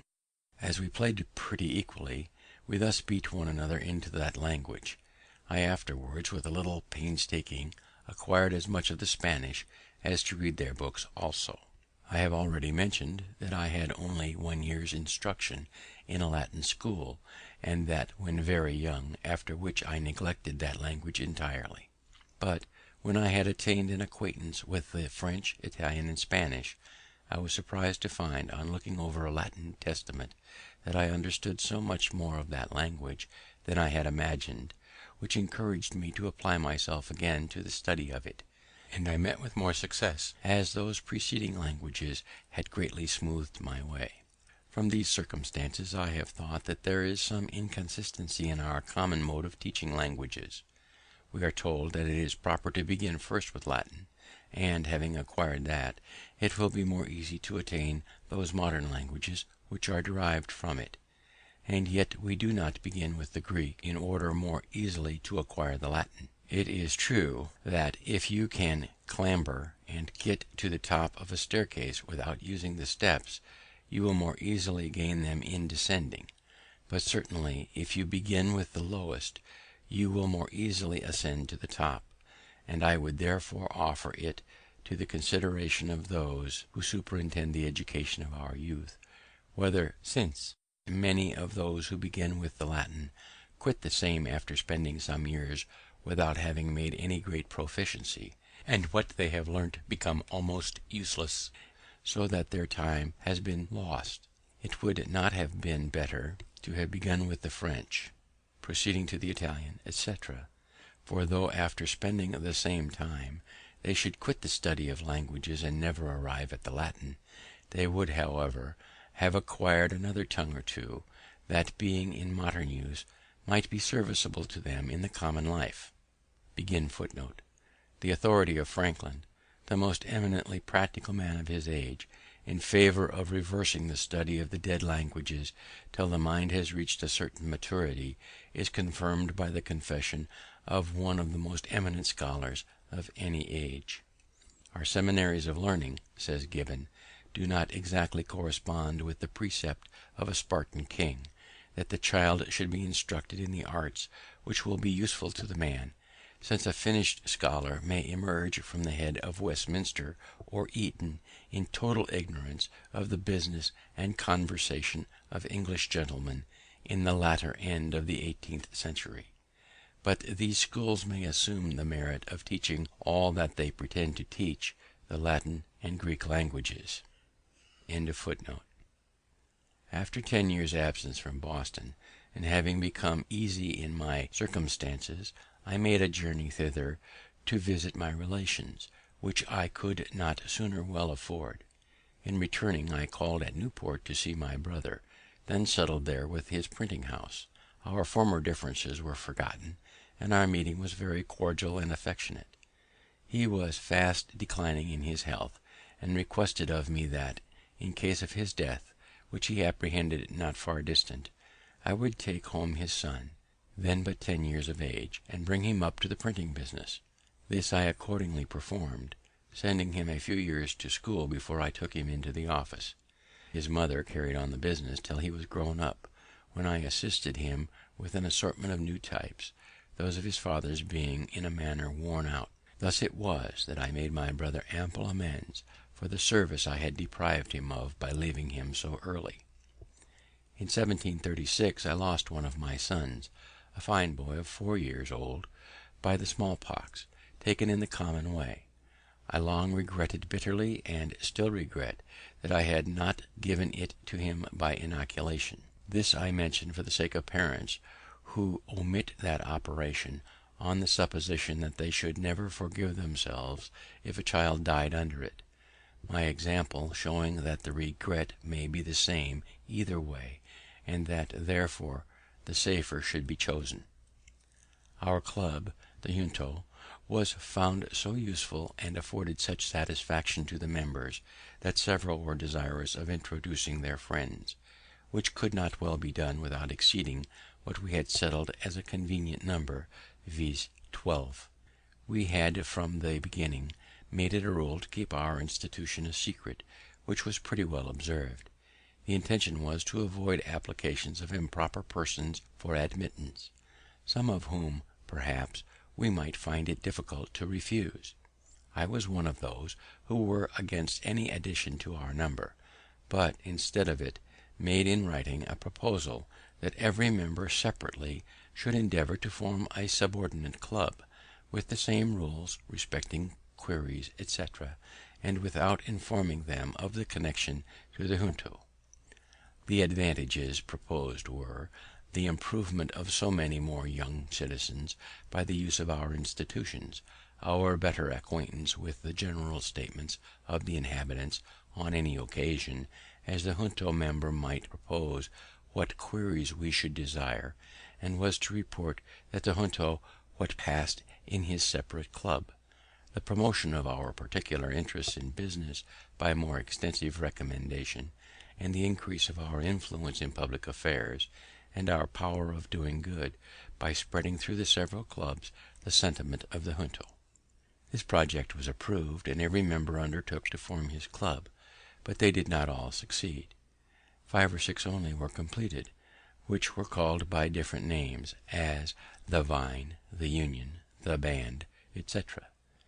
They were useful to themselves, and afforded us a good deal of amusement, information, and instruction, besides answering in some considerable degree our views of influencing the public opinion on particular occasions, of which I shall give some instances in course of time as they happened.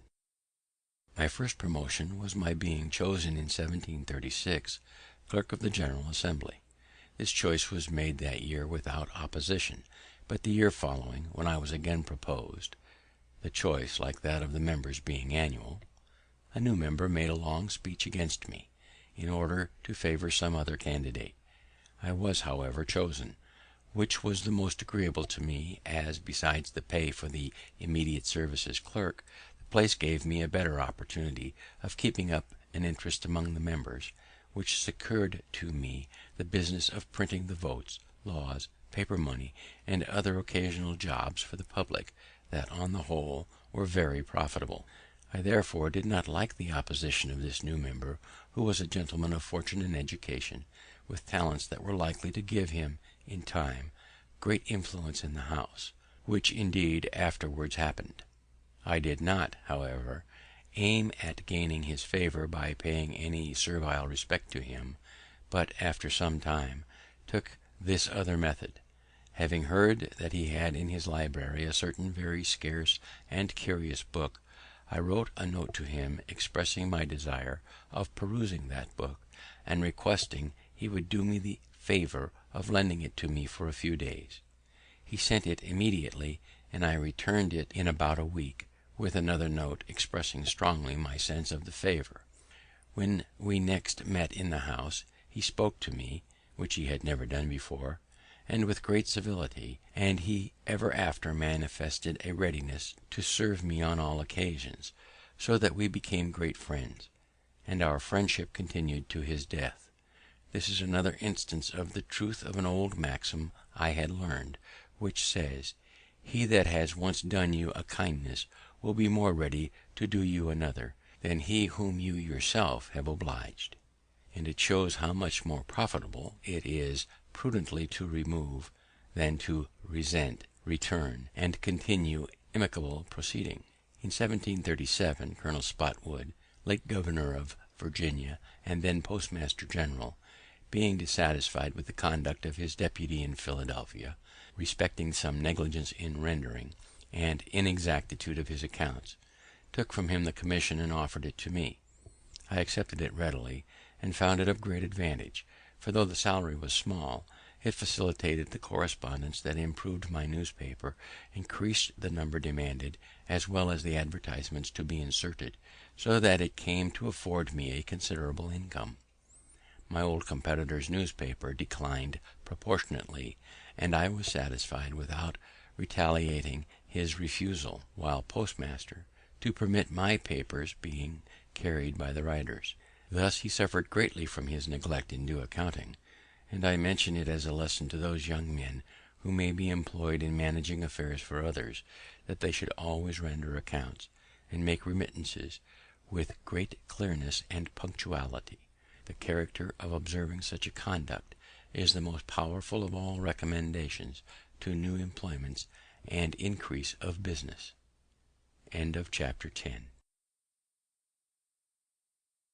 Chapter 11.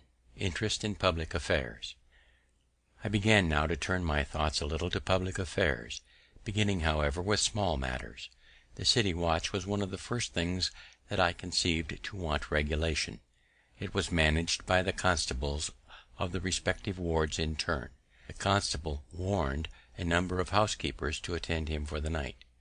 Those who chose never to attend paid him 6 shillings a year to be excused, which was supposed to be for hiring substitutes, but was in reality much more than was necessary for that purpose, and made the constableship a place of profit. And the constable, for a little drink, often got such ragamuffins about him as a watch that respectable housekeepers did not choose to mix with. Walking the rounds, too, was often neglected, and most of the nights spent in tippling.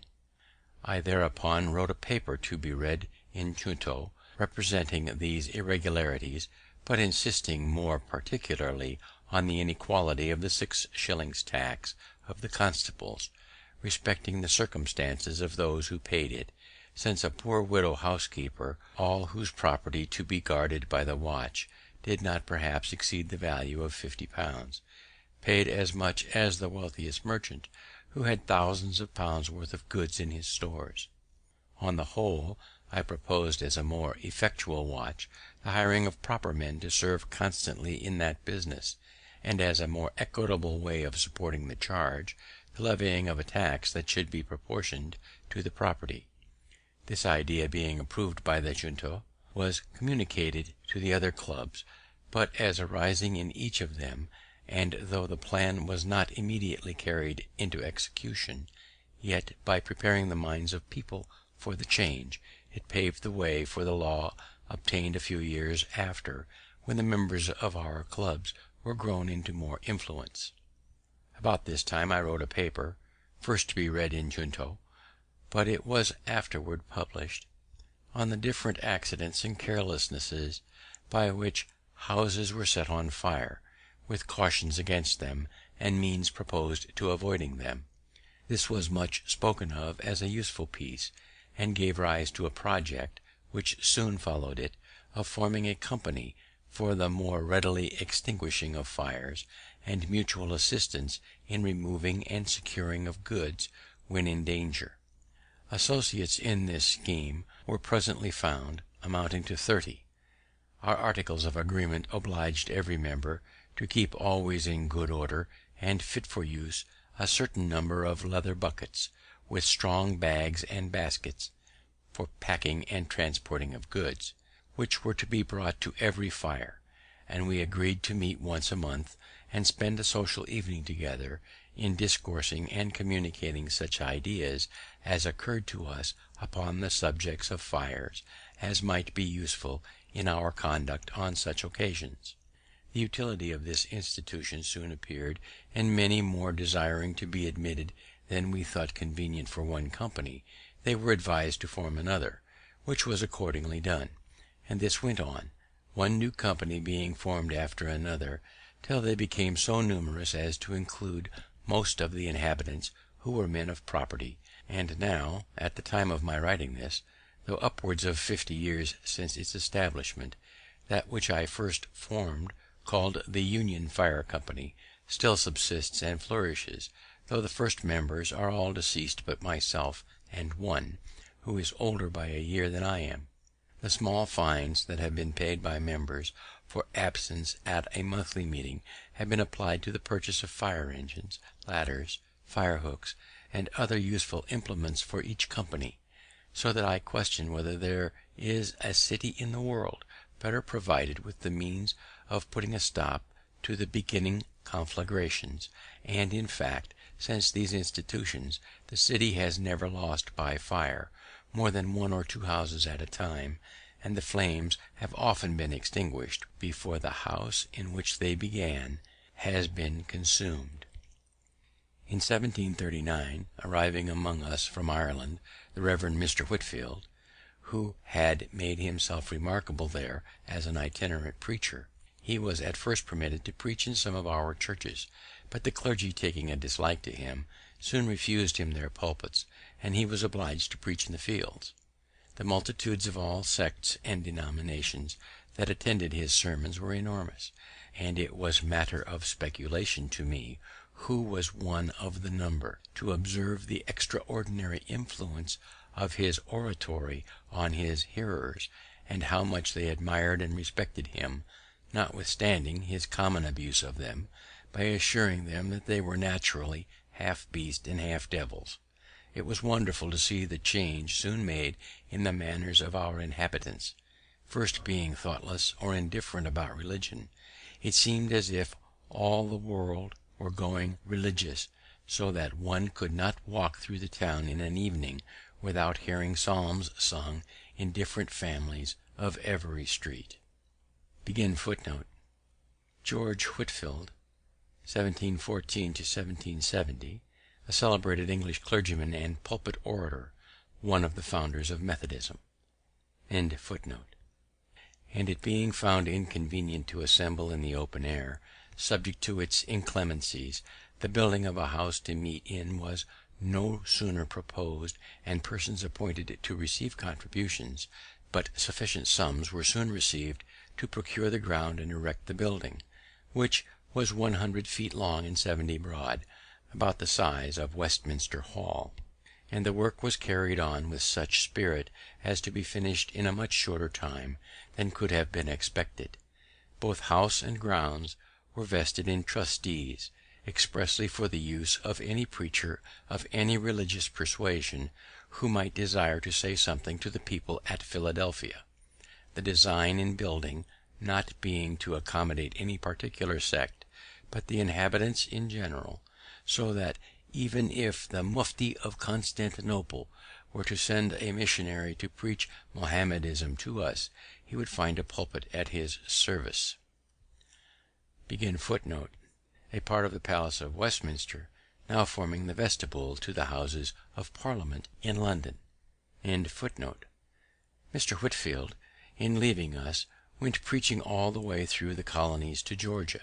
The settlement of that province had lately been begun, but instead of being made with hardy, industrious husbandmen accustomed to labour, the only people fit for such an enterprise, it was with families of broken shopkeepers and other insolvent debtors, many of indolent and idle habits, taken out of the jails, who, being set down in the woods, unqualified for clearing land, and unable to endure the hardships of a new settlement, perished in numbers, leaving many helpless children unprovided for. The sight of their miserable situation inspired the benevolent heart of Mr. Whitefield with the idea of building an orphan house there, in which they might be supported and educated. Returning northward, he preached up this charity, and made large collections, for his eloquence had a wonderful power over the hearts and purses of his hearers, of which I myself was an instance. I did not disapprove of the design, but as Georgia was then destitute of materials and workmen, and was proposed to send them from Philadelphia at a great expense, I thought it would have been better to have built the houses here and brought the children to it. Thus I advised, but he was resolute in his first project, rejected my counsel, and I therefore refused to contribute.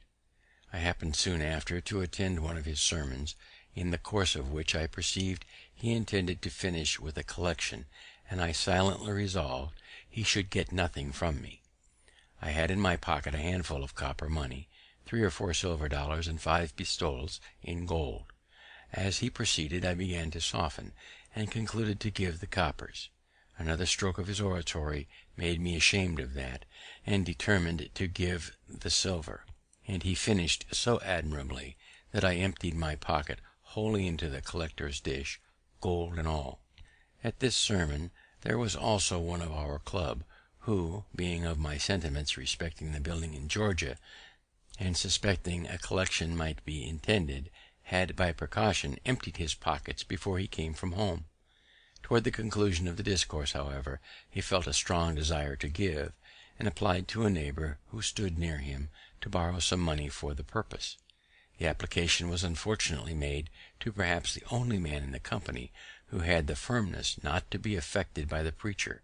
His answer was, "At any other time, friend Hopkinson, I would lend thee freely, but not now, for thee seems to be out of thy right senses." Some of Mr. Whitefield's enemies affected to suppose that he would apply these collections to his own private emolument; but I, who was intimately acquainted with him, being employed in printing his sermons and journals, etc., never had the least suspicion of his integrity, but am to this day decidedly of opinion that he was in all his conduct a perfectly honest man, and methinks my testimony in his favour ought to have the more weight, as we had no religious connection. He used, indeed, sometimes to pray for my conversion, but never had the satisfaction of believing that his prayers were heard. Ours was a mere civil friendship, sincere on both sides, and lasted to his death. The following instance will show something of the terms on which we stood. Upon one of his arrivals from England at Boston, he wrote to me that he should come soon to Philadelphia, but knew not where he could lodge when there, as he understood his old friend and host, Mr. Benezet, was removed to Germantown. My answer was, "You know my house; if you can make shift with its scanty accommodations, you will be most heartily welcome." He replied that if I made the kind offer for Christ's sake, I should not miss of a reward; and I returned, "Don't let me be mistaken; it was not for Christ's sake, but for your sake." One of our common acquaintances jocosely remarked that, knowing it to be the custom of the saints, when they receive any favour, to shift the burden of the obligation from off their shoulders and place it in heaven, I was contrived to fix it on earth. The last time I saw Mr. Whitefield was in London, when he consulted me about his orphan house concern, and his purpose of appropriating to the establishment of a college. He had a loud and clear voice, and articulated his words and sentences so perfectly that he might be heard and understood at a great distance, especially as his auditors, however numerous, observed the most exact silence. He preached one evening from the top of the court house steps, which are in the middle of Market street, and on the west side of Second street, which crosses it at right angles. Both streets were filled with his hearers to a considerable distance. Being amongst the hindmost in Market street, I had the curiosity to learn how far he could be heard by retiring backwards down the street towards the river, and I found his voice distinct until I came near Front street, where some noise in that street obscured it. Imagining then a semicircle of which my distance would be the radius, and that it were filled with auditors, to each of whom I allowed 2 square feet, I computed that he might well be heard by more than 30,000.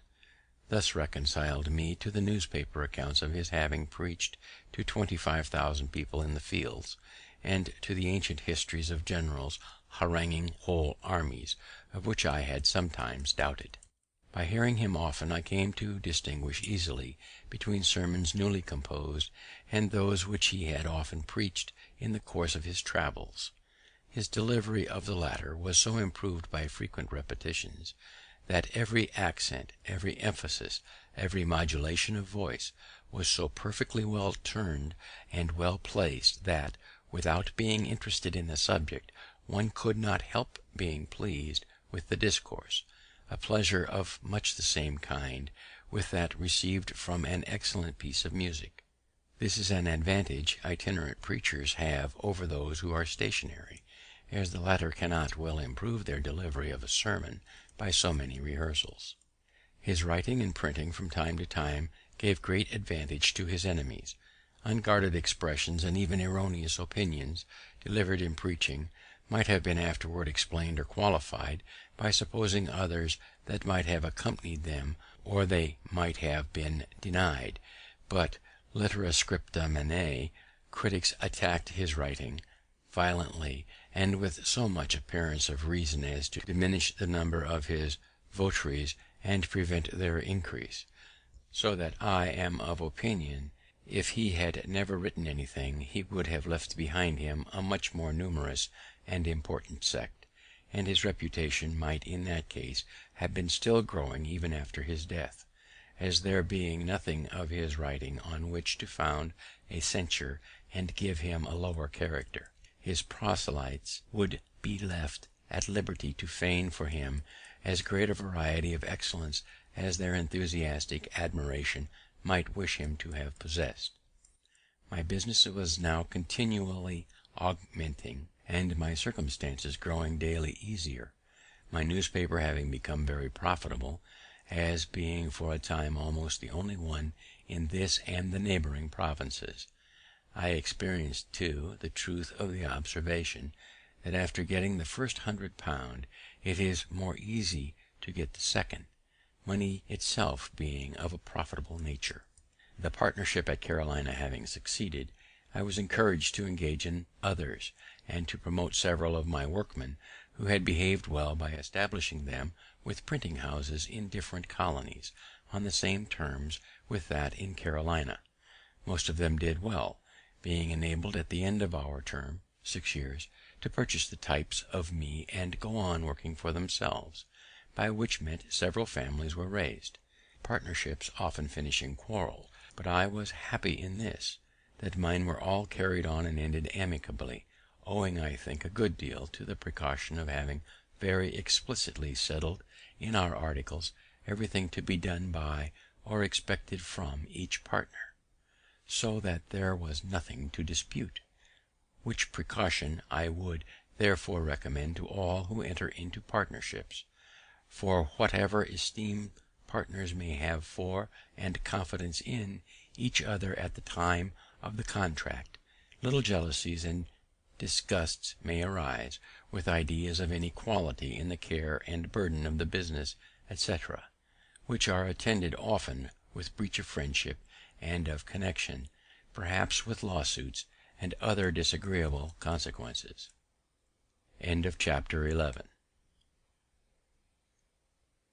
Chapter 12. Defense of the Province. I had on the whole abundant reason to be satisfied with my being established in Pennsylvania.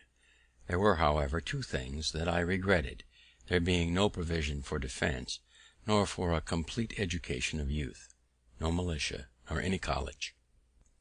I therefore, in 1743, drew up a proposal for establishing an academy, and at that time, thinking the Reverend Mr. Peters, who was out of employ, a fit person to superintend such an institution, I communicated the project to him; but he, having more profitable views in the service of the proprietaries, which succeeded, declined the undertaking, and, not knowing another at that time suitable for such a trust, I let the scheme lie a while dormant. I succeeded better the next year, 1744, in proposing and establishing a philosophical society. The paper I wrote for that purpose will be found among my writings when collected. With respect to defense, Spain having been several years at war against Great Britain, and being at length joined by France, which brought to us great danger, and the laboured and long continued endeavour of our governor, Thomas, to prevail with our Quaker Assembly to pass a militia law and make other provisions for the security of the province, having proved abortive, I determined to try what might be done by a voluntary association of people. To promote this, I first wrote and published a pamphlet entitled Plain Truth.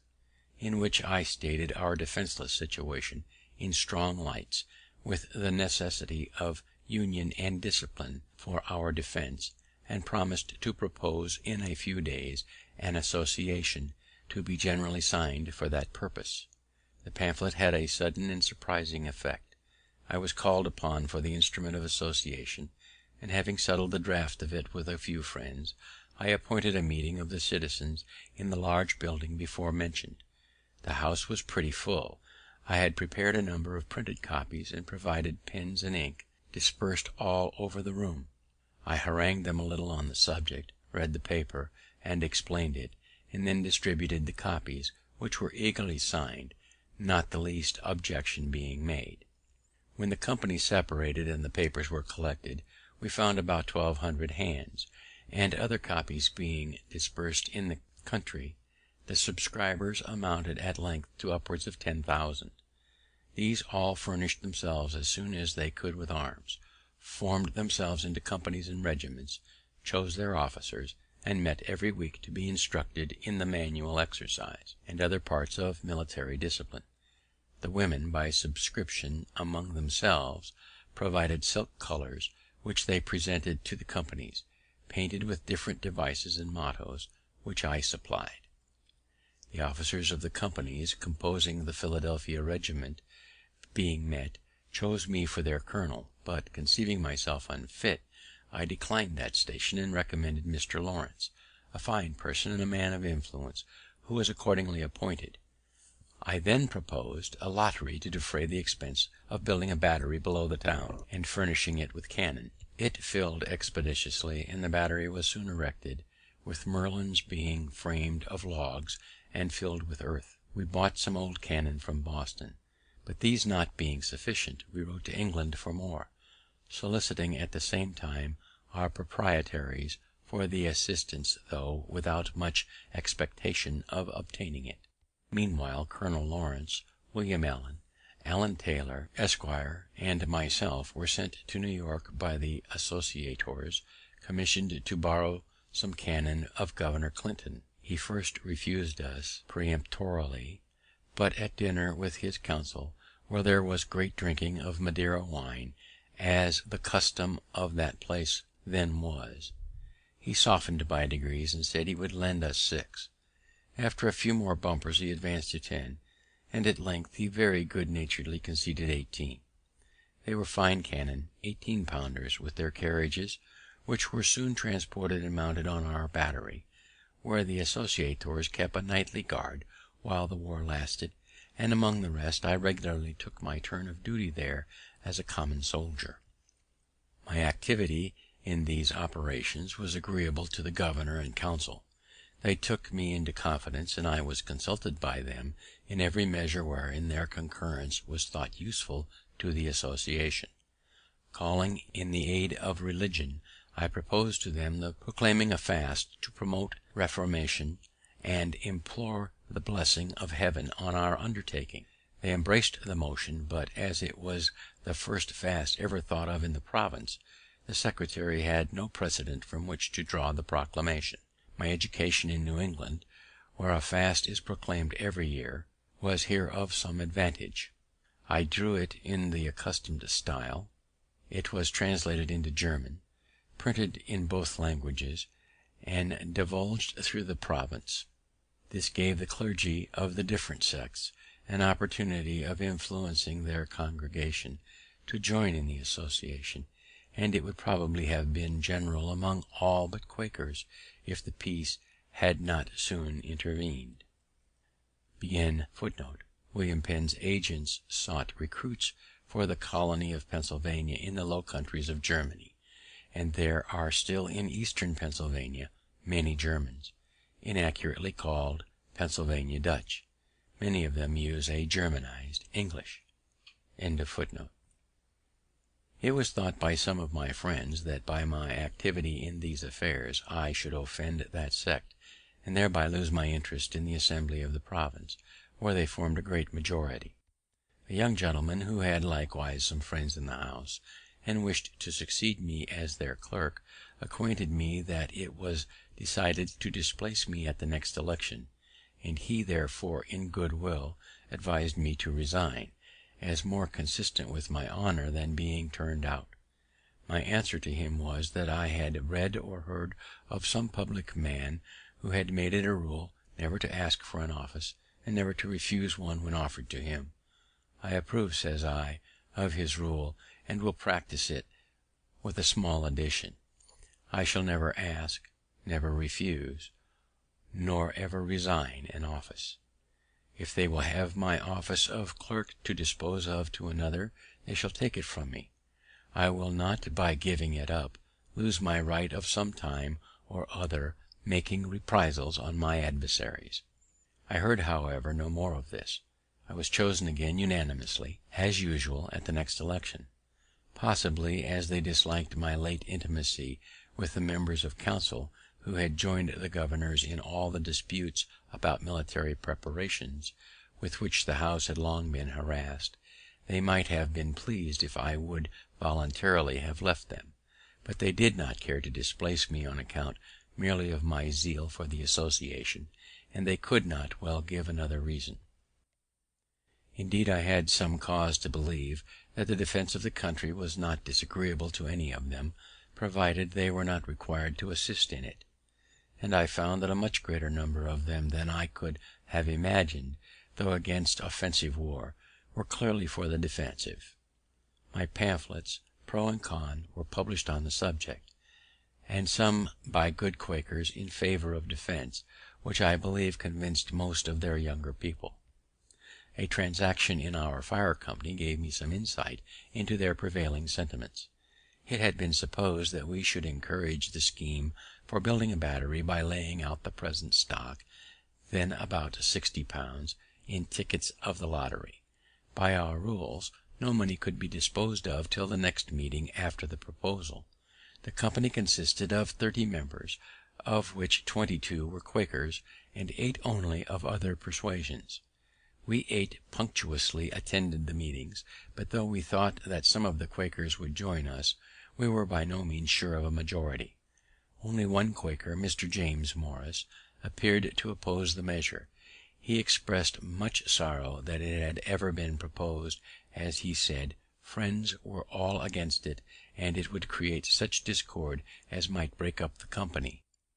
We told him that we saw no reason for that. We were the minority, and if friends were against the measure and outvoted us, we must and should, agreeably to the usage of all societies, submit. When the hour for business arrived, and was moved to put to the vote, he allowed we might then do it by the rules; but as he could assure us that a number of members intended to be present for the purpose of opposing it, it would be but candid to allow a little time for their appearing. While we were disputing this, a waiter came to tell me 2 gentlemen below desired to speak with me. I went down, and found they were 2 of our Quaker members. They told me there were 8 of them assembled at a tavern just by, and that they were determined to come and vote with us if there should be occasion, which they hoped would not be the case, and desired we should not call for their assistance if we could do without it, as their voting for such a measure might embroil them with their elders and friends. Being thus secure of a majority, I went up, and after a little seeming hesitation, agreed to a delay of another hour. This Mr. Morris allowed to be extremely fair. Not one of his opposing friends appeared, at which he expressed great surprise, and at the expiration of the hour we carried the resolution 8 to 1, and as of the 22 Quakers 8 were ready to vote with us, and 13 by their absence manifested that they were not inclined to oppose the measure. I afterward estimated the proportion of Quakers sincerely against defense as 1 to 21 only, for these were all regular members of that society, and in good reputation among them, and had due notice of what was proposed at that meeting. The honourable and learned Mr. Logan, who had always been of that sect, was one who wrote an address to them, declaring his approbation of defensive war, and supporting his opinion by many strong arguments. He put into my hand £60 to be laid out in lottery tickets for the battery, with directions to apply what prize might be drawn wholly to that service. He told me the following anecdote of his old master, William Penn, respecting defense. He came over from England when a young man with that proprietary, and as his secretary. It was war time, and their ship was chased by an armed vessel supposed to be an enemy. Their captain prepared for defense, but told William Penn and his company of Quakers that he did not expect their assistance, and they might retire into the cabin, which they did, except James Logan, who chose to stay upon deck and was quartered to a gun. The supposed enemy proved a friend, and there was no fighting; but when the secretary went down to communicate the intelligence, William Penn rebuked him severely for staying upon deck, and undertaking to assist in defending the vessel, contrary to the principles of friends, especially as it had not been required by the captain. This reproof being before all the company, piqued the secretary, who answered, "I being thy servant, why did thee not order me to come down? But thee was willing enough that I should stay and help to fight the ship when thee thought there was danger." James Logan, 1674 to 1751, came to America with William Penn in 1699, and was the business agent for the Penn family. He bequeathed his valuable library, preserved at his county seat, Centon, to the city of Philadelphia. My being many years in the Assembly, the majority of which were constantly Quakers, gave me frequent opportunities of seeing the embarrassment given them by their principle against war. Whenever application was made to them, by order of the Crown, to grant aids for military purposes, they were unwilling to offend government on the one hand, by a direct refusal, and their friends, the body of the Quakers, on the other, by compliance contrary to their principles. Hence a variety of evasions to avoid complying, and modes of disguising the compliance when it became unavoidable.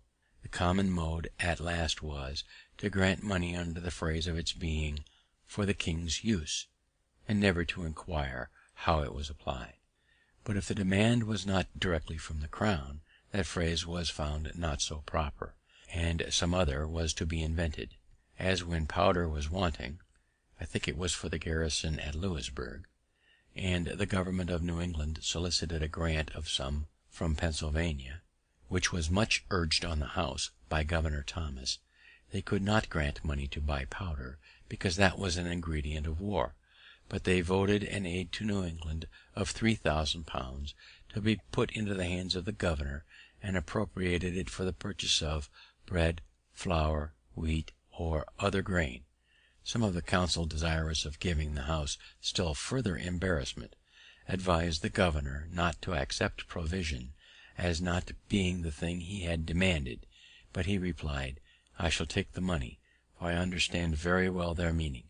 Other grain is gunpowder," which he accordingly bought, and they never objected to it.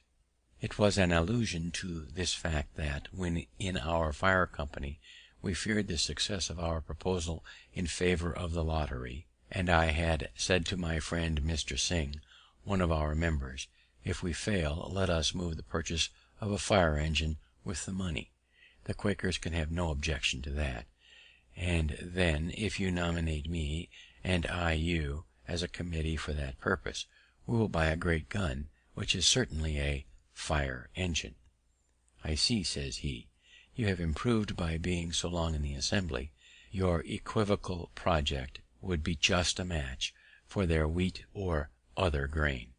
These embarrassments that the Quakers suffered from having established and published it as one of their principles that no kind of war was lawful, and which being once published they could not afterwards, however they might change their mind, easily get rid of, reminds me of what I think a more prudent conduct in another sect among us, that of the Dunkers. I was acquainted with one of its founders, Michael Welfare, soon after it appeared. He complained to me that they were grievously calumniated by the zealots of other persuasions, and charged with the abominable principles and practices to which they were utter strangers. I told him this had always been the case with new sects, and that to put a stop to such abuse I imagined it might be well to publish the articles of their belief, and the rules of their discipline. He said it had been proposed among them, but not agreed to for this reason: when we were first drawn together as a society, he said, it had pleased God to enlighten our minds so far as to see some doctrines which we once esteemed truths were errors, and that others, which we had esteemed errors, were real truths. From time to time he has been pleased to afford us further light, and our principles have been improving and our errors diminishing. Now we are not sure that we are arrived at the end of this progression, and at the perfection of spiritual or theological knowledge, and we fear that, if we should once print our confession of faith, we should feel ourselves as if bound and confirmed by it, and perhaps be unwilling to receive further improvement, and our successors still more so, as conceiving what we their elders and founders have done, to be something sacred, never to be departed from. This modesty in a sect is perhaps a singular instance in the history of mankind. Every other sect, supposing itself in possession of all truth, and that those who differ are so far in the wrong, like a man travelling in foggy weather, those at some distance before him on the road he sees wrapped up in the fog, as well as those behind him, and also the people in the fields on each side, but near him all appears clear, though in truth he is as much in the fog as any of them. To avoid this kind of embarrassment, the Quakers have of late years been gradually declining the public service in the Assembly and in the magistracy, choosing rather to quit their power than their principle. In order of time, I should have mentioned before that, having in 1742 invented an open stove for the better warming of rooms, and at the same time saving fuel, as the fresh air admitted was warmed in entering, I made a present of the model to Mr. Robert Grace, one of my early friends, who, having an iron furnace, found the casting of the plates for these stoves a profitable thing, as they were growing in demand. To promote that demand, I wrote and published a pamphlet entitled An Account of the New Invented Pennsylvania Fireplaces, wherein their construction and manner of operation is particularly explained, their advantages above every other method of warming rooms demonstrated, and all objections that have been raised against the use of them answered and obviated, etc. This pamphlet had a good effect. Governor Thomas was so pleased with the construction of this stove, as described in it, that he offered to give me a patent for the sole vending of them for a term of years, but I declined it from a principle which has ever weighed with me on such occasions, viz., that as we enjoy great advantages from the inventions of others, we should be glad of an opportunity to serve others by any invention of ours, and thus we should do freely and generously. The Franklin stove is still in use. Warwick Furnace, Chester County, Pennsylvania, across the Schuylkill River from Potsdam. An ironmonger in London, however, assumed a good deal of my pamphlet, and working it up into his own, and making some small changes in the machine, which rather hurt its operation, got a patent for it there, and made, as I was told, a little fortune by it. And this is not the only instance of patents taken out for my inventions by others, though not always with the same success, which I never contested, as having no desire of profiting by patents myself, and hating disputes. The use of these fireplaces in very many houses, both of this and the neighbouring colonies, has been and is a great saving of wood to the inhabitants. Chapter 13. Public Services and Duties, 1749 to 1753. Peace being concluded, and the association business therefore at an end, I turned my thoughts again to the affair of establishing an academy. The first step I took was to associate in the design of a number of active friends, to whom the junto furnished a good part. The next was to write and publish a pamphlet entitled Proposals relating to the Education of Youth in Pennsylvania. This I distributed among the principal inhabitants gratis, and as soon as I could suppose their minds a little prepared by the perusal of it, I set on foot a subscription for opening and supporting an academy. It was to be paid in quotas yearly for 5 years. By so dividing it, I judged the subscription might be larger, and I believe it was so, amounting to no less, if I remember right, than £5,000. In the introduction to these proposals I stated their publication, not as an act of mine, but of some public spirited gentleman, avoiding as much as I could, according to my usual rule, the presenting myself to the public as the author of any scheme for their benefit. The subscribers, to carry the project into immediate execution, chose out of their numbers 24 trustees, and appointed Mr. Francis, then Attorney General, and myself to draw up constitutions for the government of the Academy, which being done and signed, a house was hired, masters engaged, and the schools opened, I think, in the same year, 1749. Trench Francis, uncle of Sir Philip Francis, emigrated from England to Maryland to become attorney for Lord Baltimore. He removed to Philadelphia, and was Attorney General of Pennsylvania from 1741 to 1755. He died in Philadelphia, August 16th, 1758. The scholars increasing fast, the house was soon found too small, and we were looking out for a piece of ground, properly situated, with intention to build, when Providence drew to our way a large house already built, which, with a few alterations, might well serve our purpose. This was the building before mentioned, erected by the hearers of Mr. Whitefield, and was obtained for us in the following manner.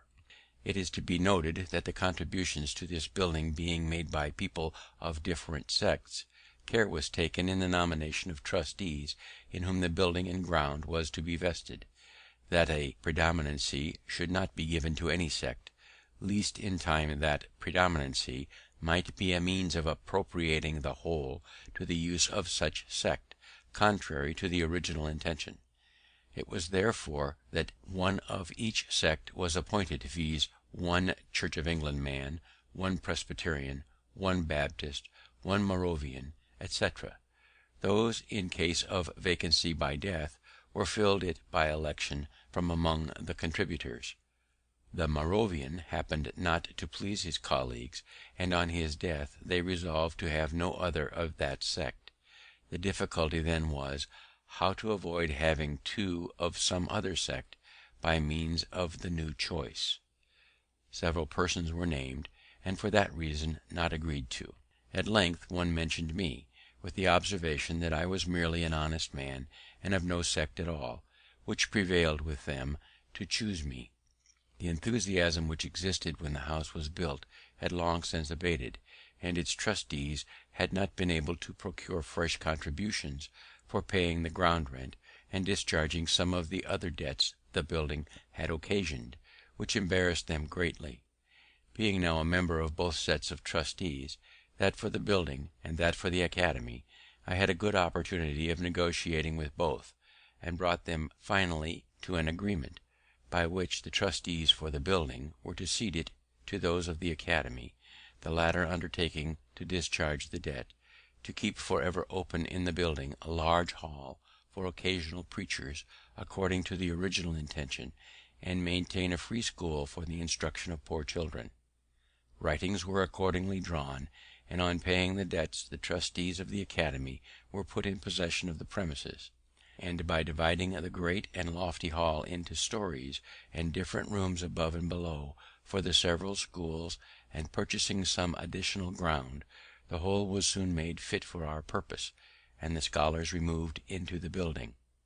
The care and trouble of agreeing with the workmen, purchasing materials, and superintending the work, fell upon me, and I went through it the more cheerfully, as it did not then interfere with my private business, having the year before taken a very able, industrious, and honest partner, Mr. David Hall, with whose character I was well acquainted, as he had worked for me 4 years.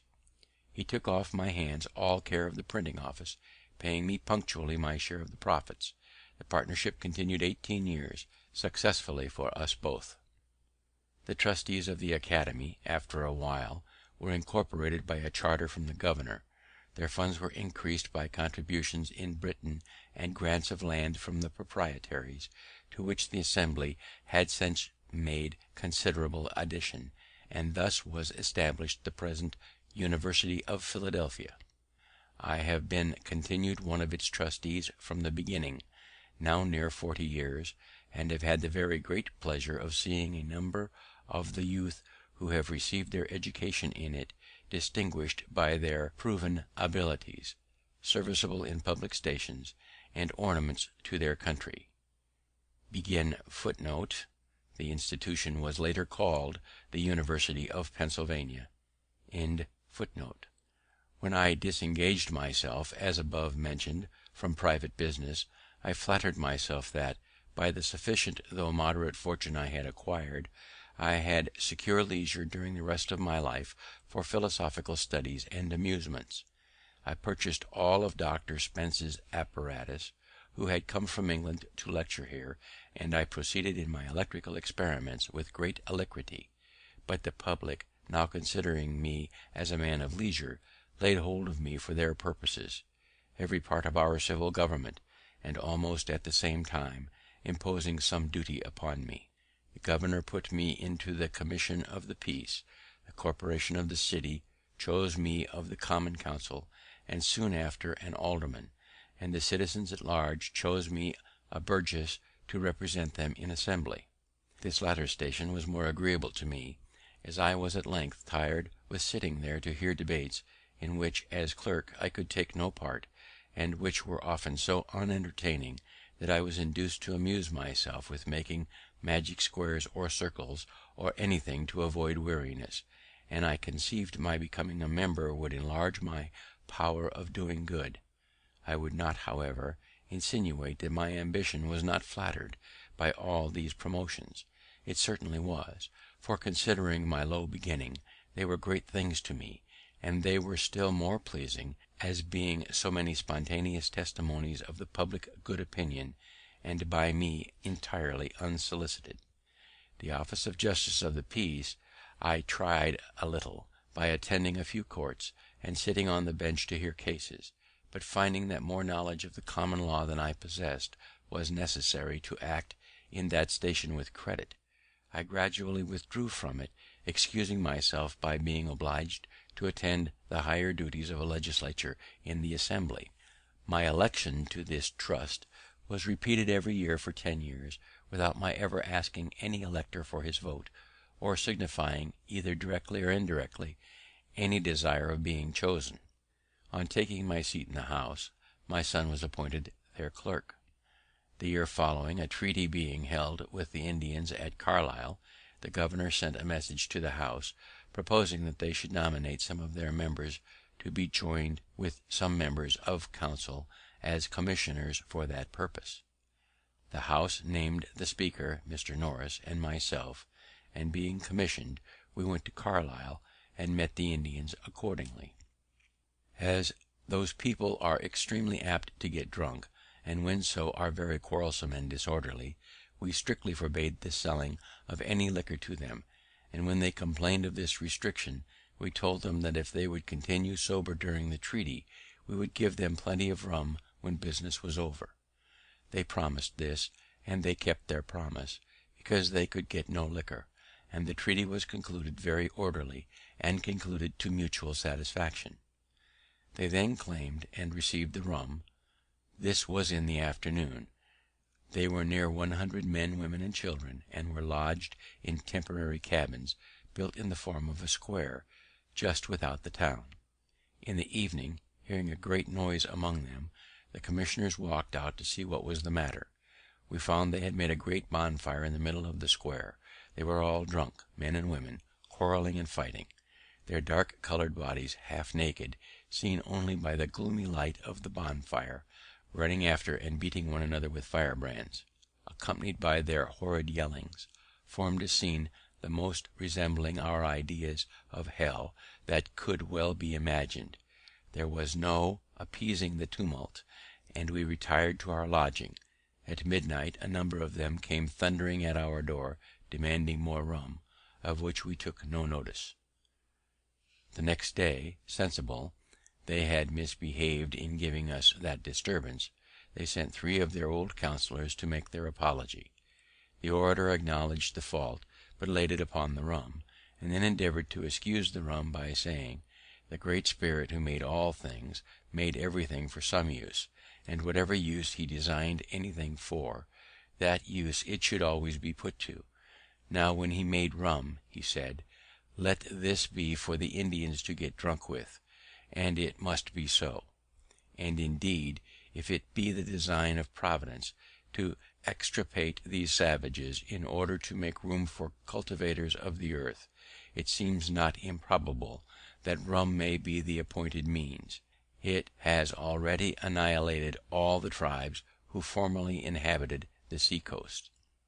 In 1751, Dr. Thomas Bond, a particular friend of mine, conceived the idea of establishing a hospital in Philadelphia, a very beneficent design, which has been ascribed to me, but was originally his, for the reception and cure of poor sick persons, whether inhabitants of the province or strangers.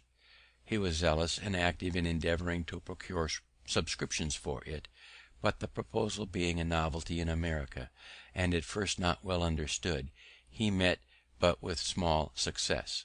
At length he came to me with the complaint that he found there was no such thing as carrying a public spirited project through without my being concerned in it. For, says he, I am often asked by those to whom I propose subscribing, have you consulted Franklin upon this business, and what does he think of it? And when I tell them that I have not, supposing it rather out of your line, they do not subscribe, but say they will consider of it. I inquire into the nature and probable utility of his scheme, and received from him a very satisfactory explanation. I not only subscribed to it myself, but engaged heartily in the design of procuring subscriptions from others. Previously, however, to the solicitation, I endeavoured to prepare the minds of the people by writing on the subject in the newspapers, which was my usual custom in such cases, but which he had omitted. The subscriptions afterward were more free and generous, but beginning to flag. I saw they would be insufficient without some assistance from the Assembly, and therefore proposed to petition for it, which was done. The country members did not at first relish the project.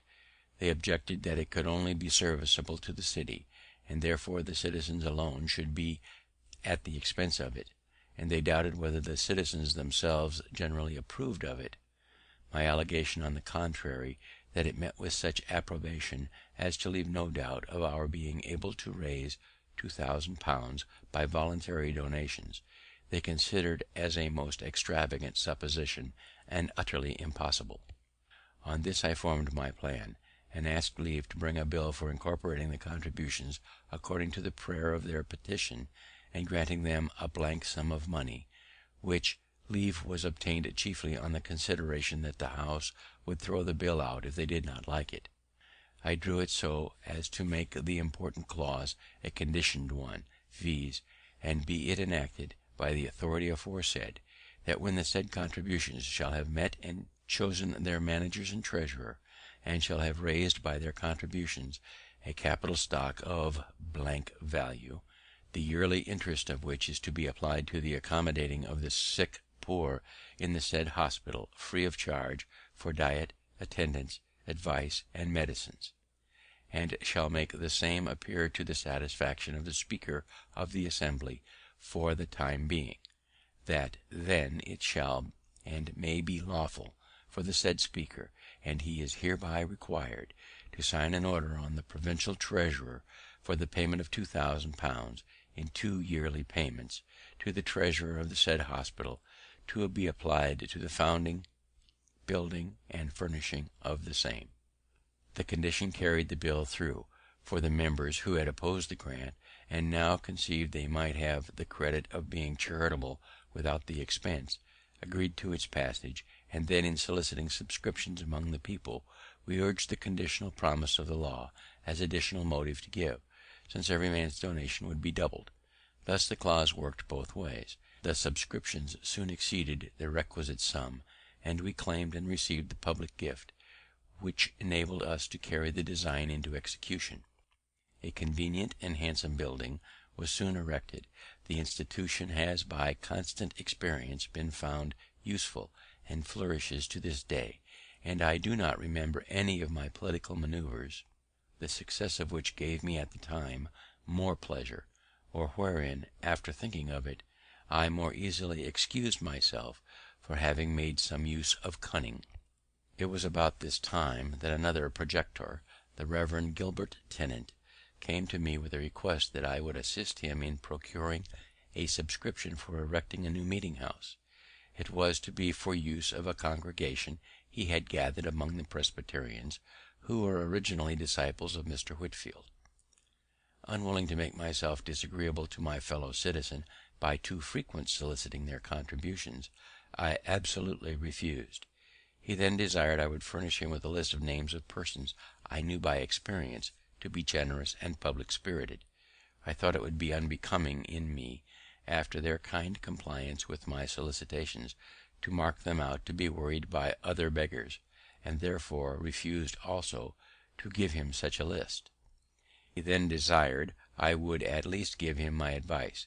"That I will readily do," said I, "and in the first place I advise you to apply to all those whom you know will give something; next, to those whom you are uncertain whether they will give anything or not, and show them the list of those who have given; and, lastly, do not neglect those who you are sure will give nothing, for in some of them you may be mistaken."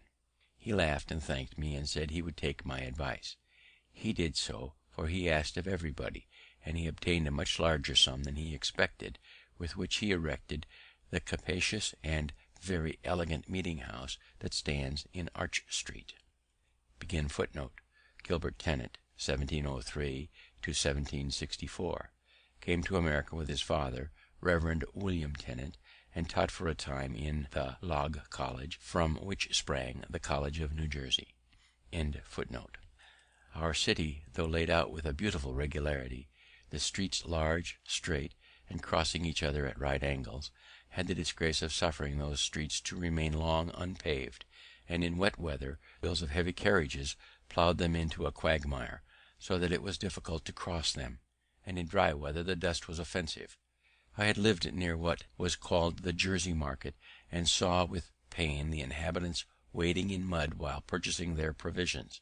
A strip of ground down the middle of that market was at least paved with brick, so that, being once in the market, they had firm footing, but were often over shoes in dirt to get there. By talking and writing on the subject, I was at length instrumental in getting the street paved with some stone between the market and the bricked foot pavement that was on each side next to the houses. This for some time gave an easy access to the market, dry shod; but the rest of the street not being paved, whenever a carriage came out of the mud upon the pavement, it shook off and left its dirt upon it, and it was soon covered with mire, which was not removed, the city as yet having no scavengers. After some inquiry, I found a poor industrious man who was willing to undertake keeping the pavement clean by sweeping it twice a week, carrying off the dirt from before all the neighbours' doors for the sum of 6d. per month, to be paid by each house. I then wrote and printed a paper setting forth the advantages to the neighbourhood that might be obtained by this small expense: the greater ease in keeping our houses clean, so much dirt not being brought in by people's feet; the benefit of the shops by more custom, etc., etc., as buyers could more easily get at them, and by not having, in windy weather, the dust blown in upon their goods, etc., etc. I sent one of these papers to each house, and in a day or two went round to see who would subscribe an agreement to pay these 6d.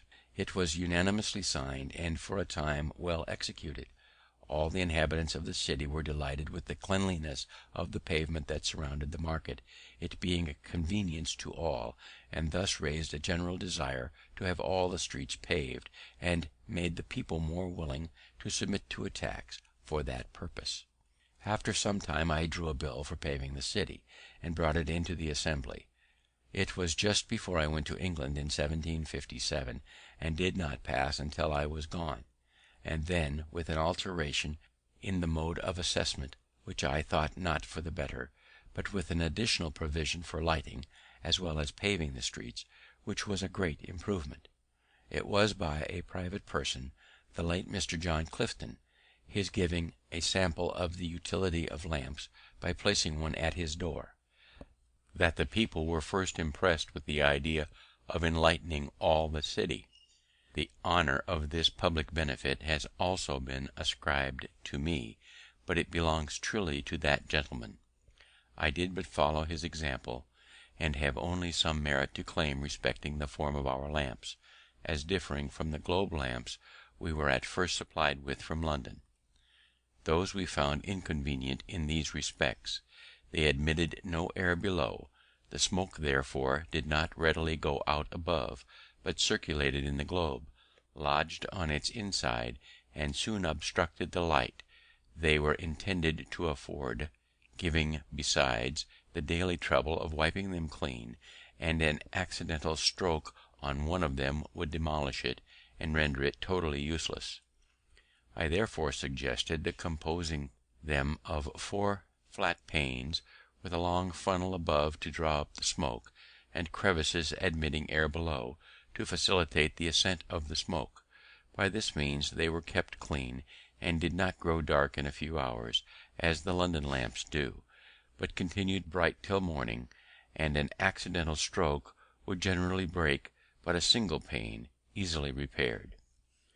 I have sometimes wondered that the Londoners did not, from the effect holes in the bottom of the globe lamps used at Vauxhall, have, in keeping them clean, learned to have such holes in their street lamps; but these holes being made for another purpose, viz., to communicate flame more suddenly to the wick by a little flax hanging down through them, the other use, of letting in air, seems not to have been thought of, and therefore, after the lamps had been lit a few hours, the streets of London were very poorly illuminated.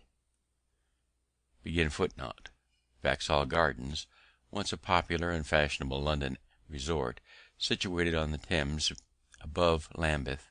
The gardens were closed in 1859, but they will always be remembered because of Sir Roger de Coverley's visit to them in the Spectator, and from the description in Smollett's Humphrey Clinker and Thackeray's Vanity Fair.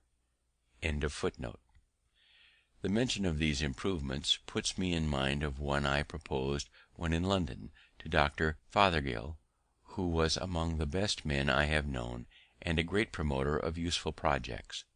I had observed that the streets, when dry, were never swept, and the light dust carried away, but it was suffered to accumulate till the wet weather reduced it to mud, and then, after lying some days so deep on the pavement that there was no crossing but in paths kept clear by poor people with brooms, it was with great labour raked together and thrown up into carts open above, the sides of which suffered some of the slush at every jolt on the pavement to shake out and fall, sometimes to the annoyance of foot passengers.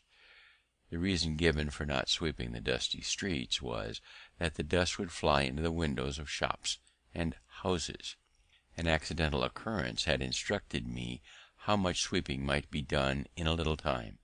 I found at my door in Craven Street one morning a poor woman sweeping my pavement with a birch broom. She appeared very pale and feeble, and just come out of a fit of sickness. I asked who employed her to sweep there. She said, "Nobody, but I am very poor and in distress, and I sweeps before gentlefolks' doors, and hopes they will give me something." I bid her sweep the whole street clean, and I would give her a shilling. This was at 9 o'clock. At 12 she came for the shilling. From the slowness I saw at first in her working, I could scarce believe that the work was done so soon, and sent my servant to examine it, who reported that the whole street was swept perfectly clean, and all the dust placed in the gutter, which was in the middle, and the next rain washed it quite away, so that the pavement and even the kennel were perfectly clean. I then judged that, if that feeble woman could sweep such a street in 3 hours, a strong active man might have done it in half the time. And here let me remark the convenience of having but one gutter in such a narrow street running down its middle, instead of two, one on each side, near the footway; for where all the rain that falls on a street runs from the sides and meets in the middle, it forms there a current strong enough to wash away all the mud it meets with. But when divided into two channels, it is often too weak to cleanse either, and only makes the mud it finds more fluid, so that the wheels of carriages and feet of horses throw and dash it upon the foot pavement, which is thereby rendered foul and slippery, and sometimes splash it upon those who are walking. My proposal, communicated to the good doctor, was as follows: for the more effectual cleaning and keeping clean the streets of London and Westminster, it is proposed that the several watchmen be contracted with to have the dust swept up in dry seasons, and the mud raked up at other times, each in their several streets and lanes of his round; that they be furnished with brooms and other proper instruments for these purposes, to be kept at their respective stands, ready to furnish the poor people they may employ in the service; that in the dry summer months the dust will all be swept up into heaps at proper distances before the shops and windows of houses are usually opened, when the scavengers with close covered carts shall also carry it away; that the mud, when raked up, be not left in heaps to be spread abroad again by the wheels of carriages and trampling of horses, but that the scavengers be provided with bodies of carts, not placed high upon wheels, but low upon sliders, with lattice bottoms, which, being covered with straw, will retain the mud thrown into them, and permit the water to drain from it. Thereby it will become much lighter, water making the greatest part of its weight; and these bodies of carts to be placed at convenient distances, and the mud brought to them in wheelbarrows, by remaining there placed till the mud is drained, and the horses brought to draw them away. I have since had doubts of the practicability of the latter part of this proposal, on account of the narrowness of some streets, and the difficulty of placing the draining sleds so as not to encumber too much of the passage; but I am still of opinion that the former, requiring the dust to be swept up and carried away before the shops are open, is very practicable in the summer, when the days are long; for in walking through the Strand and Fleet Street one morning at 7 o'clock, I observed there was not one shop open, though it had been daylight and the sun up above 3 hours. The inhabitants of London, choosing voluntarily to live much by candlelight and sleep by sunshine, and yet often complain, a little absurdly, of the duty on candles and the high price of tallow. Some may think these trifling matters not worth minding or relating; but when they consider that though dust blown into the eyes of a single person, or into a single shop on a windy day, is but of small importance, yet the greater number of the instances in a populous city, and its frequent repetitions, give it weight and consequence, perhaps they will not censure very severely those who bestow some attention to affairs of this seemingly low nature.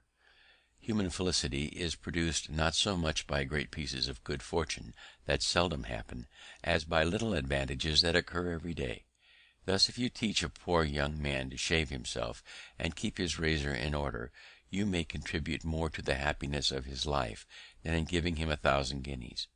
The money may be soon spent, the regret only remaining of having foolishly consumed it; but in the other case he escapes the frequent vexation of waiting for barbers, and of their sometimes dirty fingers, offensive breaths, and dull razors.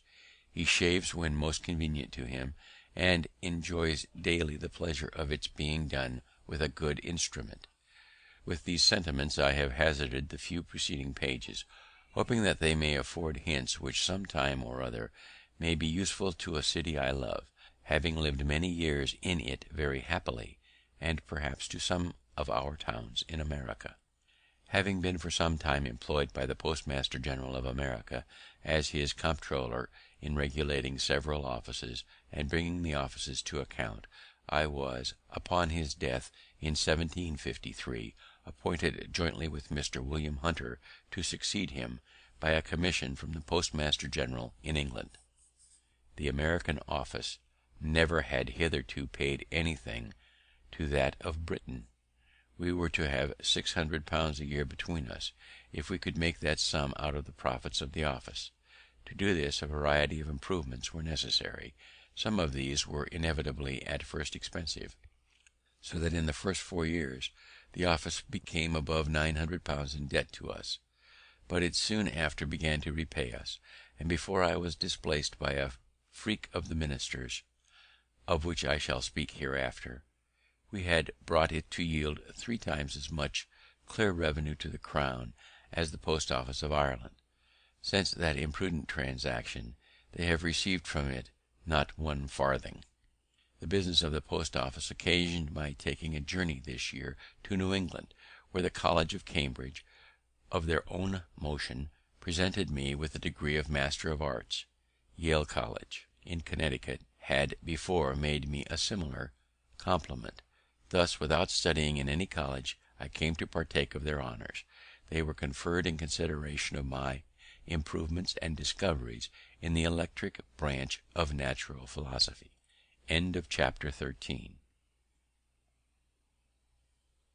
Chapter 14. Albany Plan of Union. In 1754, war with France being again apprehended, a Congress of Commissioners from the different colonies was, by an order of the Lords of Trade, to be assembled at Albany, there to confer with the chiefs of the 6 nations concerning the means of defending both their country and ours. Governor Hamilton, having received this order, acquainted the House with it, requested they should furnish proper presents for the Indians to be given on this occasion, and naming the Speaker, Mr. Norris, and myself to join Mr. Thomas Penn and Mr. Secretary Peters as commissioners to act for Pennsylvania. The House approved the nomination and provided the goods for the present, and though they did not much like treating out of the provinces, and we met the other commissioners at Albany about the middle of June. In our way thither, I projected and drew a plan for the union of all the colonies under one government, so far as might be necessary for defense, and other important general purposes. As we passed through New York, I had there shown my project to Mr. James Alexander and Mr. Kennedy, 2 gentlemen of great knowledge in public affairs, and being fortified by their approbation, I ventured to lay it before the Congress. It then appeared that several of the commissioners had formed plans of the same kind. A previous question was first taken, whether a union should be established, which passed in the affirmative unanimously. A committee was then appointed, 1 member from each colony, to consider the several plans and report. Mine happened to be preferred, and with a few amendments was accordingly reported. By this plan the general government was to be administered by a president general, appointed and supported by the crown, and a grand council was to be chosen by the representatives of the people of the several colonies, met in their respective assemblies. The debates upon it in Congress went on daily, hand in hand with the Indian business. Many objections and difficulties were started, but at length they were all overcome, and the plan was unanimously agreed to, and copies ordered to be transmitted to the Board of Trade and to the assemblies of the several provinces. Its fate was singular. The assemblies did not adopt it, as they all thought there was too much prerogative in it, and in England it was judged to have too much of the democratic.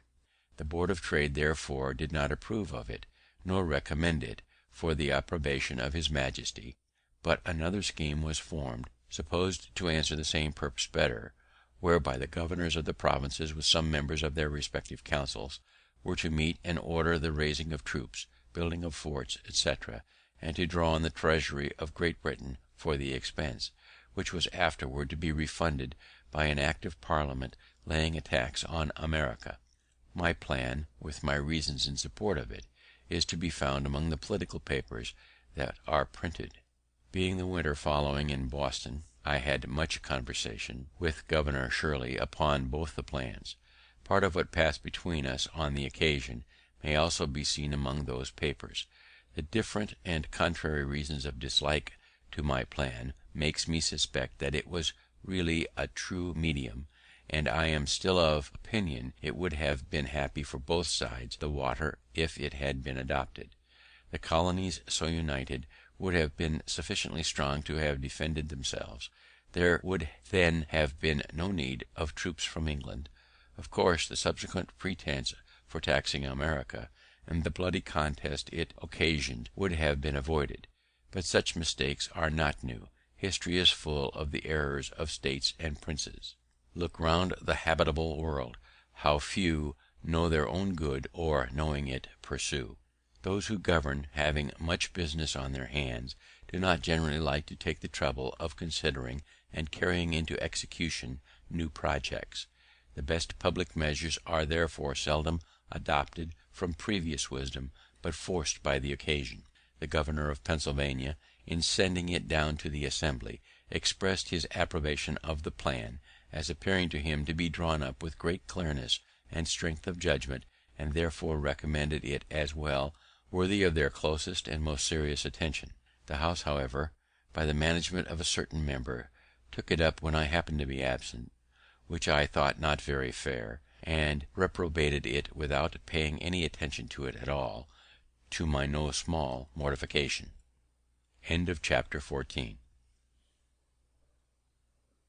Chapter 15. Quarrels with the proprietary governors. In my journey to Boston this year, I met at New York with our new governor, Mr. Morris, just arrived there from England, with whom I had been before intimately acquainted.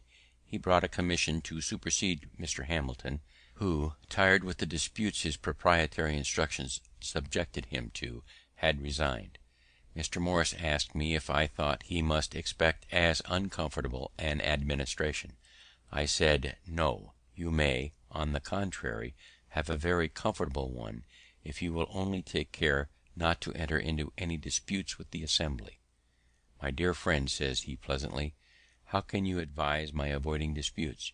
You know I love disputing. It is one of my greatest pleasures. However, to show the regard I have for your counsel, I promise you I will, if possible, avoid them. He had some reason for loving to dispute, being eloquent, an accurate sophister, and therefore generally successful in argumentative conversation.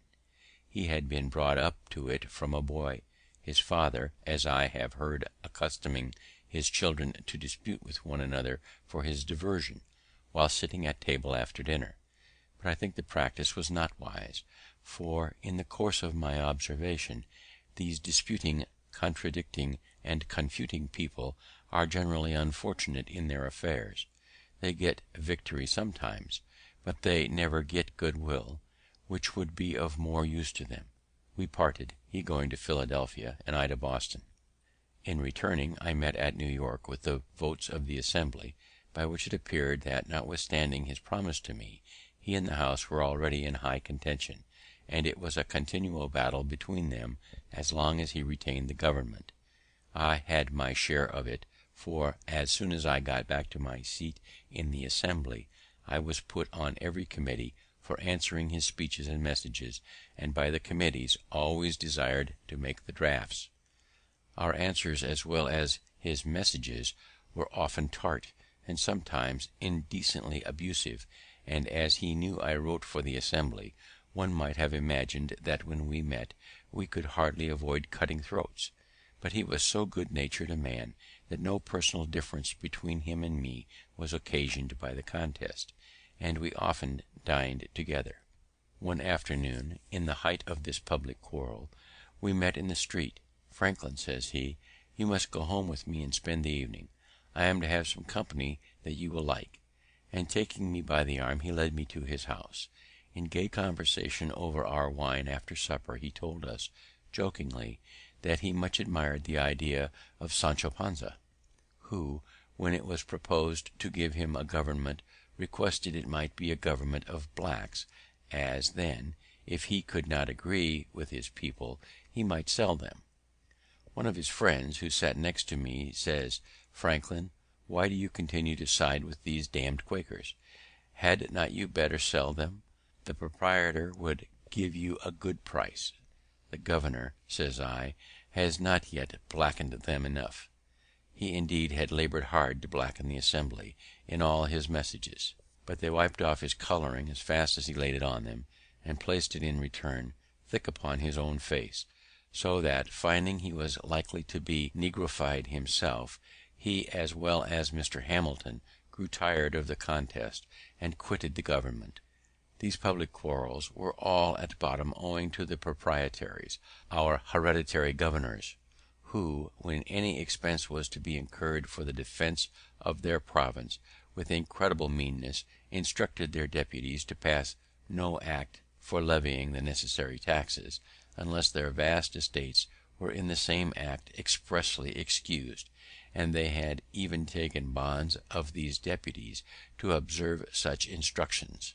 The assemblies for 3 years held out against this injustice, though constrained to bend at last.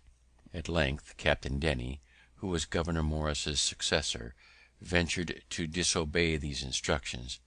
How that was brought about I shall show hereafter. But I am got forward too fast with my story. There are still some transactions to be mentioned that happened during the administration of Governor Morris. War being in a manner commenced with France, the government of Massachusetts Bay projected an attack upon Crown Point, and sent Mr. Quincy to Pennsylvania, and Mr. Pownall, afterward Governor Pownall, to New York to solicit assistance. As I was in the Assembly, knew its temper, and was Mr. Quincy's countryman, he applied to me for my influence and assistance. I dictated his address to them, which was well received. They voted an aid of £10,000 to be laid out in provisions; but the governor refusing this assent to their bill, which included this with other sums granted for the use of the crown, unless a clause were inserted exempting the proprietary estate from bearing any part of the tax that would be necessary, the Assembly, though very desirous of making their grant to New England effectual, were at a loss how to accomplish it. Mr. Quincy laboured hard with the governor to obtain his assent, but he was obstinate. I then suggested a method of doing the business without the governor, by order of the trustees of the loan office, which by law the Assembly had the right of drawing. There was indeed little or no money at that time in the office, and therefore I proposed that the orders should be payable in a year, and to bear an interest of 5 per cent. With these orders I supposed the provisions might easily be purchased. The Assembly, with very little hesitation, adopted the proposal. The orders were immediately printed, and I was one of the committee directed to sign and dispose of them. The funds for paying them was the interest of all the paper currency then extant in the province upon loan, together with the revenue arising from the excise, which being known to be more than sufficient, they obtained instant credit, and were not only received in payment for the provisions, but many moneyed people who had cash lying by them vested in those orders, which they found advantageous, as they bore interest while upon hand, and might on any occasion be used as money, so that they were eagerly all bought up, and in a few weeks none of them were to be seen.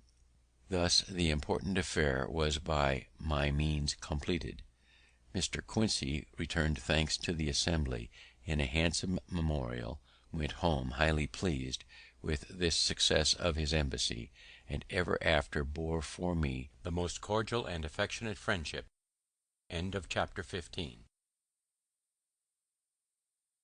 Chapter 16. Braddock's expedition. The British government, not choosing to permit the union of the colonies as proposed at Albany, and to trust that union with their defense, lest they should thereby grow too military and feel their own strength, suspicions and jealousies at this time being entertained of them, sent over General Braddock with 2 regiments of regular English troops for that purpose. He landed at Alexandria in Virginia, and thence marched to Fredericktown in Maryland, where he halted for carriages. Our Assembly, apprehending from some information that he had conceived violent prejudices against them, as averse to the service, wished me to wait upon him, as from them, but as postmaster general, under the guise of proposing to settle with him the mode of conducting with most celerity and certainty the dispatches between him and the government of the several provinces, with whom he must necessarily have continual correspondence, and of which they proposed to pay the expense. My son accompanied me on this journey. We found the general at Fredericktown, waiting impatiently for the return of those he had sent through the back parts of Maryland and Virginia to collect waggons. I stayed with him several days, dined with him daily, and had full opportunity of removing all his prejudices by the information of what the Assembly had before his arrival actually done, and were still willing to do, to facilitate his operations. When I was about to depart, the returns of waggons to be obtained were brought in, by which it appeared that they amounted only to 25, and not all of those were in serviceable condition. The general and all the officers were surprised, declared the expedition was then at an end, being impossible, and exclaimed against the ministers for ignorantly landing them in a country destitute of the means of conveying their stores, baggage, etc., not less than 150 waggons being necessary. I happened to say I thought it was pity they had not been landed rather in Pennsylvania, as in that country almost every farmer had his waggon. The general eagerly laid hold of my words, and said, "Then you, sir, who are a man of interest there, can probably procure them for us, and I beg you will undertake it." I asked what terms were to be offered the owners of the waggons, and I was desired to put on paper the terms that appeared to me necessary. This I did, and they were agreed to, and a commission and instructions accordingly prepared immediately.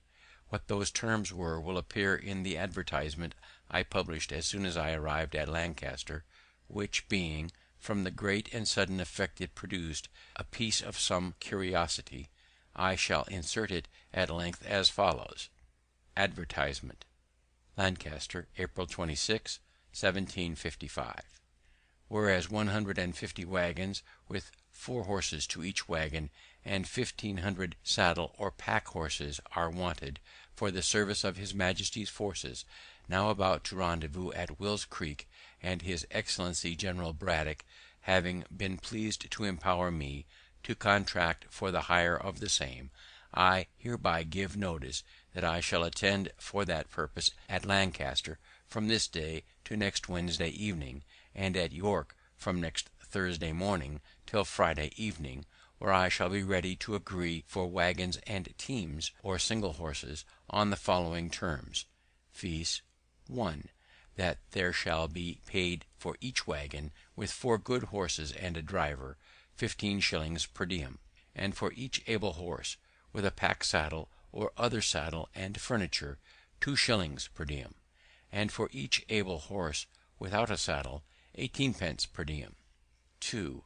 That the pay commence from the time of their joining the forces at Will's Creek, which must be on or before the 29th of May ensuing, and that a reasonable allowance be paid over and above for the time necessary for their travelling to Will's Creek and home again after their discharge. 3. Each waggon and team, and every saddle or pack horse, is to be valued by indifferent persons, chosen between me and the owner, and in case of the loss of any waggons, team, or other horse in the service, the price accordingly to such valuation is to be allowed and paid. 4. 7 days' pay is to be advanced and paid in hand by me to the owner of each waggon and team, or horse, at the time of contracting, if required, and the remainder to be paid by General Braddock, or by the paymaster of the army, at the time of their discharge, or from time to time as it shall be demanded. 5. No drivers of waggons, or persons taking care of the hired horses, are on any account to be called upon to do the duty of soldiers, or to be otherwise employed than in conducting or taking care of their carriages or horses. 6. All oats, Indian corn, or other forage that waggons or horses bring to the camp, more than is necessary for the subsistence of the horses is to be taken for the use of the army, and a reasonable price paid for the same. Note: my son, William Franklin, is empowered to enter into like contracts with any person in Cumberland county. B. Franklin. To the inhabitants of the counties of Lancaster, York, and Cumberland, friends and countrymen, being occasionally at the camp of Frederick a few days since, I found the general and officers extremely exasperated on account of their not being supplied with horses and carriages, which had been expected from this province, as most able to furnish them. But, through the dissensions between our governor and assembly, money had not been provided, nor any steps taken for that purpose. It was proposed to send an armed force immediately into these counties, to seize as many of the best carriages and horses as should be wanted, and compel as many persons into the service as would be necessary to drive and take care of them. I apprehended that the progress of British soldiers through these counties on such an occasion, especially considering the temper they are in, and their resentment against us, would be attended with many and great inconveniences to the inhabitants, and therefore more willingly took the trouble of trying first what might be done by fair and equitable means. The people of these back countries have lately complained to the Assembly that a sufficient currency was wanting. You have an opportunity of receiving and dividing among you a very considerable sum, for if the service of this expedition should continue, as it is more than probable it will, for 120 days, the hire of these wagons and horses will amount to upward of 30,000 pounds, which will be paid to you in silver and gold of the king's money. The service will be light and easy, for the army will scarce march above 12 miles per day, and the wagons and baggage horses, as they carry those things that are absolutely necessary for the welfare of the army, must march with the army, and no faster, and are, for the army's sake, always placed where they can be most secure, whether in a march or in a camp. If you are really, as I believe you are, good and loyal subjects to his majesty, you may now do a most acceptable service, and make it easy for yourselves, for 3 or 4 of such as cannot separately spare from the business of their plantations a wagon and 4 horses and a driver, may do it together, one furnishing the wagon, another 1 or 2 horses, and another the driver, and divide the pay proportionally between you. But if you do not this service to your king and country voluntarily, when such good pay and reasonable terms are offered you, your loyalty will be strongly suspected. The king's business must be done. So many brave troops, come so far for your defense, must not stand idle through your backwardness to do what may be reasonably expected from you. Wagons and horses must be had. Violent measures will probably be used, and you will be left to seek for recompense where you can find it, and your case, perhaps, be little pitied or regarded. I have no particular interest in this affair, as except the satisfaction of endeavouring to do good.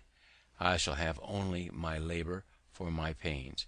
If this method of obtaining the wagons and horses is not likely to succeed, I am obliged to send word to the general in 14 days, and I suppose Sir John St. Clair, the hussar, with a body of soldiers, will immediately enter the province for the purpose, which I shall be sorry to hear, because I am very sincerely and truly your friend and well-wisher, B. Franklin. I received of the general about 800 pounds, to be disbursed in advance money to the wagon owners, etc. But the sum being insufficient, I advanced upward of 200 pounds more, and in 2 weeks the 150 wagons with 259 carriage horses were on the march for the camp. The advertisement promised payment according to the valuation, in case any wagon or horse should be lost. The owners, however, alleging they did not know General Braddock, or what dependence might be had on his promise, insisted on my bond for the performance, which I accordingly gave them.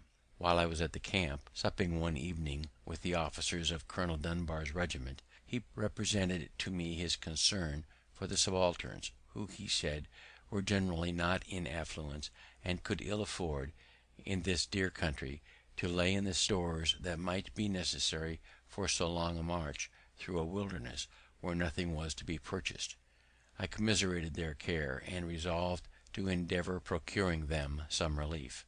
I said nothing, however, to him of my intention, but wrote the next morning to the committee of the Assembly, who had the disposition of some public money, warmly recommending the case of these officers to their consideration, and proposing that a present should be sent them of necessaries and refreshments.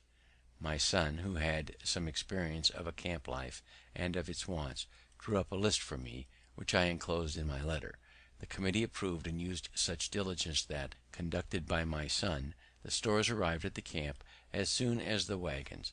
They consisted of 20 parcels, each containing 6 pounds of sugar loaf, 6 pounds of good muscovado, 1 pound good green tea, 1 pound good bohiadu, 6 pounds loaf sugar, 6 pounds good muscovado, 1 pound good green tea, 1 pound good bohea, 6 pounds good ground coffee, 6 pounds chocolate, 1 to 200 weight best white biscuit, 1 to 2 pounds pepper, 1 quart best white wine, vinegar, 1 Gloucester cheese, 1 keg containing 20 pounds good butter, 2 dozen old Madeira wine, 2 gallons Jamaican spirits, 1 bottle flour of mustard, 2 well cured hams, 1 to 2 dozen dried tongues, 6 pounds rice, 6 pounds of raisins. These 20 parcels, well packed, were placed on as many horses, each parcel with the horse being intended as a present for one officer. They were very thankfully received, and the kindness acknowledged by letters to me from the colonels of both regiments in the most grateful terms. The general, too, was highly satisfied with my conduct in procuring him the waggons, etc., and readily paid my account of disbursements, thanking me repeatedly, and requesting my further assistance in sending provisions after him. I undertook this also, and was busily employed in it till we heard of his defeat, advancing for the service of my own money upwards of 1,000 pounds sterling, of which I sent him an account. It came to his hands, luckily for me, a few days before the battle, and he returned me immediately an order on the paymaster for the round sum of 1,000 pounds, leaving the remainder to the next account.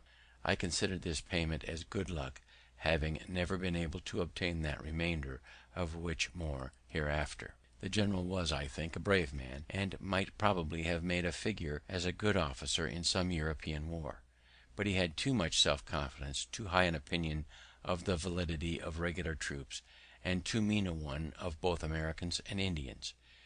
George Crowan, our Indian interpreter, joined him on his march with 100 of those people, who might have been of great use to his army as guides, scouts, etc., if he had treated them kindly; but he slighted and neglected them, and they gradually left him.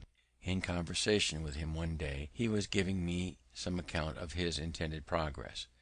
"After taking Fort Duquesne," says he, "I am to proceed to Niagara, and having taken that, to Frontenac, if the season will allow me, and I suppose it will, for Duquesne can hardly detain me above 3 or 4 days, and I see nothing that can obstruct my march to Niagara. Having before revolved in my mind the long line his army must take in the march by a very narrow road to be cut for them through the woods and bushes, and also what I had read of a former defeat of 1,500 French who invaded the Iroquois country, I had conceived some doubts and some fears for the event of the campaign; but I ventured only to say, 'To be sure, sir, if you arrive well before Duquesne, with these fine troops, so well provided with artillery, that place not yet completely fortified, and, as we hear, with no very strong garrison, can probably make but a short resistance. The only danger I apprehend of obstruction to your march is from ambuscades of Indians, who, by constant practice, are dexterous in laying and executing them, and the slender line, near 4 miles long, which your army must make, may expose it to be attacked by surprise in its flanks, and to be cut like a thread into several pieces, which from their distance cannot come up in time to support each other.'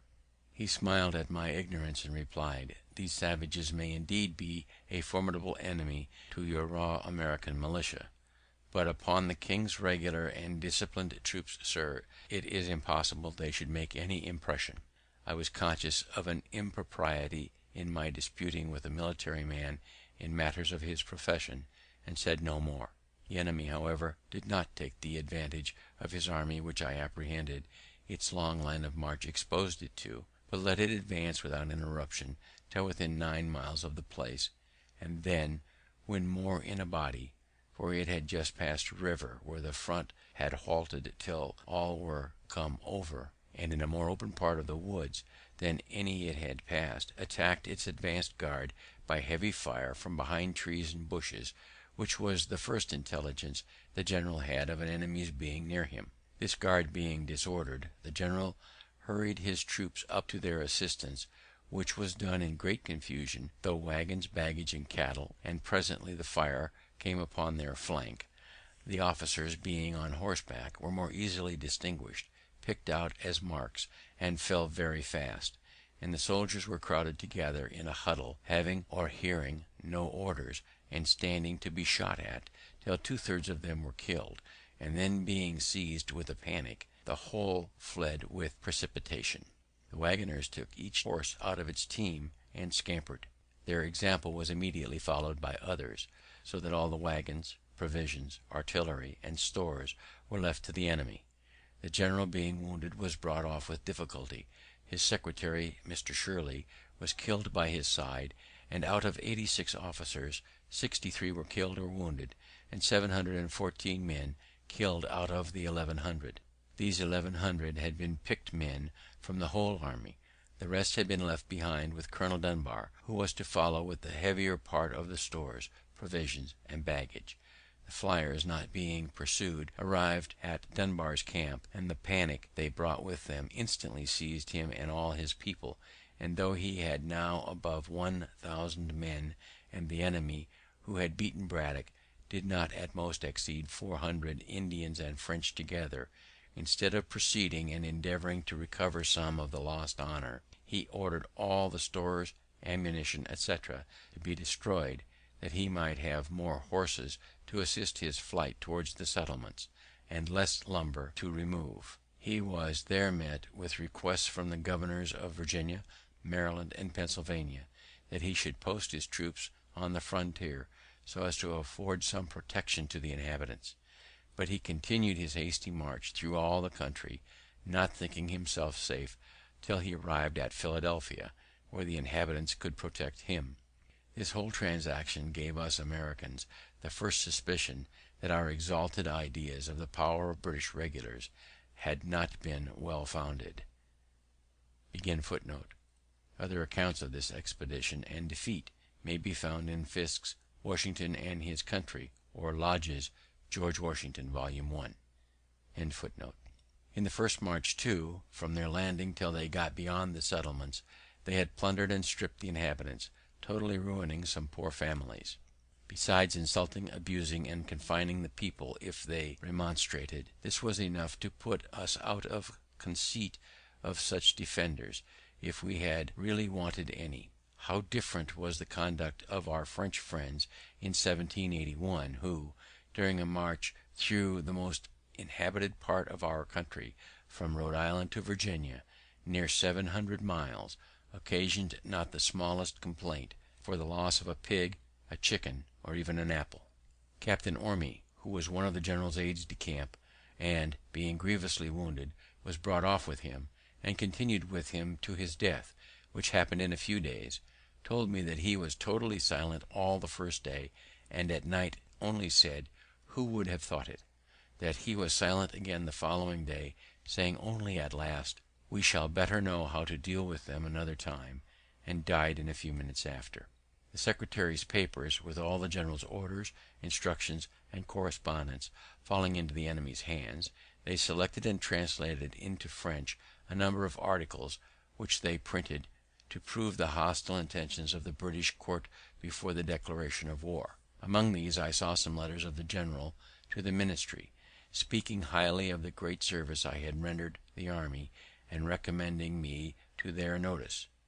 David Hume, too, who was some years after secretary to Lord Hertford, then minister to France, and afterward to General Conway, when Secretary of State, told me he had seen among the papers in that office letters from Braddock highly recommending me; but the expedition having been unfortunate, my service, it seems, was not thought of much value, for those recommendations were never of any use to me.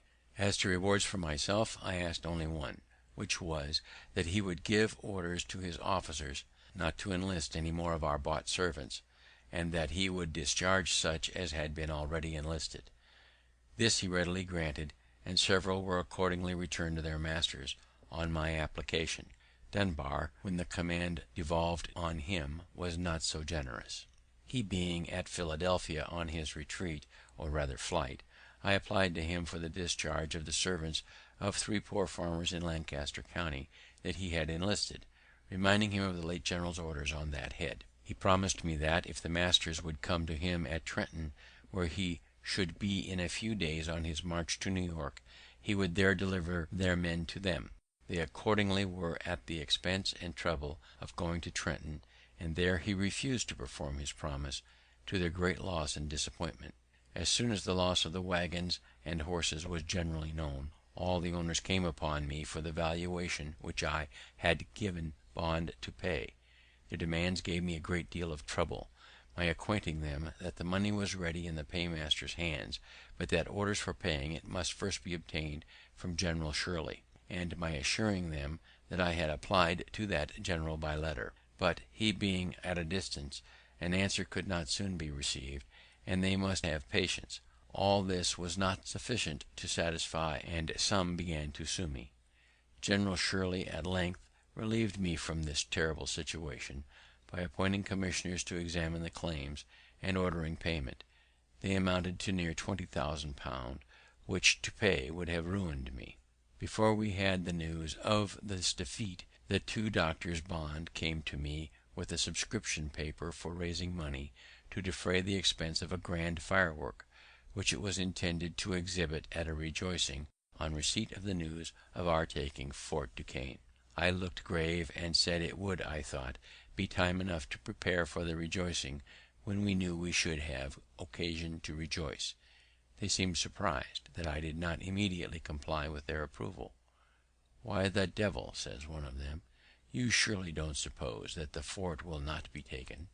"I don't know that it will not be taken, but I know that the events of war are subject to great uncertainty." I gave them the reasons of my doubting. The subscription was dropped, and the projectors thereby missed the mortification they would have undergone if the firework had been prepared. Dr. Bond, on some other occasion afterward, said that he did not like Franklin's forebodings. Governor Morris, who had continually worried the Assembly with message after message before the defeat of Braddock, to beat them into the making of acts to raise money for the defense of the province, without taxing, among others, the proprietary estates, and had rejected all their bills for not having such an exempting clause, now redoubled his attacks with more hope of success, the danger and necessity being greater. The Assembly, however, continued firm, believing they had justice on their side, and that it would be giving up an essential right if they suffered the governor to amend their money bills. In one of the last, indeed, which was for granting £50,000, his proposed amendment was only of a single word. The bill expressed that all estates, real and personal, were to be taxed, those of the proprietaries not excepted. His amendment was for not, read only, a small but very material alteration. However, when the news of this disaster reached England, our friends there, whom we had taken care to furnish with all the Assembly's answers to the governor's messages, raised a clamour against the proprietaries for their meanness and injustice in giving their governor such instructions, some going so far as to say that, by obstructing the defense of their province, they forfeited their right to it. They were intimidated by this, and sent orders to their receiver general to add £5,000 of their money to whatever sum might be given by the Assembly for such purpose.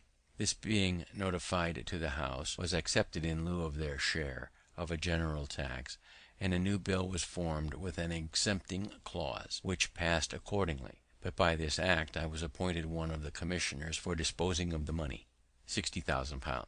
I had been active in modelling the bill and procuring its passage, and had at the same time drawn a bill for establishing and disciplining a volunteer militia, which I carried through the House without much difficulty, as care was taken in it to leave the Quakers at their liberty.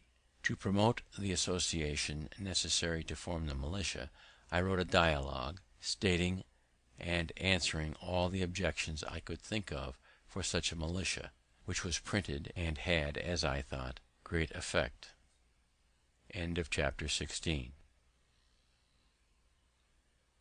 Chapter 17. Franklin's defense of the frontier. While the several companies in the city and country were forming and learning their exercise, the governor prevailed with me to take charge of our northwestern frontier, which was infested by the enemy, and provide for the defense of the inhabitants by raising troops and building a line of forts. I undertook this military business, though I did not conceive myself well qualified for it. He gave me a commission with full powers, and a parcel of blank commissions for officers, to be given to whom I thought fit. I had but little difficulty in raising men, having soon 560 under my command. My son, who had in the preceding war been an officer in the army raised against Canada, was my aide-de-camp, and of great use to me. The Indians had burned Gnadenhut, a village settled by the Moravians, and massacred the inhabitants, but the place was thought a good situation for one of the forts. In order to march thither, I assembled the companies at Bethlehem, the chief establishment of those people. I was surprised to find it in so good a posture of defense. The destruction of Gnadenhut had made them apprehend danger. The principal buildings were defended by a stockade. They had purchased a quantity of arms and ammunition from New York, and had even placed quantities of small paving stones between the windows of their high stone houses, for their women to throw down upon the heads of any Indians that should attempt to force into them. The armed brethren, too, kept watch, and relieved as methodically as in any garrison town. In conversation with the Bishop Spangenberg, I mentioned this my surprise; for, knowing they had obtained an act of Parliament exempting them from military duties in the colonies, I had supposed they were conscientiously scrupulous of bearing arms. He answered me that it was not one of their established principles, but that at the time of their obtaining that act it was thought to be a principle with many of their people. On this occasion, however, they, to their surprise, found it adopted by but a few. It seems they were either deceived in themselves or deceived the Parliament, but common sense aided by present danger will sometimes be too strong for whimsical opinions. It was the beginning of January when we set out upon the business of building forts. I sent one detachment toward the Minisink, with instructions to erect one for the security of that upper part of the country, and another to the lower part, with similar instructions, and I concluded to go myself, with the rest of my force, to Gnadenhut, where a fort was thought more immediately necessary. The Moravians procured me 5 wagons for our tools, stores, baggage, etc. Just before we left Bethlehem, 11 farmers, who had been driven from their plantations by the Indians, came to me requesting a supply of firearms, that they might go back and fetch off their cattle. I gave them each a gun, with suitable ammunition. We had not marched many miles before it began to rain, and it continued raining all day. There were no habitations on the road to shelter us till we arrived near night at the house of a German, where, and in his barn, we were all huddled together, as wet as water could make us. It was well we were not attacked in our march, for our arms were of the most ordinary sort, and our men could not keep their gun locks dry. The Indians are dexterous in contrivances for that purpose, which we had not. They met that day the 11 poor farmers above mentioned, and killed 10 of them. The one who escaped informed that his and his companions' guns would not go off, the priming being wet with the rain. Flintlock guns, discharged by means of a spark struck from flint and steel into powder, priming, in an open pan. The next day being fair, we continued our march, and arrived at the desolate Gunnadenhut. There was a saw mill near, round which were left several piles of boards, with which we soon hutted ourselves, an operation the more necessary at the inclement season, as we had no tents. Our first work was to bury more effectually the dead we found there, who were half interred by the country people. The next morning our fort was planned and marked out, the circumference measuring 454 feet, which would require as many palisades to be made of trees, one with another, of a foot diameter each. Our axes, of which we had 70, were immediately set to work to cut down trees, and our men being dexterous in the use of them, great dispatch was made. Seeing the trees fall so fast, I had the curiosity to look at my watch, when two men began to cut at a pine. In 6 minutes they had it upon the ground, and I found it of 14 inches diameter. Each pine made 3 palisades of 18 feet long, pointed at one end. While these were prepared, our other men dug a trench all round, of 3 feet deep, in which the palisades were to be planted, and our wagons, the bodies taken off, and the fore and hind wheels separated by taking out the pin which united the two parts of the perch. We had 10 carriages, with 2 horses each, to bring the palisades from the woods to the spot. When they were set up, our carpenters built a stage of boards all round within, about 6 feet high, for the men to stand on to fire through the loopholes. We had 1 swivel gun, which we mounted on one of the angles, and fired it as soon as fixed, to let the Indians know, if any were within hearing, that we had such pieces, and thus our fort, if such a magnificent name may be given to so miserable a stockade, was finished in a week, though it rained so hard every other day that the men could not work. This gave me occasion to observe that, when men are employed, they are best contented; for on the days they worked they were good natured and cheerful, and with the consciousness of having done a good day's work they spent the evening jollily; but on our idle days they were mutinous and quarrelsome, finding fault with their pork, the bread, etc., and in continual ill humour, which put me in mind of a sea captain, whose rule it was to keep his men constantly at work, and when his mate once told him they had done everything, and there was nothing further to employ them about, "Oh," says he, "make them scour the anchor." This kind of fort, however contemptible, is a sufficient defense against Indians who have no cannon. Finding ourselves now posted securely, and having a place to retreat to on occasion, we ventured out in parties to scour the adjacent country. We met with no Indians, but we found places on the neighbouring hills where they had lain to watch our proceedings. There was an art in their contrivance of those places that seemed worth mentioning. It being winter, a fire was necessary for them, but a common fire on the surface of the ground would by its light have discovered their positions at a distance. They had therefore dug holes in the ground around 3 feet diameter, and somewhat deeper. We saw where they had with their hatchets cut off the charcoal from the sides of burnt logs lying in the woods. With these coals they made small fires in the bottoms of the holes, and we observed, among the weeds and grass, the prints of their bodies, made by their laying all round with their legs hanging down in the holes to keep their feet warm, which, with them, is an essential point. This kind of fire, so managed, could not discover them, either by its light, flame, sparks, or even smoke. It appeared that their number was not great, and it seems they saw we were too many to be attacked by them with prospect of advantage. We had for our chaplain a zealous Presbyterian minister, Mr. Beatty, who complained to me that the men did not generally attend his prayers and exhortations. When they enlisted, they were promised, besides pay and provisions, a gill of rum a day, which was punctually served out to them, half in the morning and the other half in the evening, and I observed they were punctual in attending to receive it.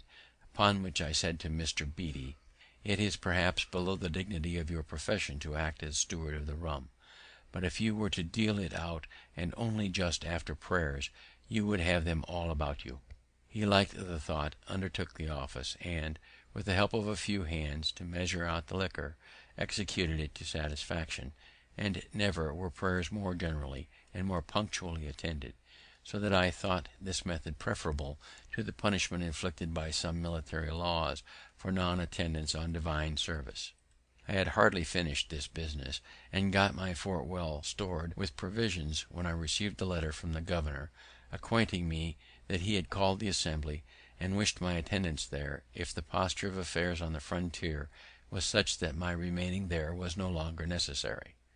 My friends, too, of the Assembly, pressing me by their letters to be, if possible, at the meeting, and my 3 intended forts now being completed, with the inhabitants contented to remain on their farms under that protection, I resolved to return the more willingly, as a New England officer, Colonel Chapin, experienced in Indian war, being on visit to our establishment, consented to accept the command. I gave him a commission, and, parading the garrison, had it read before them, and introduced him to them as an officer who, by his skill in military affairs, was much more fit to command them than myself, and, giving them a little exhortation, drew my leave.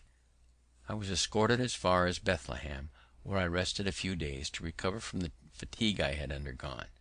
The first night being in a good bed, I could hardly sleep, it was so different from my hard lodgings on the floor of our hut at Gnadenhut, wrapped only in a blanket or two. While at Bethlehem I inquired a little into the practice of the Moravians. Some of them had accompanied me, and all were very kind to me. I found they worked for a common stock, ate at common tables, and slept in common dormitories, great numbers together. In the dormitories I observed loopholes at certain distances all along just under the ceiling, which I thought judiciously placed for change of air. I was at their church, where I was entertained with good music, the organs being accompanied with violins, hautboys, flutes, clarionets, etc. I understood that their sermons were not usually preached to mixed congregations of men, women, and children, as is our common practice, but that they assembled sometimes the married men, at other times their wives, then the young men, the young women, and the little children, each division by itself. The sermon I heard was to the latter, who came in and were placed in rows on benches, the boys under the conduct of a young man their tutor, and the girls conducted by a young woman. The discourse seemed well adapted to their capacities, and was delivered in a pleasing familiar manner, coaxing them, as it were, to be good. They behaved very orderly, but looked pale and unhealthy, which made me suspect they were kept too much within doors, and not allowed sufficient exercise. I inquired concerning the Moravian marriages, whether the report was true that they were by lot. I was told that lots were used only in particular cases; that generally, when a young man found himself disposed to marry, he informed the elders of his class, who consulted the elder ladies that governed the young women. As these elders of the different sexes were well acquainted with the tempers and dispositions of their respective pupils, they could best judge what matches were suitable, and their judgments were generally acquiesced in. But if, for example, it should happen that 2 or 3 young women were found to be equally proper for the young man, the lot was then recurred to. I objected, if the matches are not made by the mutual choice of the parties, some of them may chance to be very unhappy. And so they may, answered my informer, if you let the partners choose for themselves, which, indeed, I could not deny. Being returned to Philadelphia, I found the association went on swimmingly. The inhabitants that were not Quakers, having pretty generally come into it, formed themselves into companies, and chose their captains, lieutenants, and ensigns, according to the new law. Dr. B visited me, and gave me an account of the pains he had taken to spread a general good liking to the law, and ascribed much of those endeavours. I had had the vanity to ascribe all to my dialogue. However, not knowing but what he might be in the right, I let him enjoy his opinion, which I take to be generally the best way in such cases. The officers, meeting, chose me to be colonel of the regiment, which I this time accepted. I forget how many companies we had, but we paraded around 1200 well-looking men, with a company of artillery, who had been furnished with 6 brass field pieces, which they had become so expert in the use of as to fire 12 times in a minute. The first time I reviewed my regiment, they accompanied me to my house, and would salute me with some rounds fired before my door, which shook down and broke several glasses of my electrical apparatus; and my new honour proved not much less brittle, for all our commissions were soon after broken by a repeal of the law in England. During the short time of my colonelship, being about to set on a journey to Virginia, the officers of my regiment took it into their heads that it would be proper for them to escort me out of town as far as the lower ferry. Just as I was getting on horseback, they came to my door, between 30 and 40, mounted, and all in their uniforms. I had not been previously acquainted with the project, or I should have prevented it, being naturally averse to the assuming of state on any occasion, and I was a good deal chagrined at their appearance, as I could not avoid their accompanying me. What made it worse was, that as soon as we began to move, they drew their swords and rode with them naked all the way. Somebody wrote an account of this to the proprietor, and it gave him great offence. No such honour had been paid him when in the province, nor to any of his governors, and he said it was only proper to princes of the blood royal, which may it be true for aught I know, who was, and still am, ignorant of the etiquette of such cases. This silly affair, however, increased their rancour against me, which was before not a little, on account of my conduct in the Assembly respecting the exemption of his estates from taxation, which I had always opposed very warmly, and not without severe reflection on his meanness and injustice of contending for it. He accused me to the ministry as being the great obstacle to the king's service, preventing, by my influence in the House, the proper form of the bills for raising money, and he insisted this parade with my officers as a proof of my having an intention to take the government of the province out of his hands by force. He also applied to Sir Edward Falconer, the postmaster general, to deprive me of my office, but it had no other effect than to procure from Sir Everard's a general admonition. Notwithstanding the continual wrangle between the governor and the House, in which I, as a member, had so large a share, there still subsisted a civil intercourse between the gentlemen and myself, and we never had any personal difference. I have sometimes since thought that his little or no resentment against me for the answers it was known I drew up to his messages might be the effect of professional habit, and that, being bred a lawyer, he might consider us both as merely advocates for contending clients in a suit, he for the proprietaries, and I for the Assembly. He would therefore sometimes call in a friendly way to advise with me on difficult points, and sometimes, though not often, take my advice. We acted in concert to supply Braddock's army with provisions, and when the shocking news arrived of his defeat, the governor sent in haste for me, to consult with him on measures for preventing the destruction of the back counties. I forget now the advice I gave, but I think it was that Dunbar should be written to, and prevailed with, if possible, to post his troops on the frontier for their protection, till, by reinforcements from the colonies, he might be able to proceed on the expedition; and after my return from the frontier, he would have had me undertake the conduct of such an expedition with provincial troops for the reduction of Fort Duquesne, Dunbar and his men being otherwise employed, and he proposed to commission me as general. I had not so good an opinion of my military abilities as he professed to have, and I believe his professions must have exceeded his real sentiments, but probably he might think that my popularity would facilitate the raising of the men, and my influence in the Assembly the grant of money to pay for them, and that, perhaps, without taxing the proprietary estates. Finding me not as forward to engage as he expected, the project was dropped, and he soon after left the government, being superseded by Captain Denny.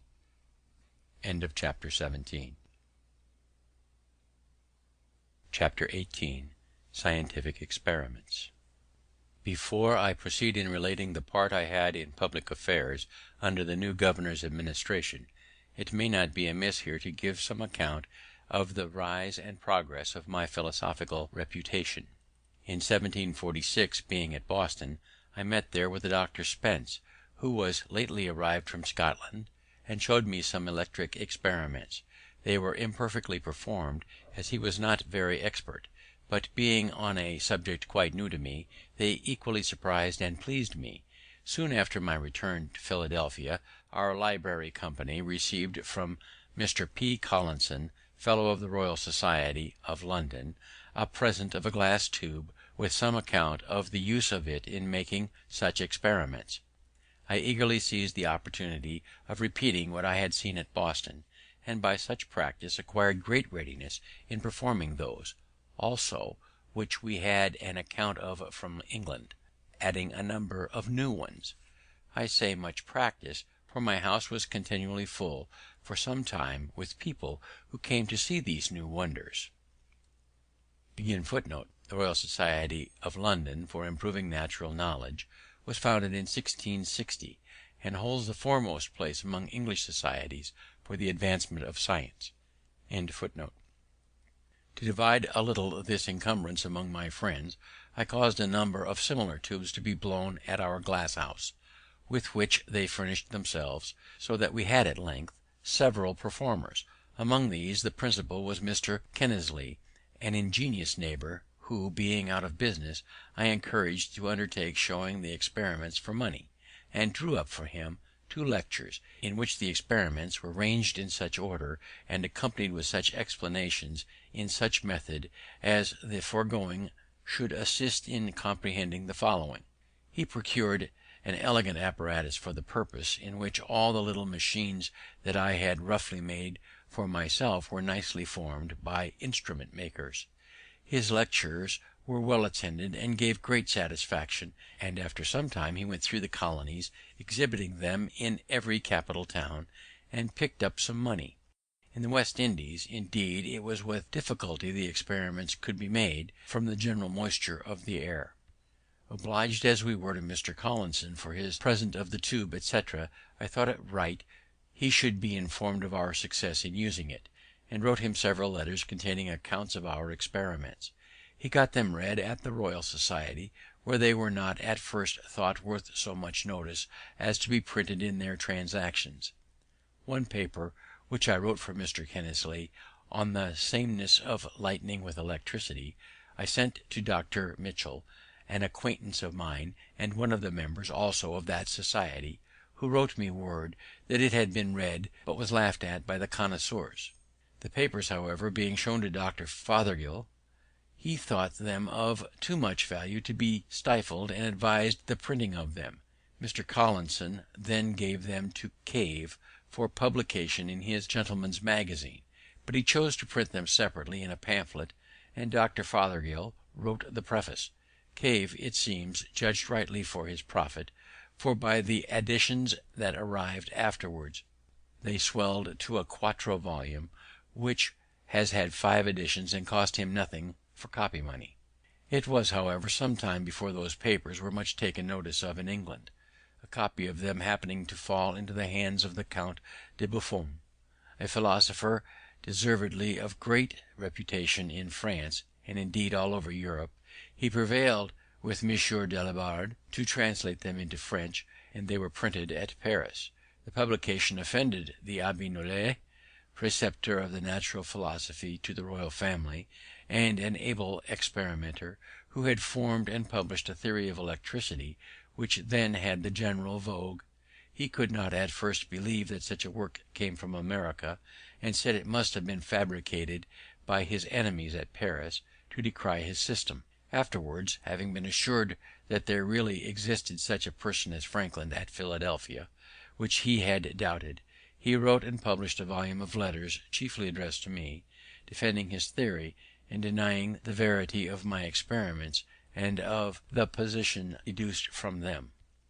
I once proposed answering the abbé, and actually began the answer, but on consideration that my writings contained a description of experiments which any one might repeat and verify, and if not to be verified could not be defeated, or of observations offered as conjectures and not delivered dogmatically, therefore not laying me under any obligation to defend them, and reflecting that a dispute between two persons writing in different languages might be lengthened greatly by mistranslations, and thence misconceptions of one another's meaning, much of one of the abbé's letters being founded on an error in the translation, I concluded to let my papers shift for themselves, believing it was better to spend what time I could spare from public business in making new experiments than in disputing about those already made.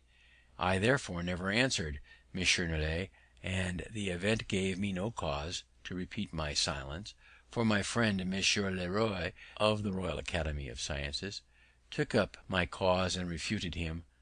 My book was translated into Italian, German, and Latin languages, and the doctrine it contained was by degrees universally adopted by the philosophers of Europe in preference to that of the abbé, so that he lived to see himself the last of his sect, except M. B. of Paris, his immediate disciple.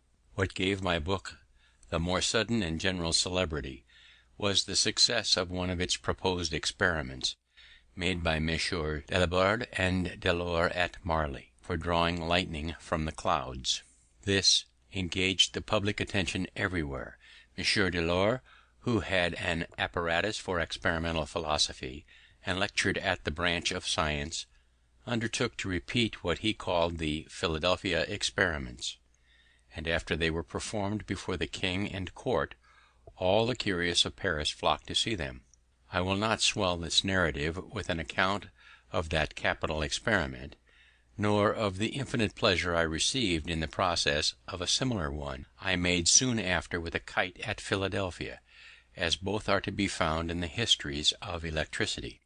Dr. Wright, an English physician, when at Paris, wrote to a friend who was of the Royal Society an account of the high esteem my experiments were in among the learned abroad, and of their wonder that my writings had been so little noticed in England. The Society on this resumed the consideration of the letters that had been read to them, and the celebrated Dr. Watson drew up a summary account of them, and of all I had afterwards sent to England on the subject, which he accompanied with some praise of the writer.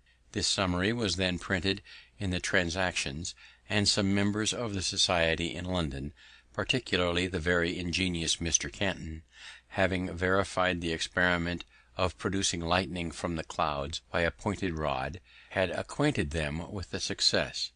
They soon made me more than amends for the slight with which they had before treated me. Without my having made any application for that honour, they chose me a member, and voted that I should be excused the customary payments, which would have amounted to 25 guineas, and ever since have given me their Transactions gratis.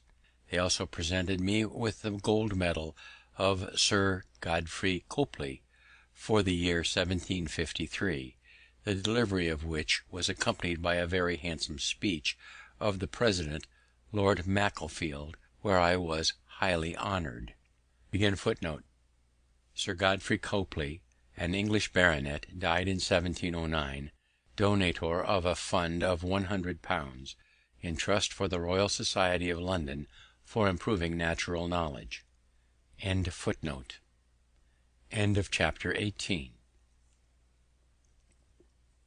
Chapter 19.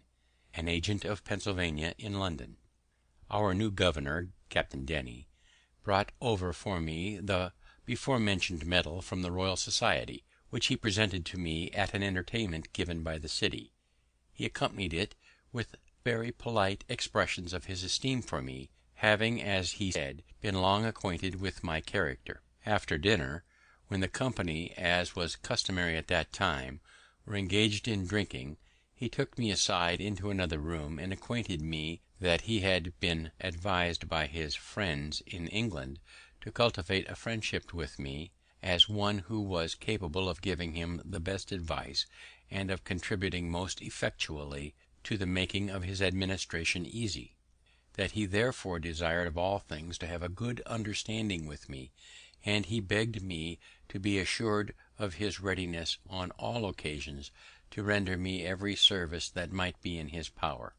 He said much to me also of the proprietor's good disposition towards the province, and of the advantage it might be to us all, and to me in particular, if the opposition that had been so long continued to his measures was dropped, and harmony restored between him and the people, in effecting which it was thought no one could be more serviceable than myself. and I might depend on adequate acknowledgments and recompenses, etc., etc. The drinkers, finding we did not return immediately to the table, sent us a decanter of Madeira, which the governor made liberal use of, and in proportion became more profuse of his solicitations and promises.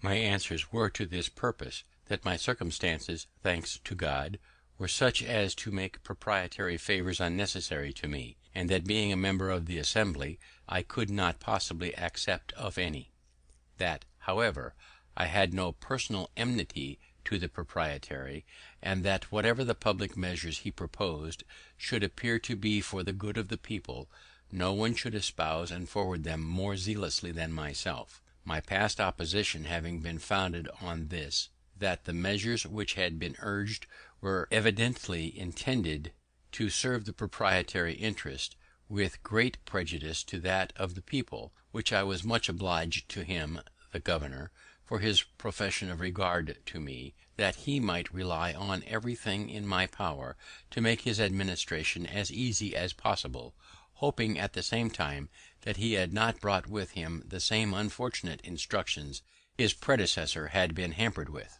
On this he did not then explain himself, but when he afterward came to do business with the Assembly, they appeared again, the disputes were renewed, and I was as active as ever in the opposition, being the penman, first, of the request to have a communication of the instructions, and then of the remarks upon them, which may be found in the votes of the time, and in the historical review I afterward published. But between us personally no enmity arose. We were often together. He was a man of letters, had seen much of the world, and was very entertaining and pleasing in conversation. He gave me the first information that my old friend Jason Randolph was still alive, that he was esteemed one of the best political writers in England, had been employed in the dispute between Prince Frederick and the king, and had obtained a pension of 300 a year, that his reputation was indeed small as a poet, Pope having damned his poetry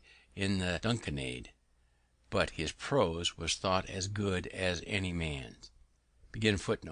Quarrel between George II and his son Frederick, Prince of Wales, who died before his father. A satirical poem by Alexander Pope directed against various contemporary writers. The Assembly finally finding the proprietary obstinately persistent in menacing their deputies, and with instructions inconsistent not only with the privileges of the people but with the service of the crown, resolved to petition the king against them, and appointed me their agent to go over to England, to present and support the petition.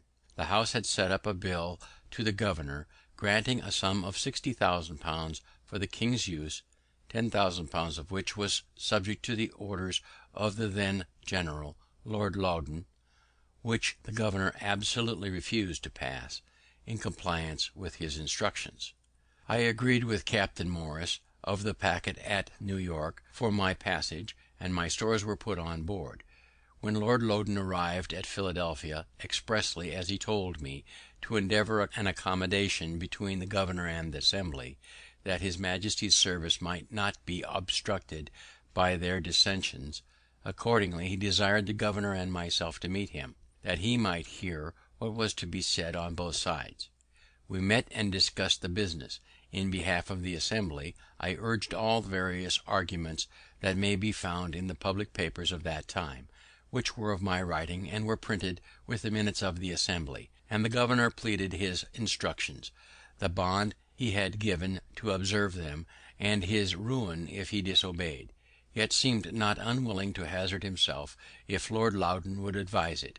This his lordship did not choose to do, though I once thought I had nearly prevailed with him to do it, but finally he rather chose to urge the compliance of the Assembly, and he entreated me to use my endeavours with them for that purpose, declaring that he would spare none of the king's troops for the defence of our frontiers, and that, if we did not continue to provide for the defence ourselves, they must remain exposed to the enemy. I acquainted the House with what had been passed, and presenting them with a set of resolutions I had drawn up, declaring our rights, and that we did not relinquish our claim to those rights, but only suspended the exercise of them on this occasion, through force, against which we protested, they at length agreed to drop that bill, and frame another conformable to the proprietary instructions. This of course the governor passed, and I was then at liberty to proceed on my voyage. But in the meantime the packet had sailed with my sea stores, which was some loss to me, and my only recompense was his lordship's thanks for my service, all the credit of obtaining the accommodation falling to his share. He set out for New York before me, and as the time for dispatching the packet boats was at his disposition, and there were two then remaining there, one of which he said was to sail very soon, I requested to know the precise time, that I might not miss her by any delay of mine. His answer was, "I have given out that she is to sail on Saturday next, but I may let you know, entre nous, that if you are there by Monday morning, you will be in time, but do not delay longer." By some accidental hindrance at a ferry it was Monday noon before I arrived, and I was much afraid she might have sailed, as the wind was fair; but I was soon made easy by the information that she was still in the harbour, and would not move till the next day. One would imagine that I was now on the very point of departing for Europe. I thought so, but I was not then so well acquainted with his lordship's character, of which indecision was one of the strongest features. I shall give some instances. It was about the beginning of April that I came to New York, and I think it was near the end of June before we sailed. There were then two of the packet boats, which had been long in port, but were delayed for the general's letters, which were always to be ready to morrow. Another packet arrived; she too was detained, and before we sailed a fourth was expected. Ours was the first to be dispatched, as having been there the longest. Passengers were engaged in all, and some extremely impatient to be gone, and the merchants uneasy about their letters, and the orders they had given for insurance, it being war time, for fall goods; but their anxiety availed nothing. His lordship's letters were not ready, and yet whoever waited on him found him always at his desk, pen in hand, and concluded that he must needs write abundantly. Going myself one morning to pay my respects, I found in his antechamber one Innes, a messenger of Philadelphia, who had come from thence express with a packet from Governor Denny for the general. He delivered to me some letters from my friends there, which occasioned my inquiry when he was to return and where he lodged, that I might send some letters by him. He told me he was ordered to call to morrow at 9 for the general's answer to the governor, and should set off immediately. I put my letters into his hand that same day. A fortnight after I met him again in the same place. "So you are soon returned, Innes?" "Returned? No, I am not gone yet." "How so?" "I have called here by order every morning these 2 weeks past for his lordship's letter, and it is not yet ready." "Is it possible, when he is so great a writer? For I see him constantly at his escritoire." "Yes," says Innes, "but he is like St. George on the signs, always on horseback, and never rides on."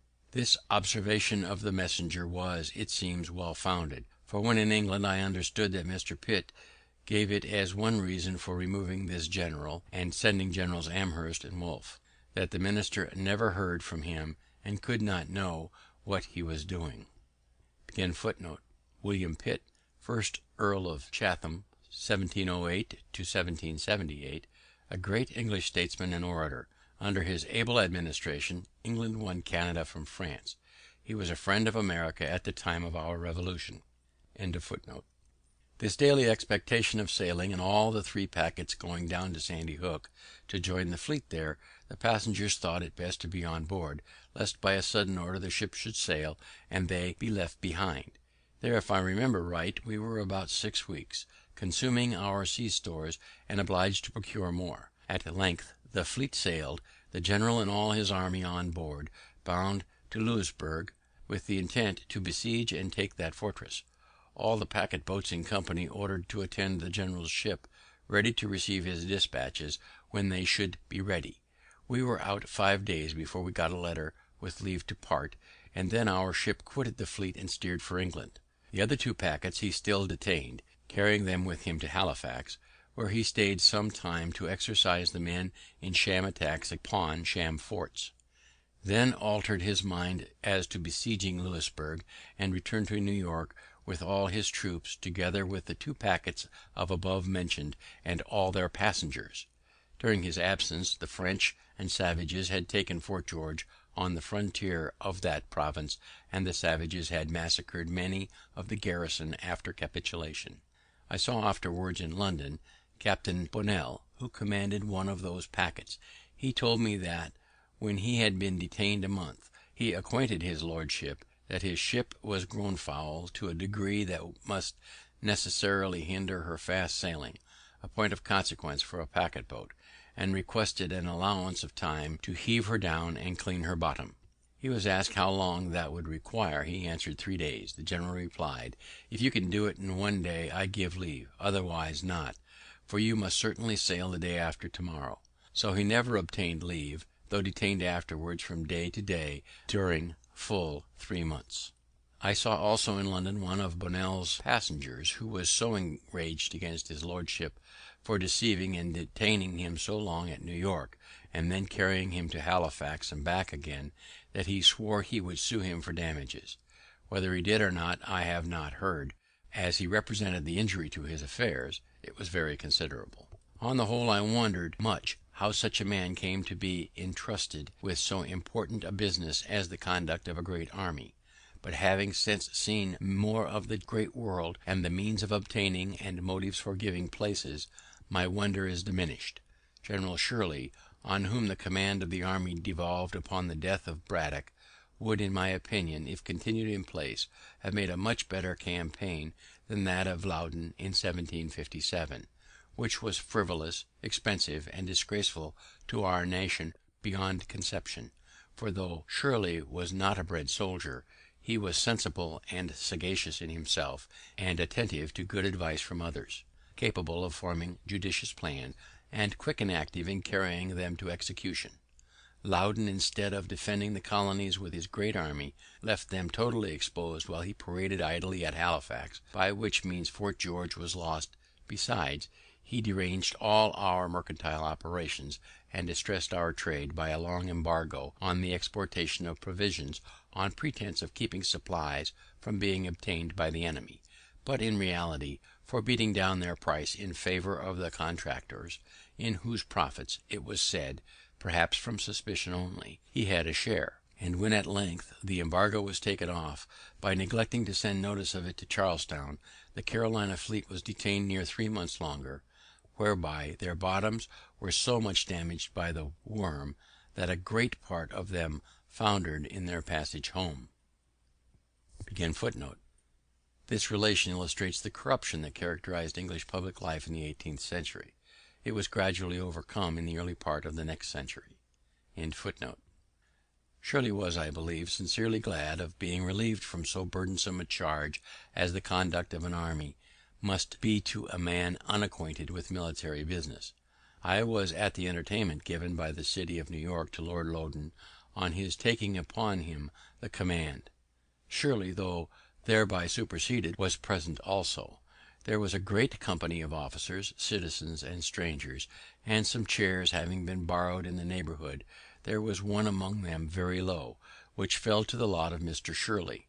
Perceiving it as I sat by him, I said, "Have they given you, sir, too low a seat?" "No matter," says he, "Mr. Franklin, I find a low seat the easiest."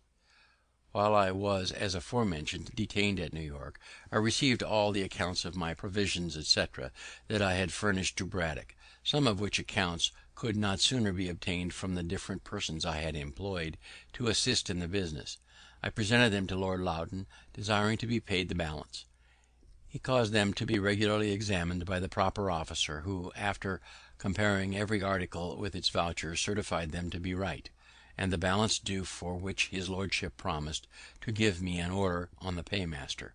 This was, however, put off from time to time, and though I called often for it by appointment, I did not get it. At length, just before my departure, he told me he had, on better consideration, concluded not to mix his accounts with those of his predecessor. "And you," says he, "when in England, have only to exhibit your accounts at the Treasury, and you will be paid immediately." I mentioned, but without effect, the great and unexpected expense I had been put to by being detained so long at New York. as a reason for my desiring to be presently paid, and on my observing that it was not right I should be put to any further trouble or delay in obtaining the money I had advanced, as I charged no commission for my service. "Sir," says he, "you must not think of persuading us that you are no gainer. We understand better those affairs, and know that every one concerned in supplying the army finds means, in the doing it, to fill his own pockets." I assured him that was not my case, and that I had not pocketed a farthing, but he appeared clearly not to believe me; and, indeed, I have since learnt that immense fortunes are often made in such employments. As to my balance, I am not paid it to this day, of which more hereafter. Our captain of the packet had boasted much before we sailed of the swiftness of his ship. Unfortunately, when we came to the sea, she proved the dullest of 96 sail, to his no small mortifications. After many conjectures respecting the cause, when we were near another ship almost as dull as ours, which however gained upon us, the captain ordered all hands to come off and stand as near the ensign's staff as possible. We were, passengers included, about 40 persons. While we stood there, the ship mended her pace, and soon left her neighbour far beyond, which proved clearly that our captain suspected that she was loaded too much by the head. The casks of water, it seemed, had been all placed forward. These were therefore ordered to be moved further aft, on which the ship recovered her character, and proved the best sailer in the fleet. The captain said he had once gone at the rate of 13 knots, which is accounted 13 miles per hour. We had on board as a passenger Captain Kennedy, of the navy, who contended that it was impossible, and that no ship ever sailed so fast, and that there must have been some error in the division of the log line, or some mistake in heaving the log. A wager ensued between the two captains, to be decided when there should be sufficient wind. Kennedy thereupon examined rigorously the log line, and being satisfied with it, he determined to throw the log himself. Accordingly, some days after, when the wind blew very fair and fresh, and the captain of the packet Ludwig said he believed she then went at the rate of 13 knots, Kennedy made the experiment, and owned his wager lost. A log line is a piece of wood shaped and weighted so as to keep it stable when in the water. To this is attached a line knotted at regular distances. By these devices it is possible to tell the speed of a ship. The above fact I give for the sake of the following observation. It has been remarked as an imperfection in the art of shipbuilding, that it can never be known, till she is tried, whether a new ship will or will not be a good sailor; for that the model of a good sailing ship has been exactly followed in a new one, which has proved, on the contrary, remarkably dull. I apprehend that this may partly be occasioned by the different opinions of seamen respecting the modes of lading, rigging, and sailing of a ship. Each has his system, and the same vessel, laden by the judgment and orders of one captain, shall sail better or worse than when by the orders of another. Besides, it scarce ever happens that a ship is formed fitted for the sea and sailed by the same person. One man builds the hull, another rigs her, third lades and sails her. No one of these has the advantage of knowing all the ideas and experience of the others, and therefore cannot draw just conclusions from a combination of the whole. Even in the simple operation of sailing when at sea, I have often observed different judgments in the officers who commanded the successive watches, the wind being the same. One would have the sails trimmed sharper or flatter than another, so that they seemed to have no certain rule to govern by. Yet I think a set of experiments might be instituted, first to determine the most proper form of the hull for swift sailing, the best dimensions and properest place for the masts, then the form and quantity of sails, and their position, as the wind may be, and lastly, the disposition of the lading. This is an age of experiments, and I think a set of accurately made and combined would be of great use. I am persuaded, therefore, that ere long some ingenious philosopher will undertake it, to whom I wish success. We were several times chased in our passage, but outsailed everything, and in 30 days had soundings. We had a good observation, and the captain judged himself so near to our port, Falmouth, that if we made a good run in the night we might be off the mouth of that harbour in the morning, and by running in that night might escape the notice of the enemy's privateers, who often cruised near the entrance of the channel. Accordingly all the sail was set that we could possibly make, and the wind being very fresh and fair, we went right before it and made great way. The captain, after his observation, shaped his course, as he thought, so as to pass wide of the Scilly Isles, but it seems there is sometimes a strong indraft setting up St. George's Channel, which deceives seamen, and caused the loss of Sir Cloudesley Shovel's squadron. This indraft was probably the cause of what happened to us. We had a watchman placed on the bow, to whom they often called, "Look well out before thee," and he as often answered, "Aye, aye," but perhaps had his eyes shut, and was half asleep at the time, they sometimes answering, as is said, mechanically, for he did not see a light just before us, which had been hid by the stubbing sails from the man at the helm and from the rest of the watch, but by an accidental yaw of the ship was discovered, and occasioned a great alarm, we being very near it, the light appearing to me as big as a cart wheel.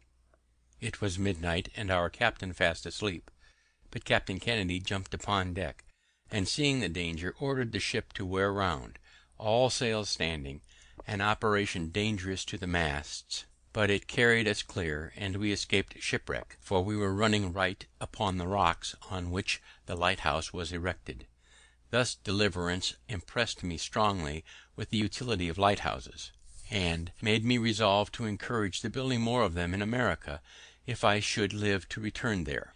In the morning it was found by the soundings, etc., that we were near our port, but a thick fog hid the land from our sight.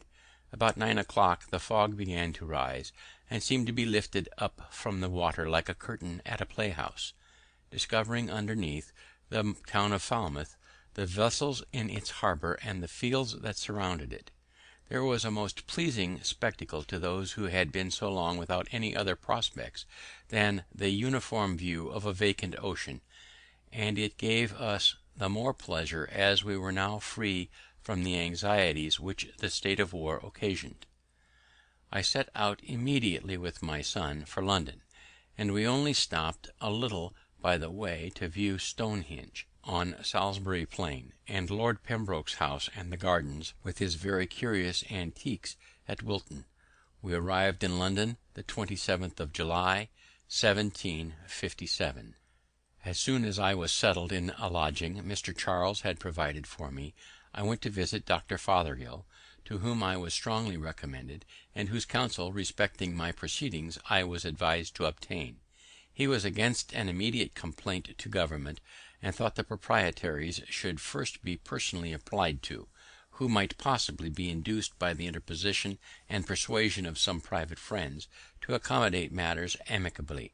I then waited on my old friend and correspondent, Mr. Peter Collinson, who told me that John Halsbury, the great Virginia merchant, had requested to be informed when I should arrive, that he might carry me to Lord Granville's, who was then president of the council, and wished to see me as soon as possible. I agreed to go with him the next morning. Accordingly Mr. Halsbury called for me, and took me in his carriage to the nobleman's, who received me with great civility, and after some questions respecting the present state of affairs in America, and discoursed thereupon, he said to me, "You Americans have wrong ideas of the nature of your constitution. You contend that the king's instructions to his governors are not laws, and think yourselves at liberty to regard or disregard them at your own discretion. But those instructions are not like the pocket instructions given to a minister going abroad, for regulating his conduct in some trifling point of ceremony. They are first drawn up by judges learned in the laws. They are considered, debated, and perhaps amended in council, after which they are signed by the king. They are then, so far as they relate to you, the law of the land, for the king is the legislator of the colonies." I told his lordship that this was new doctrine to me.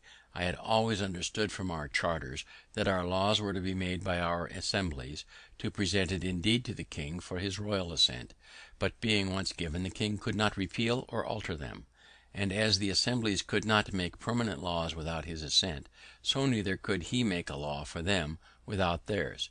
He assured me I was totally mistaken.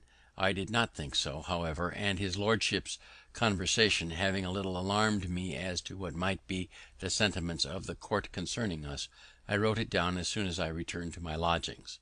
I recollected that about 20 years before, a clause in a bill brought into Parliament by the ministry had proposed to make the king's instructions laws in the colonies, but the clause was thrown out by the Commons, for which we adored them as our friends and friends of liberty, till by their conduct towards us in 1765 it seemed that they had refused that point of sovereignty to the king only that they might reserve it for themselves. This whole passage shows how hopelessly divergent were the English and American views on the relations between the mother country and her colonies. Grenville here made clear that the Americans were to have no voice in making or amending their laws. Parliament and the king were to have absolute power over the colonies. No wonder Franklin was alarmed by this new doctrine. With his keen insight into human nature and his consequent knowledge of American character, he foresaw the inevitable result of such an attitude on the part of England. His conversation with Grenville makes these last pages of the Autobiography one of his most important parts. After some days, Dr. Fothergill having spoken to the proprietaries, they agreed to a meeting with me at Mr. T. Penn's house in Spring Garden. The conversation at first consisted of mutual declarations of disposition to reasonable accommodations, but I supposed each party had his own ideas what should be meant by reasonable. We then went into consideration of our several points of complaint, which I enumerated. The proprietaries justified their conduct as well as they could, and I the assemblies. We now appeared very wide and so far from each other in our opinions as to discourage all hope of agreement. However, it was concluded that I should give them the heads of our complaints in writing, and they promised then to consider them. I did soon after, but they put the paper into the hands of their solicitor, Ferdinand John Paris, who managed for them all their law business in their great suit with the neighbouring proprietary of Maryland, Lord Baltimore, which had subsisted 70 years, and wrote for them all their papers and messages in their dispute with the Assembly. He was a proud, angry man, and as I had occasionally in answers of the Assembly treated his papers with some severity, they being really weak in point of argument and haughty in expression, he had conceived a mortal enmity to me, which, discovering itself whenever we met, I declined the proprietary's proposal that he and I should discuss the heads of complaint between our two selves, and refused treating with anyone but them. They then, by his advice, put the paper into the hands of the attorney and solicitor general for their opinion and counsel upon it, where it lay unanswered a year, wanting 8 days, during which time I made frequent demands of an answer from the proprietaries, but without obtaining any other than that they had not yet received the opinion of the attorney and solicitor general. What it was when they received it I never learnt, for they did not communicate it to me, but sent a long message to the Assembly, drawn and signed by Paris, reciting my paper, complaining of its want of formality, as a rudeness on my part, and giving a flimsy justification of their conduct, adding that they should be willing to accommodate matters if the Assembly would send out some person of candour to treat with them for that purpose, intimating whereby that I was not such. Want of formality or rudeness was, probably, my not having addressed the papers to them with the assumed titles of true and absolute proprietaries of the province of Pennsylvania, which I omitted, this not thinking it necessary in a paper, the intention of which was only to reduce to a certainty by writing what in conversation I had delivered viva voce. But during this delay, the Assembly having prevailed with Governor Denny to pass an act taxing the proprietary estate in common with the estates of the people, which was the grand point in dispute, they omitted answering the message. When this act, however, came over, the proprietaries, counselled by Paris, determined to oppose its receiving the royal assent. Accordingly they petitioned the king in council, and a hearing was appointed in which 2 lawyers were employed by them against the act, and 2 by me in support of it. They alleged that the act was intended to load the proprietary estate in order to spare those of the people, and that if it were suffered to continue in force, and the proprietaries, who were in odium with the people, left to their mercy in proporting the taxes, they would inevitably be ruined.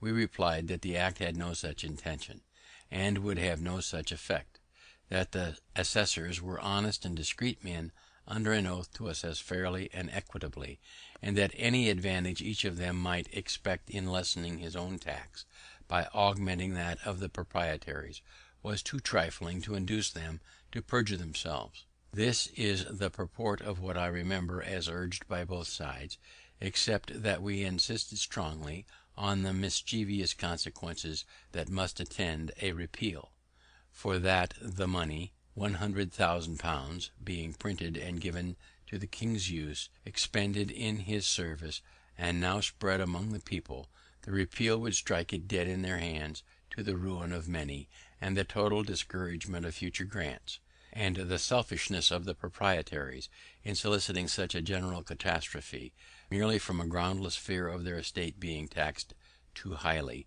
was insisted upon in the strongest terms.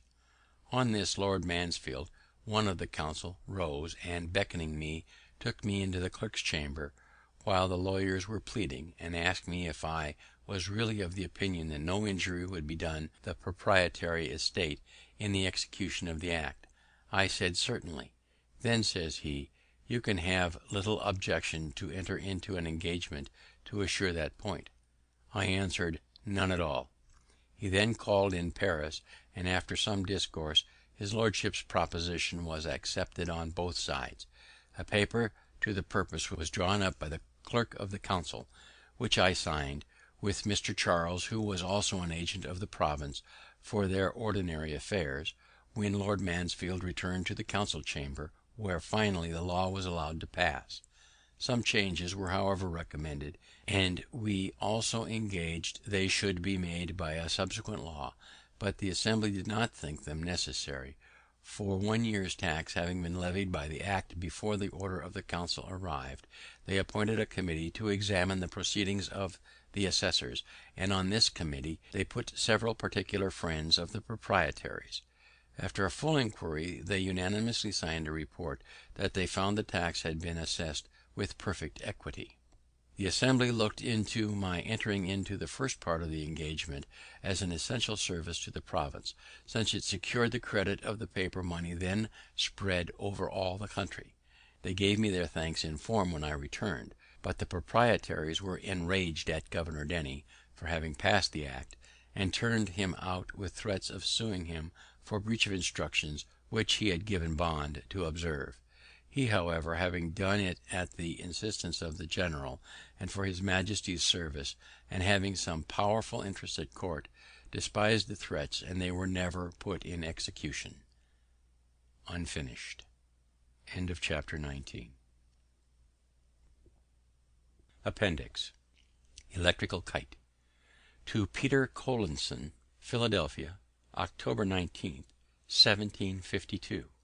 Sir, as frequent mention is made in public papers from Europe of the success of the Philadelphia experiment for drawing the electric fire from clouds by means of pointed rods of iron erected on high buildings, etc., it may be agreeable to the curious to be informed that the same experiment has succeeded in Philadelphia, though made in a different and more easy manner, which is as follows. Make a small cross of 2 light strips of cedar, the arms so long as to reach to the 4 corners of a large, thin silk handkerchief, then extended.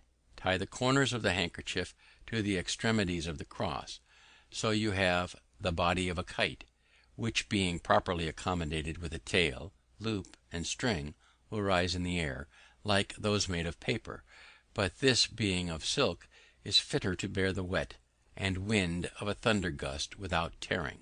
To the top of the upright stick of the cross is to be fixed a very sharp pointed wire, rising a foot or more above the wood. To the end of the twine, next the hand, is to be tied a silk ribbon, and where the silk and twine join, a key may be fastened.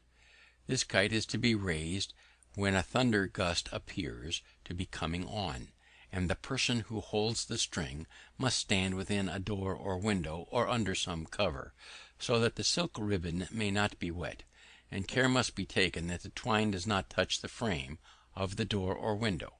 As soon as any of the thunderclouds come over the kite, the pointed wire will draw the electric fire from them, and the kite with all the twine will be electrified, and the loose filaments of the twine will stand out every way and be attracted by an approaching finger.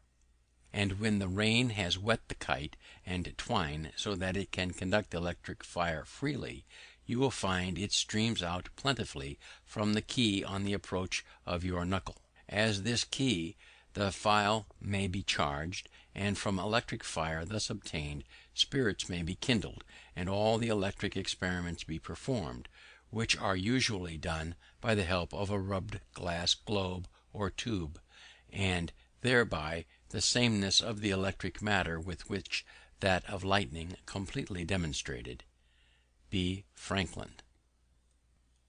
The shade of him who counsel can bestow, still pleased to teach, and yet not proud to know, unbiased, or by favour, or by spite, nor dully prepossessed, nor blindly right, who learned, well bred, and though well bred, sincere, modestly bold, and humanely severe, who to a friend his faults can sweetly show, and gladly praise the merit of a foe. Here there he sits, his cheerful aid to lend, a firm, unshaken, uncorrupted friend, averse alike to flatter or offend. He rarely warm in censure or in praise. Good nature, wit, and judgment round him wait, and thus he sits enthroned in classic state. To failings mild, but zealous for desert, the clearest head and sincerest heart, few men deserve our passion either ways. From Father Abraham's speech, 1760. End of Electrical Kite. The Way to Wealth. From Father Abraham's speech, forming the preface to Poor Richard's Almanac for 1758.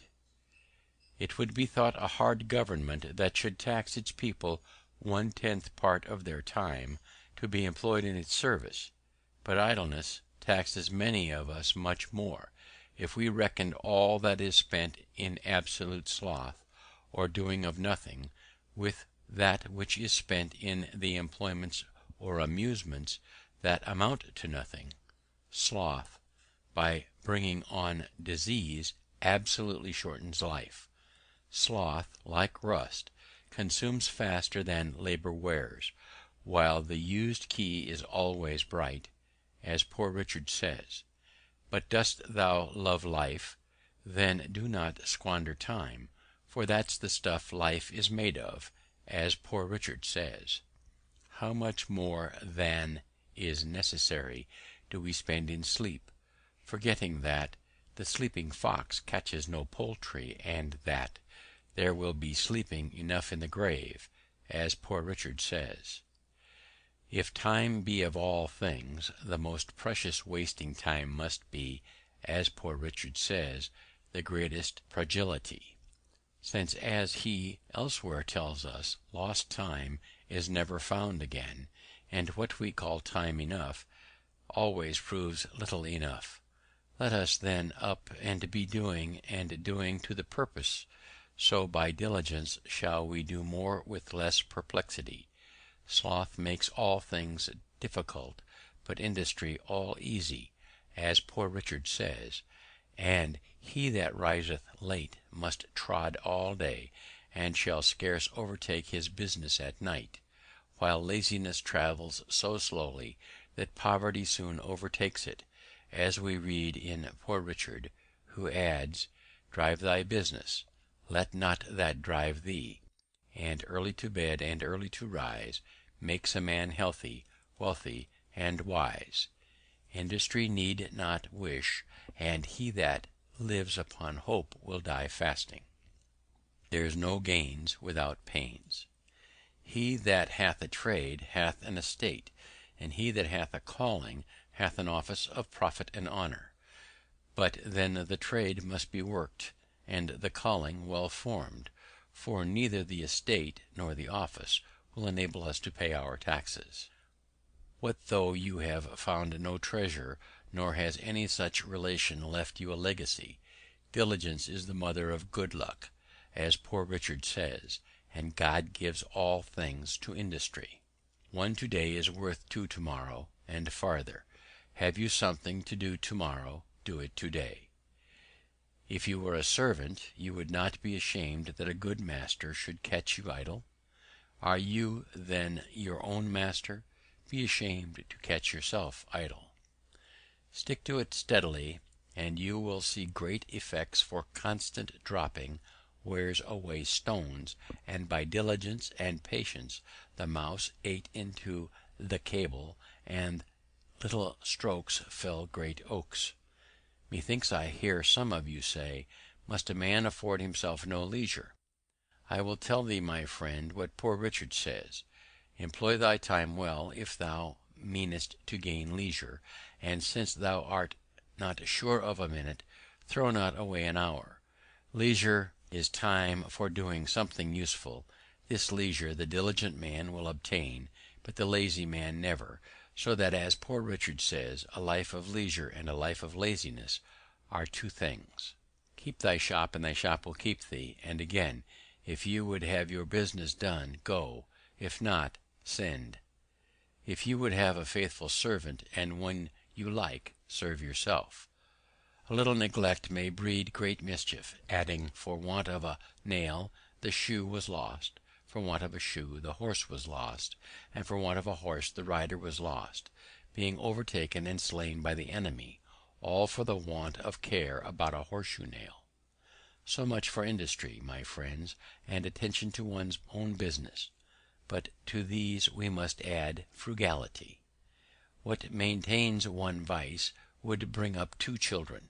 You may think, perhaps, that a little tea or a little punch now and then, diet a little more costly, clothes a little finer, and a little entertainment now and then, can be no great matter. But remember what Poor Richard says: many a little makes a mickle. Beware of little expenses. A little leak will sink a great ship. And again, who dainties love shall beggars prove. And moreover, fools make feasts, and wise men eat them.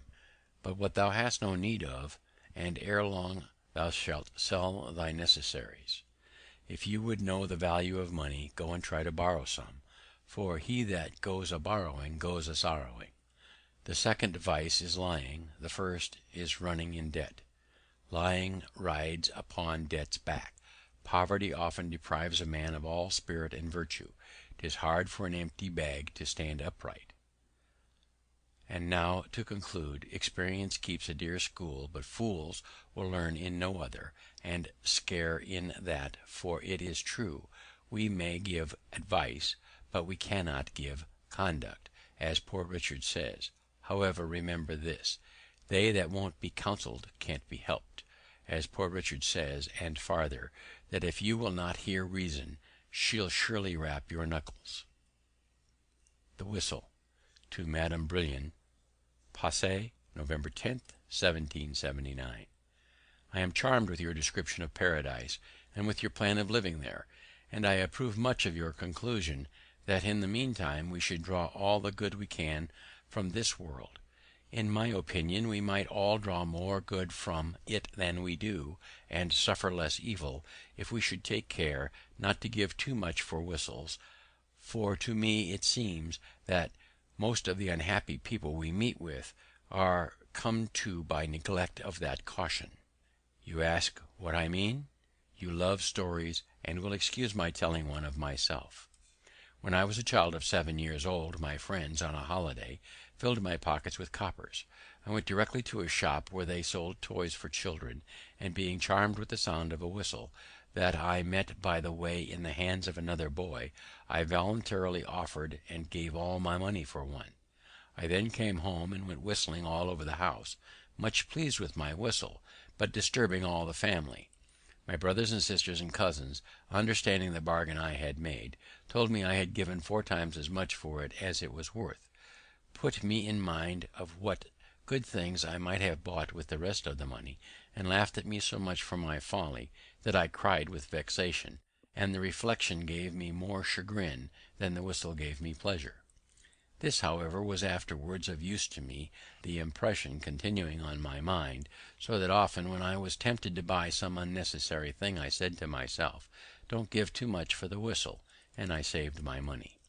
As I grew up, came into the world, and observed the actions of men, I thought I met with many, very many, who gave too much for the whistle.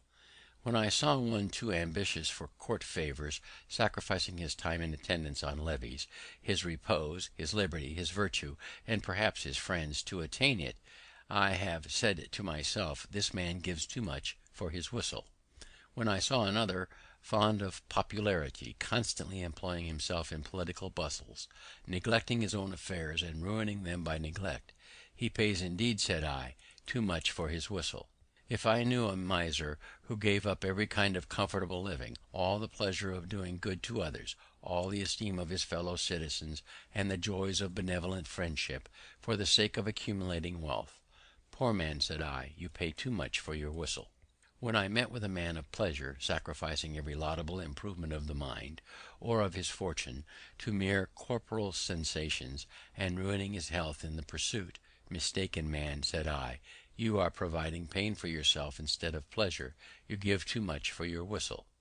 If I see one fond of appearance, or fine clothes, fine houses, fine furniture, fine equipages, all above his fortune, for which he contracts debts and ends his career in a prison, alas, say I, he paid dear, very dear, for his whistle. When I see a beautiful, sweet-tempered girl married to an ill-natured brute of a husband, what a pity, say I, that she should pay so much for a whistle. In short, I conceive that the great part of the miseries of mankind are brought upon them by the false estimates they have made of the value of things, and by their giving too much for their whistles.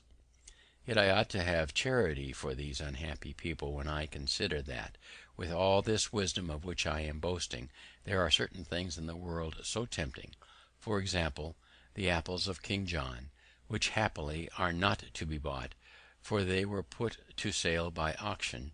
I might very easily be led to ruin myself in the purchase, and find that I had once more given too much for the whistle. Adieu, my dear friend, and believe me ever yours very sincerely, with unalterable affection, B. Franklin. A letter to Samuel Mather. Passy, May 12th, 1784. Reverend Sir, it is now more than 60 years since I left Boston, but I remember well both your father and grandfather, having heard them both in the pulpit, and seen them in their houses.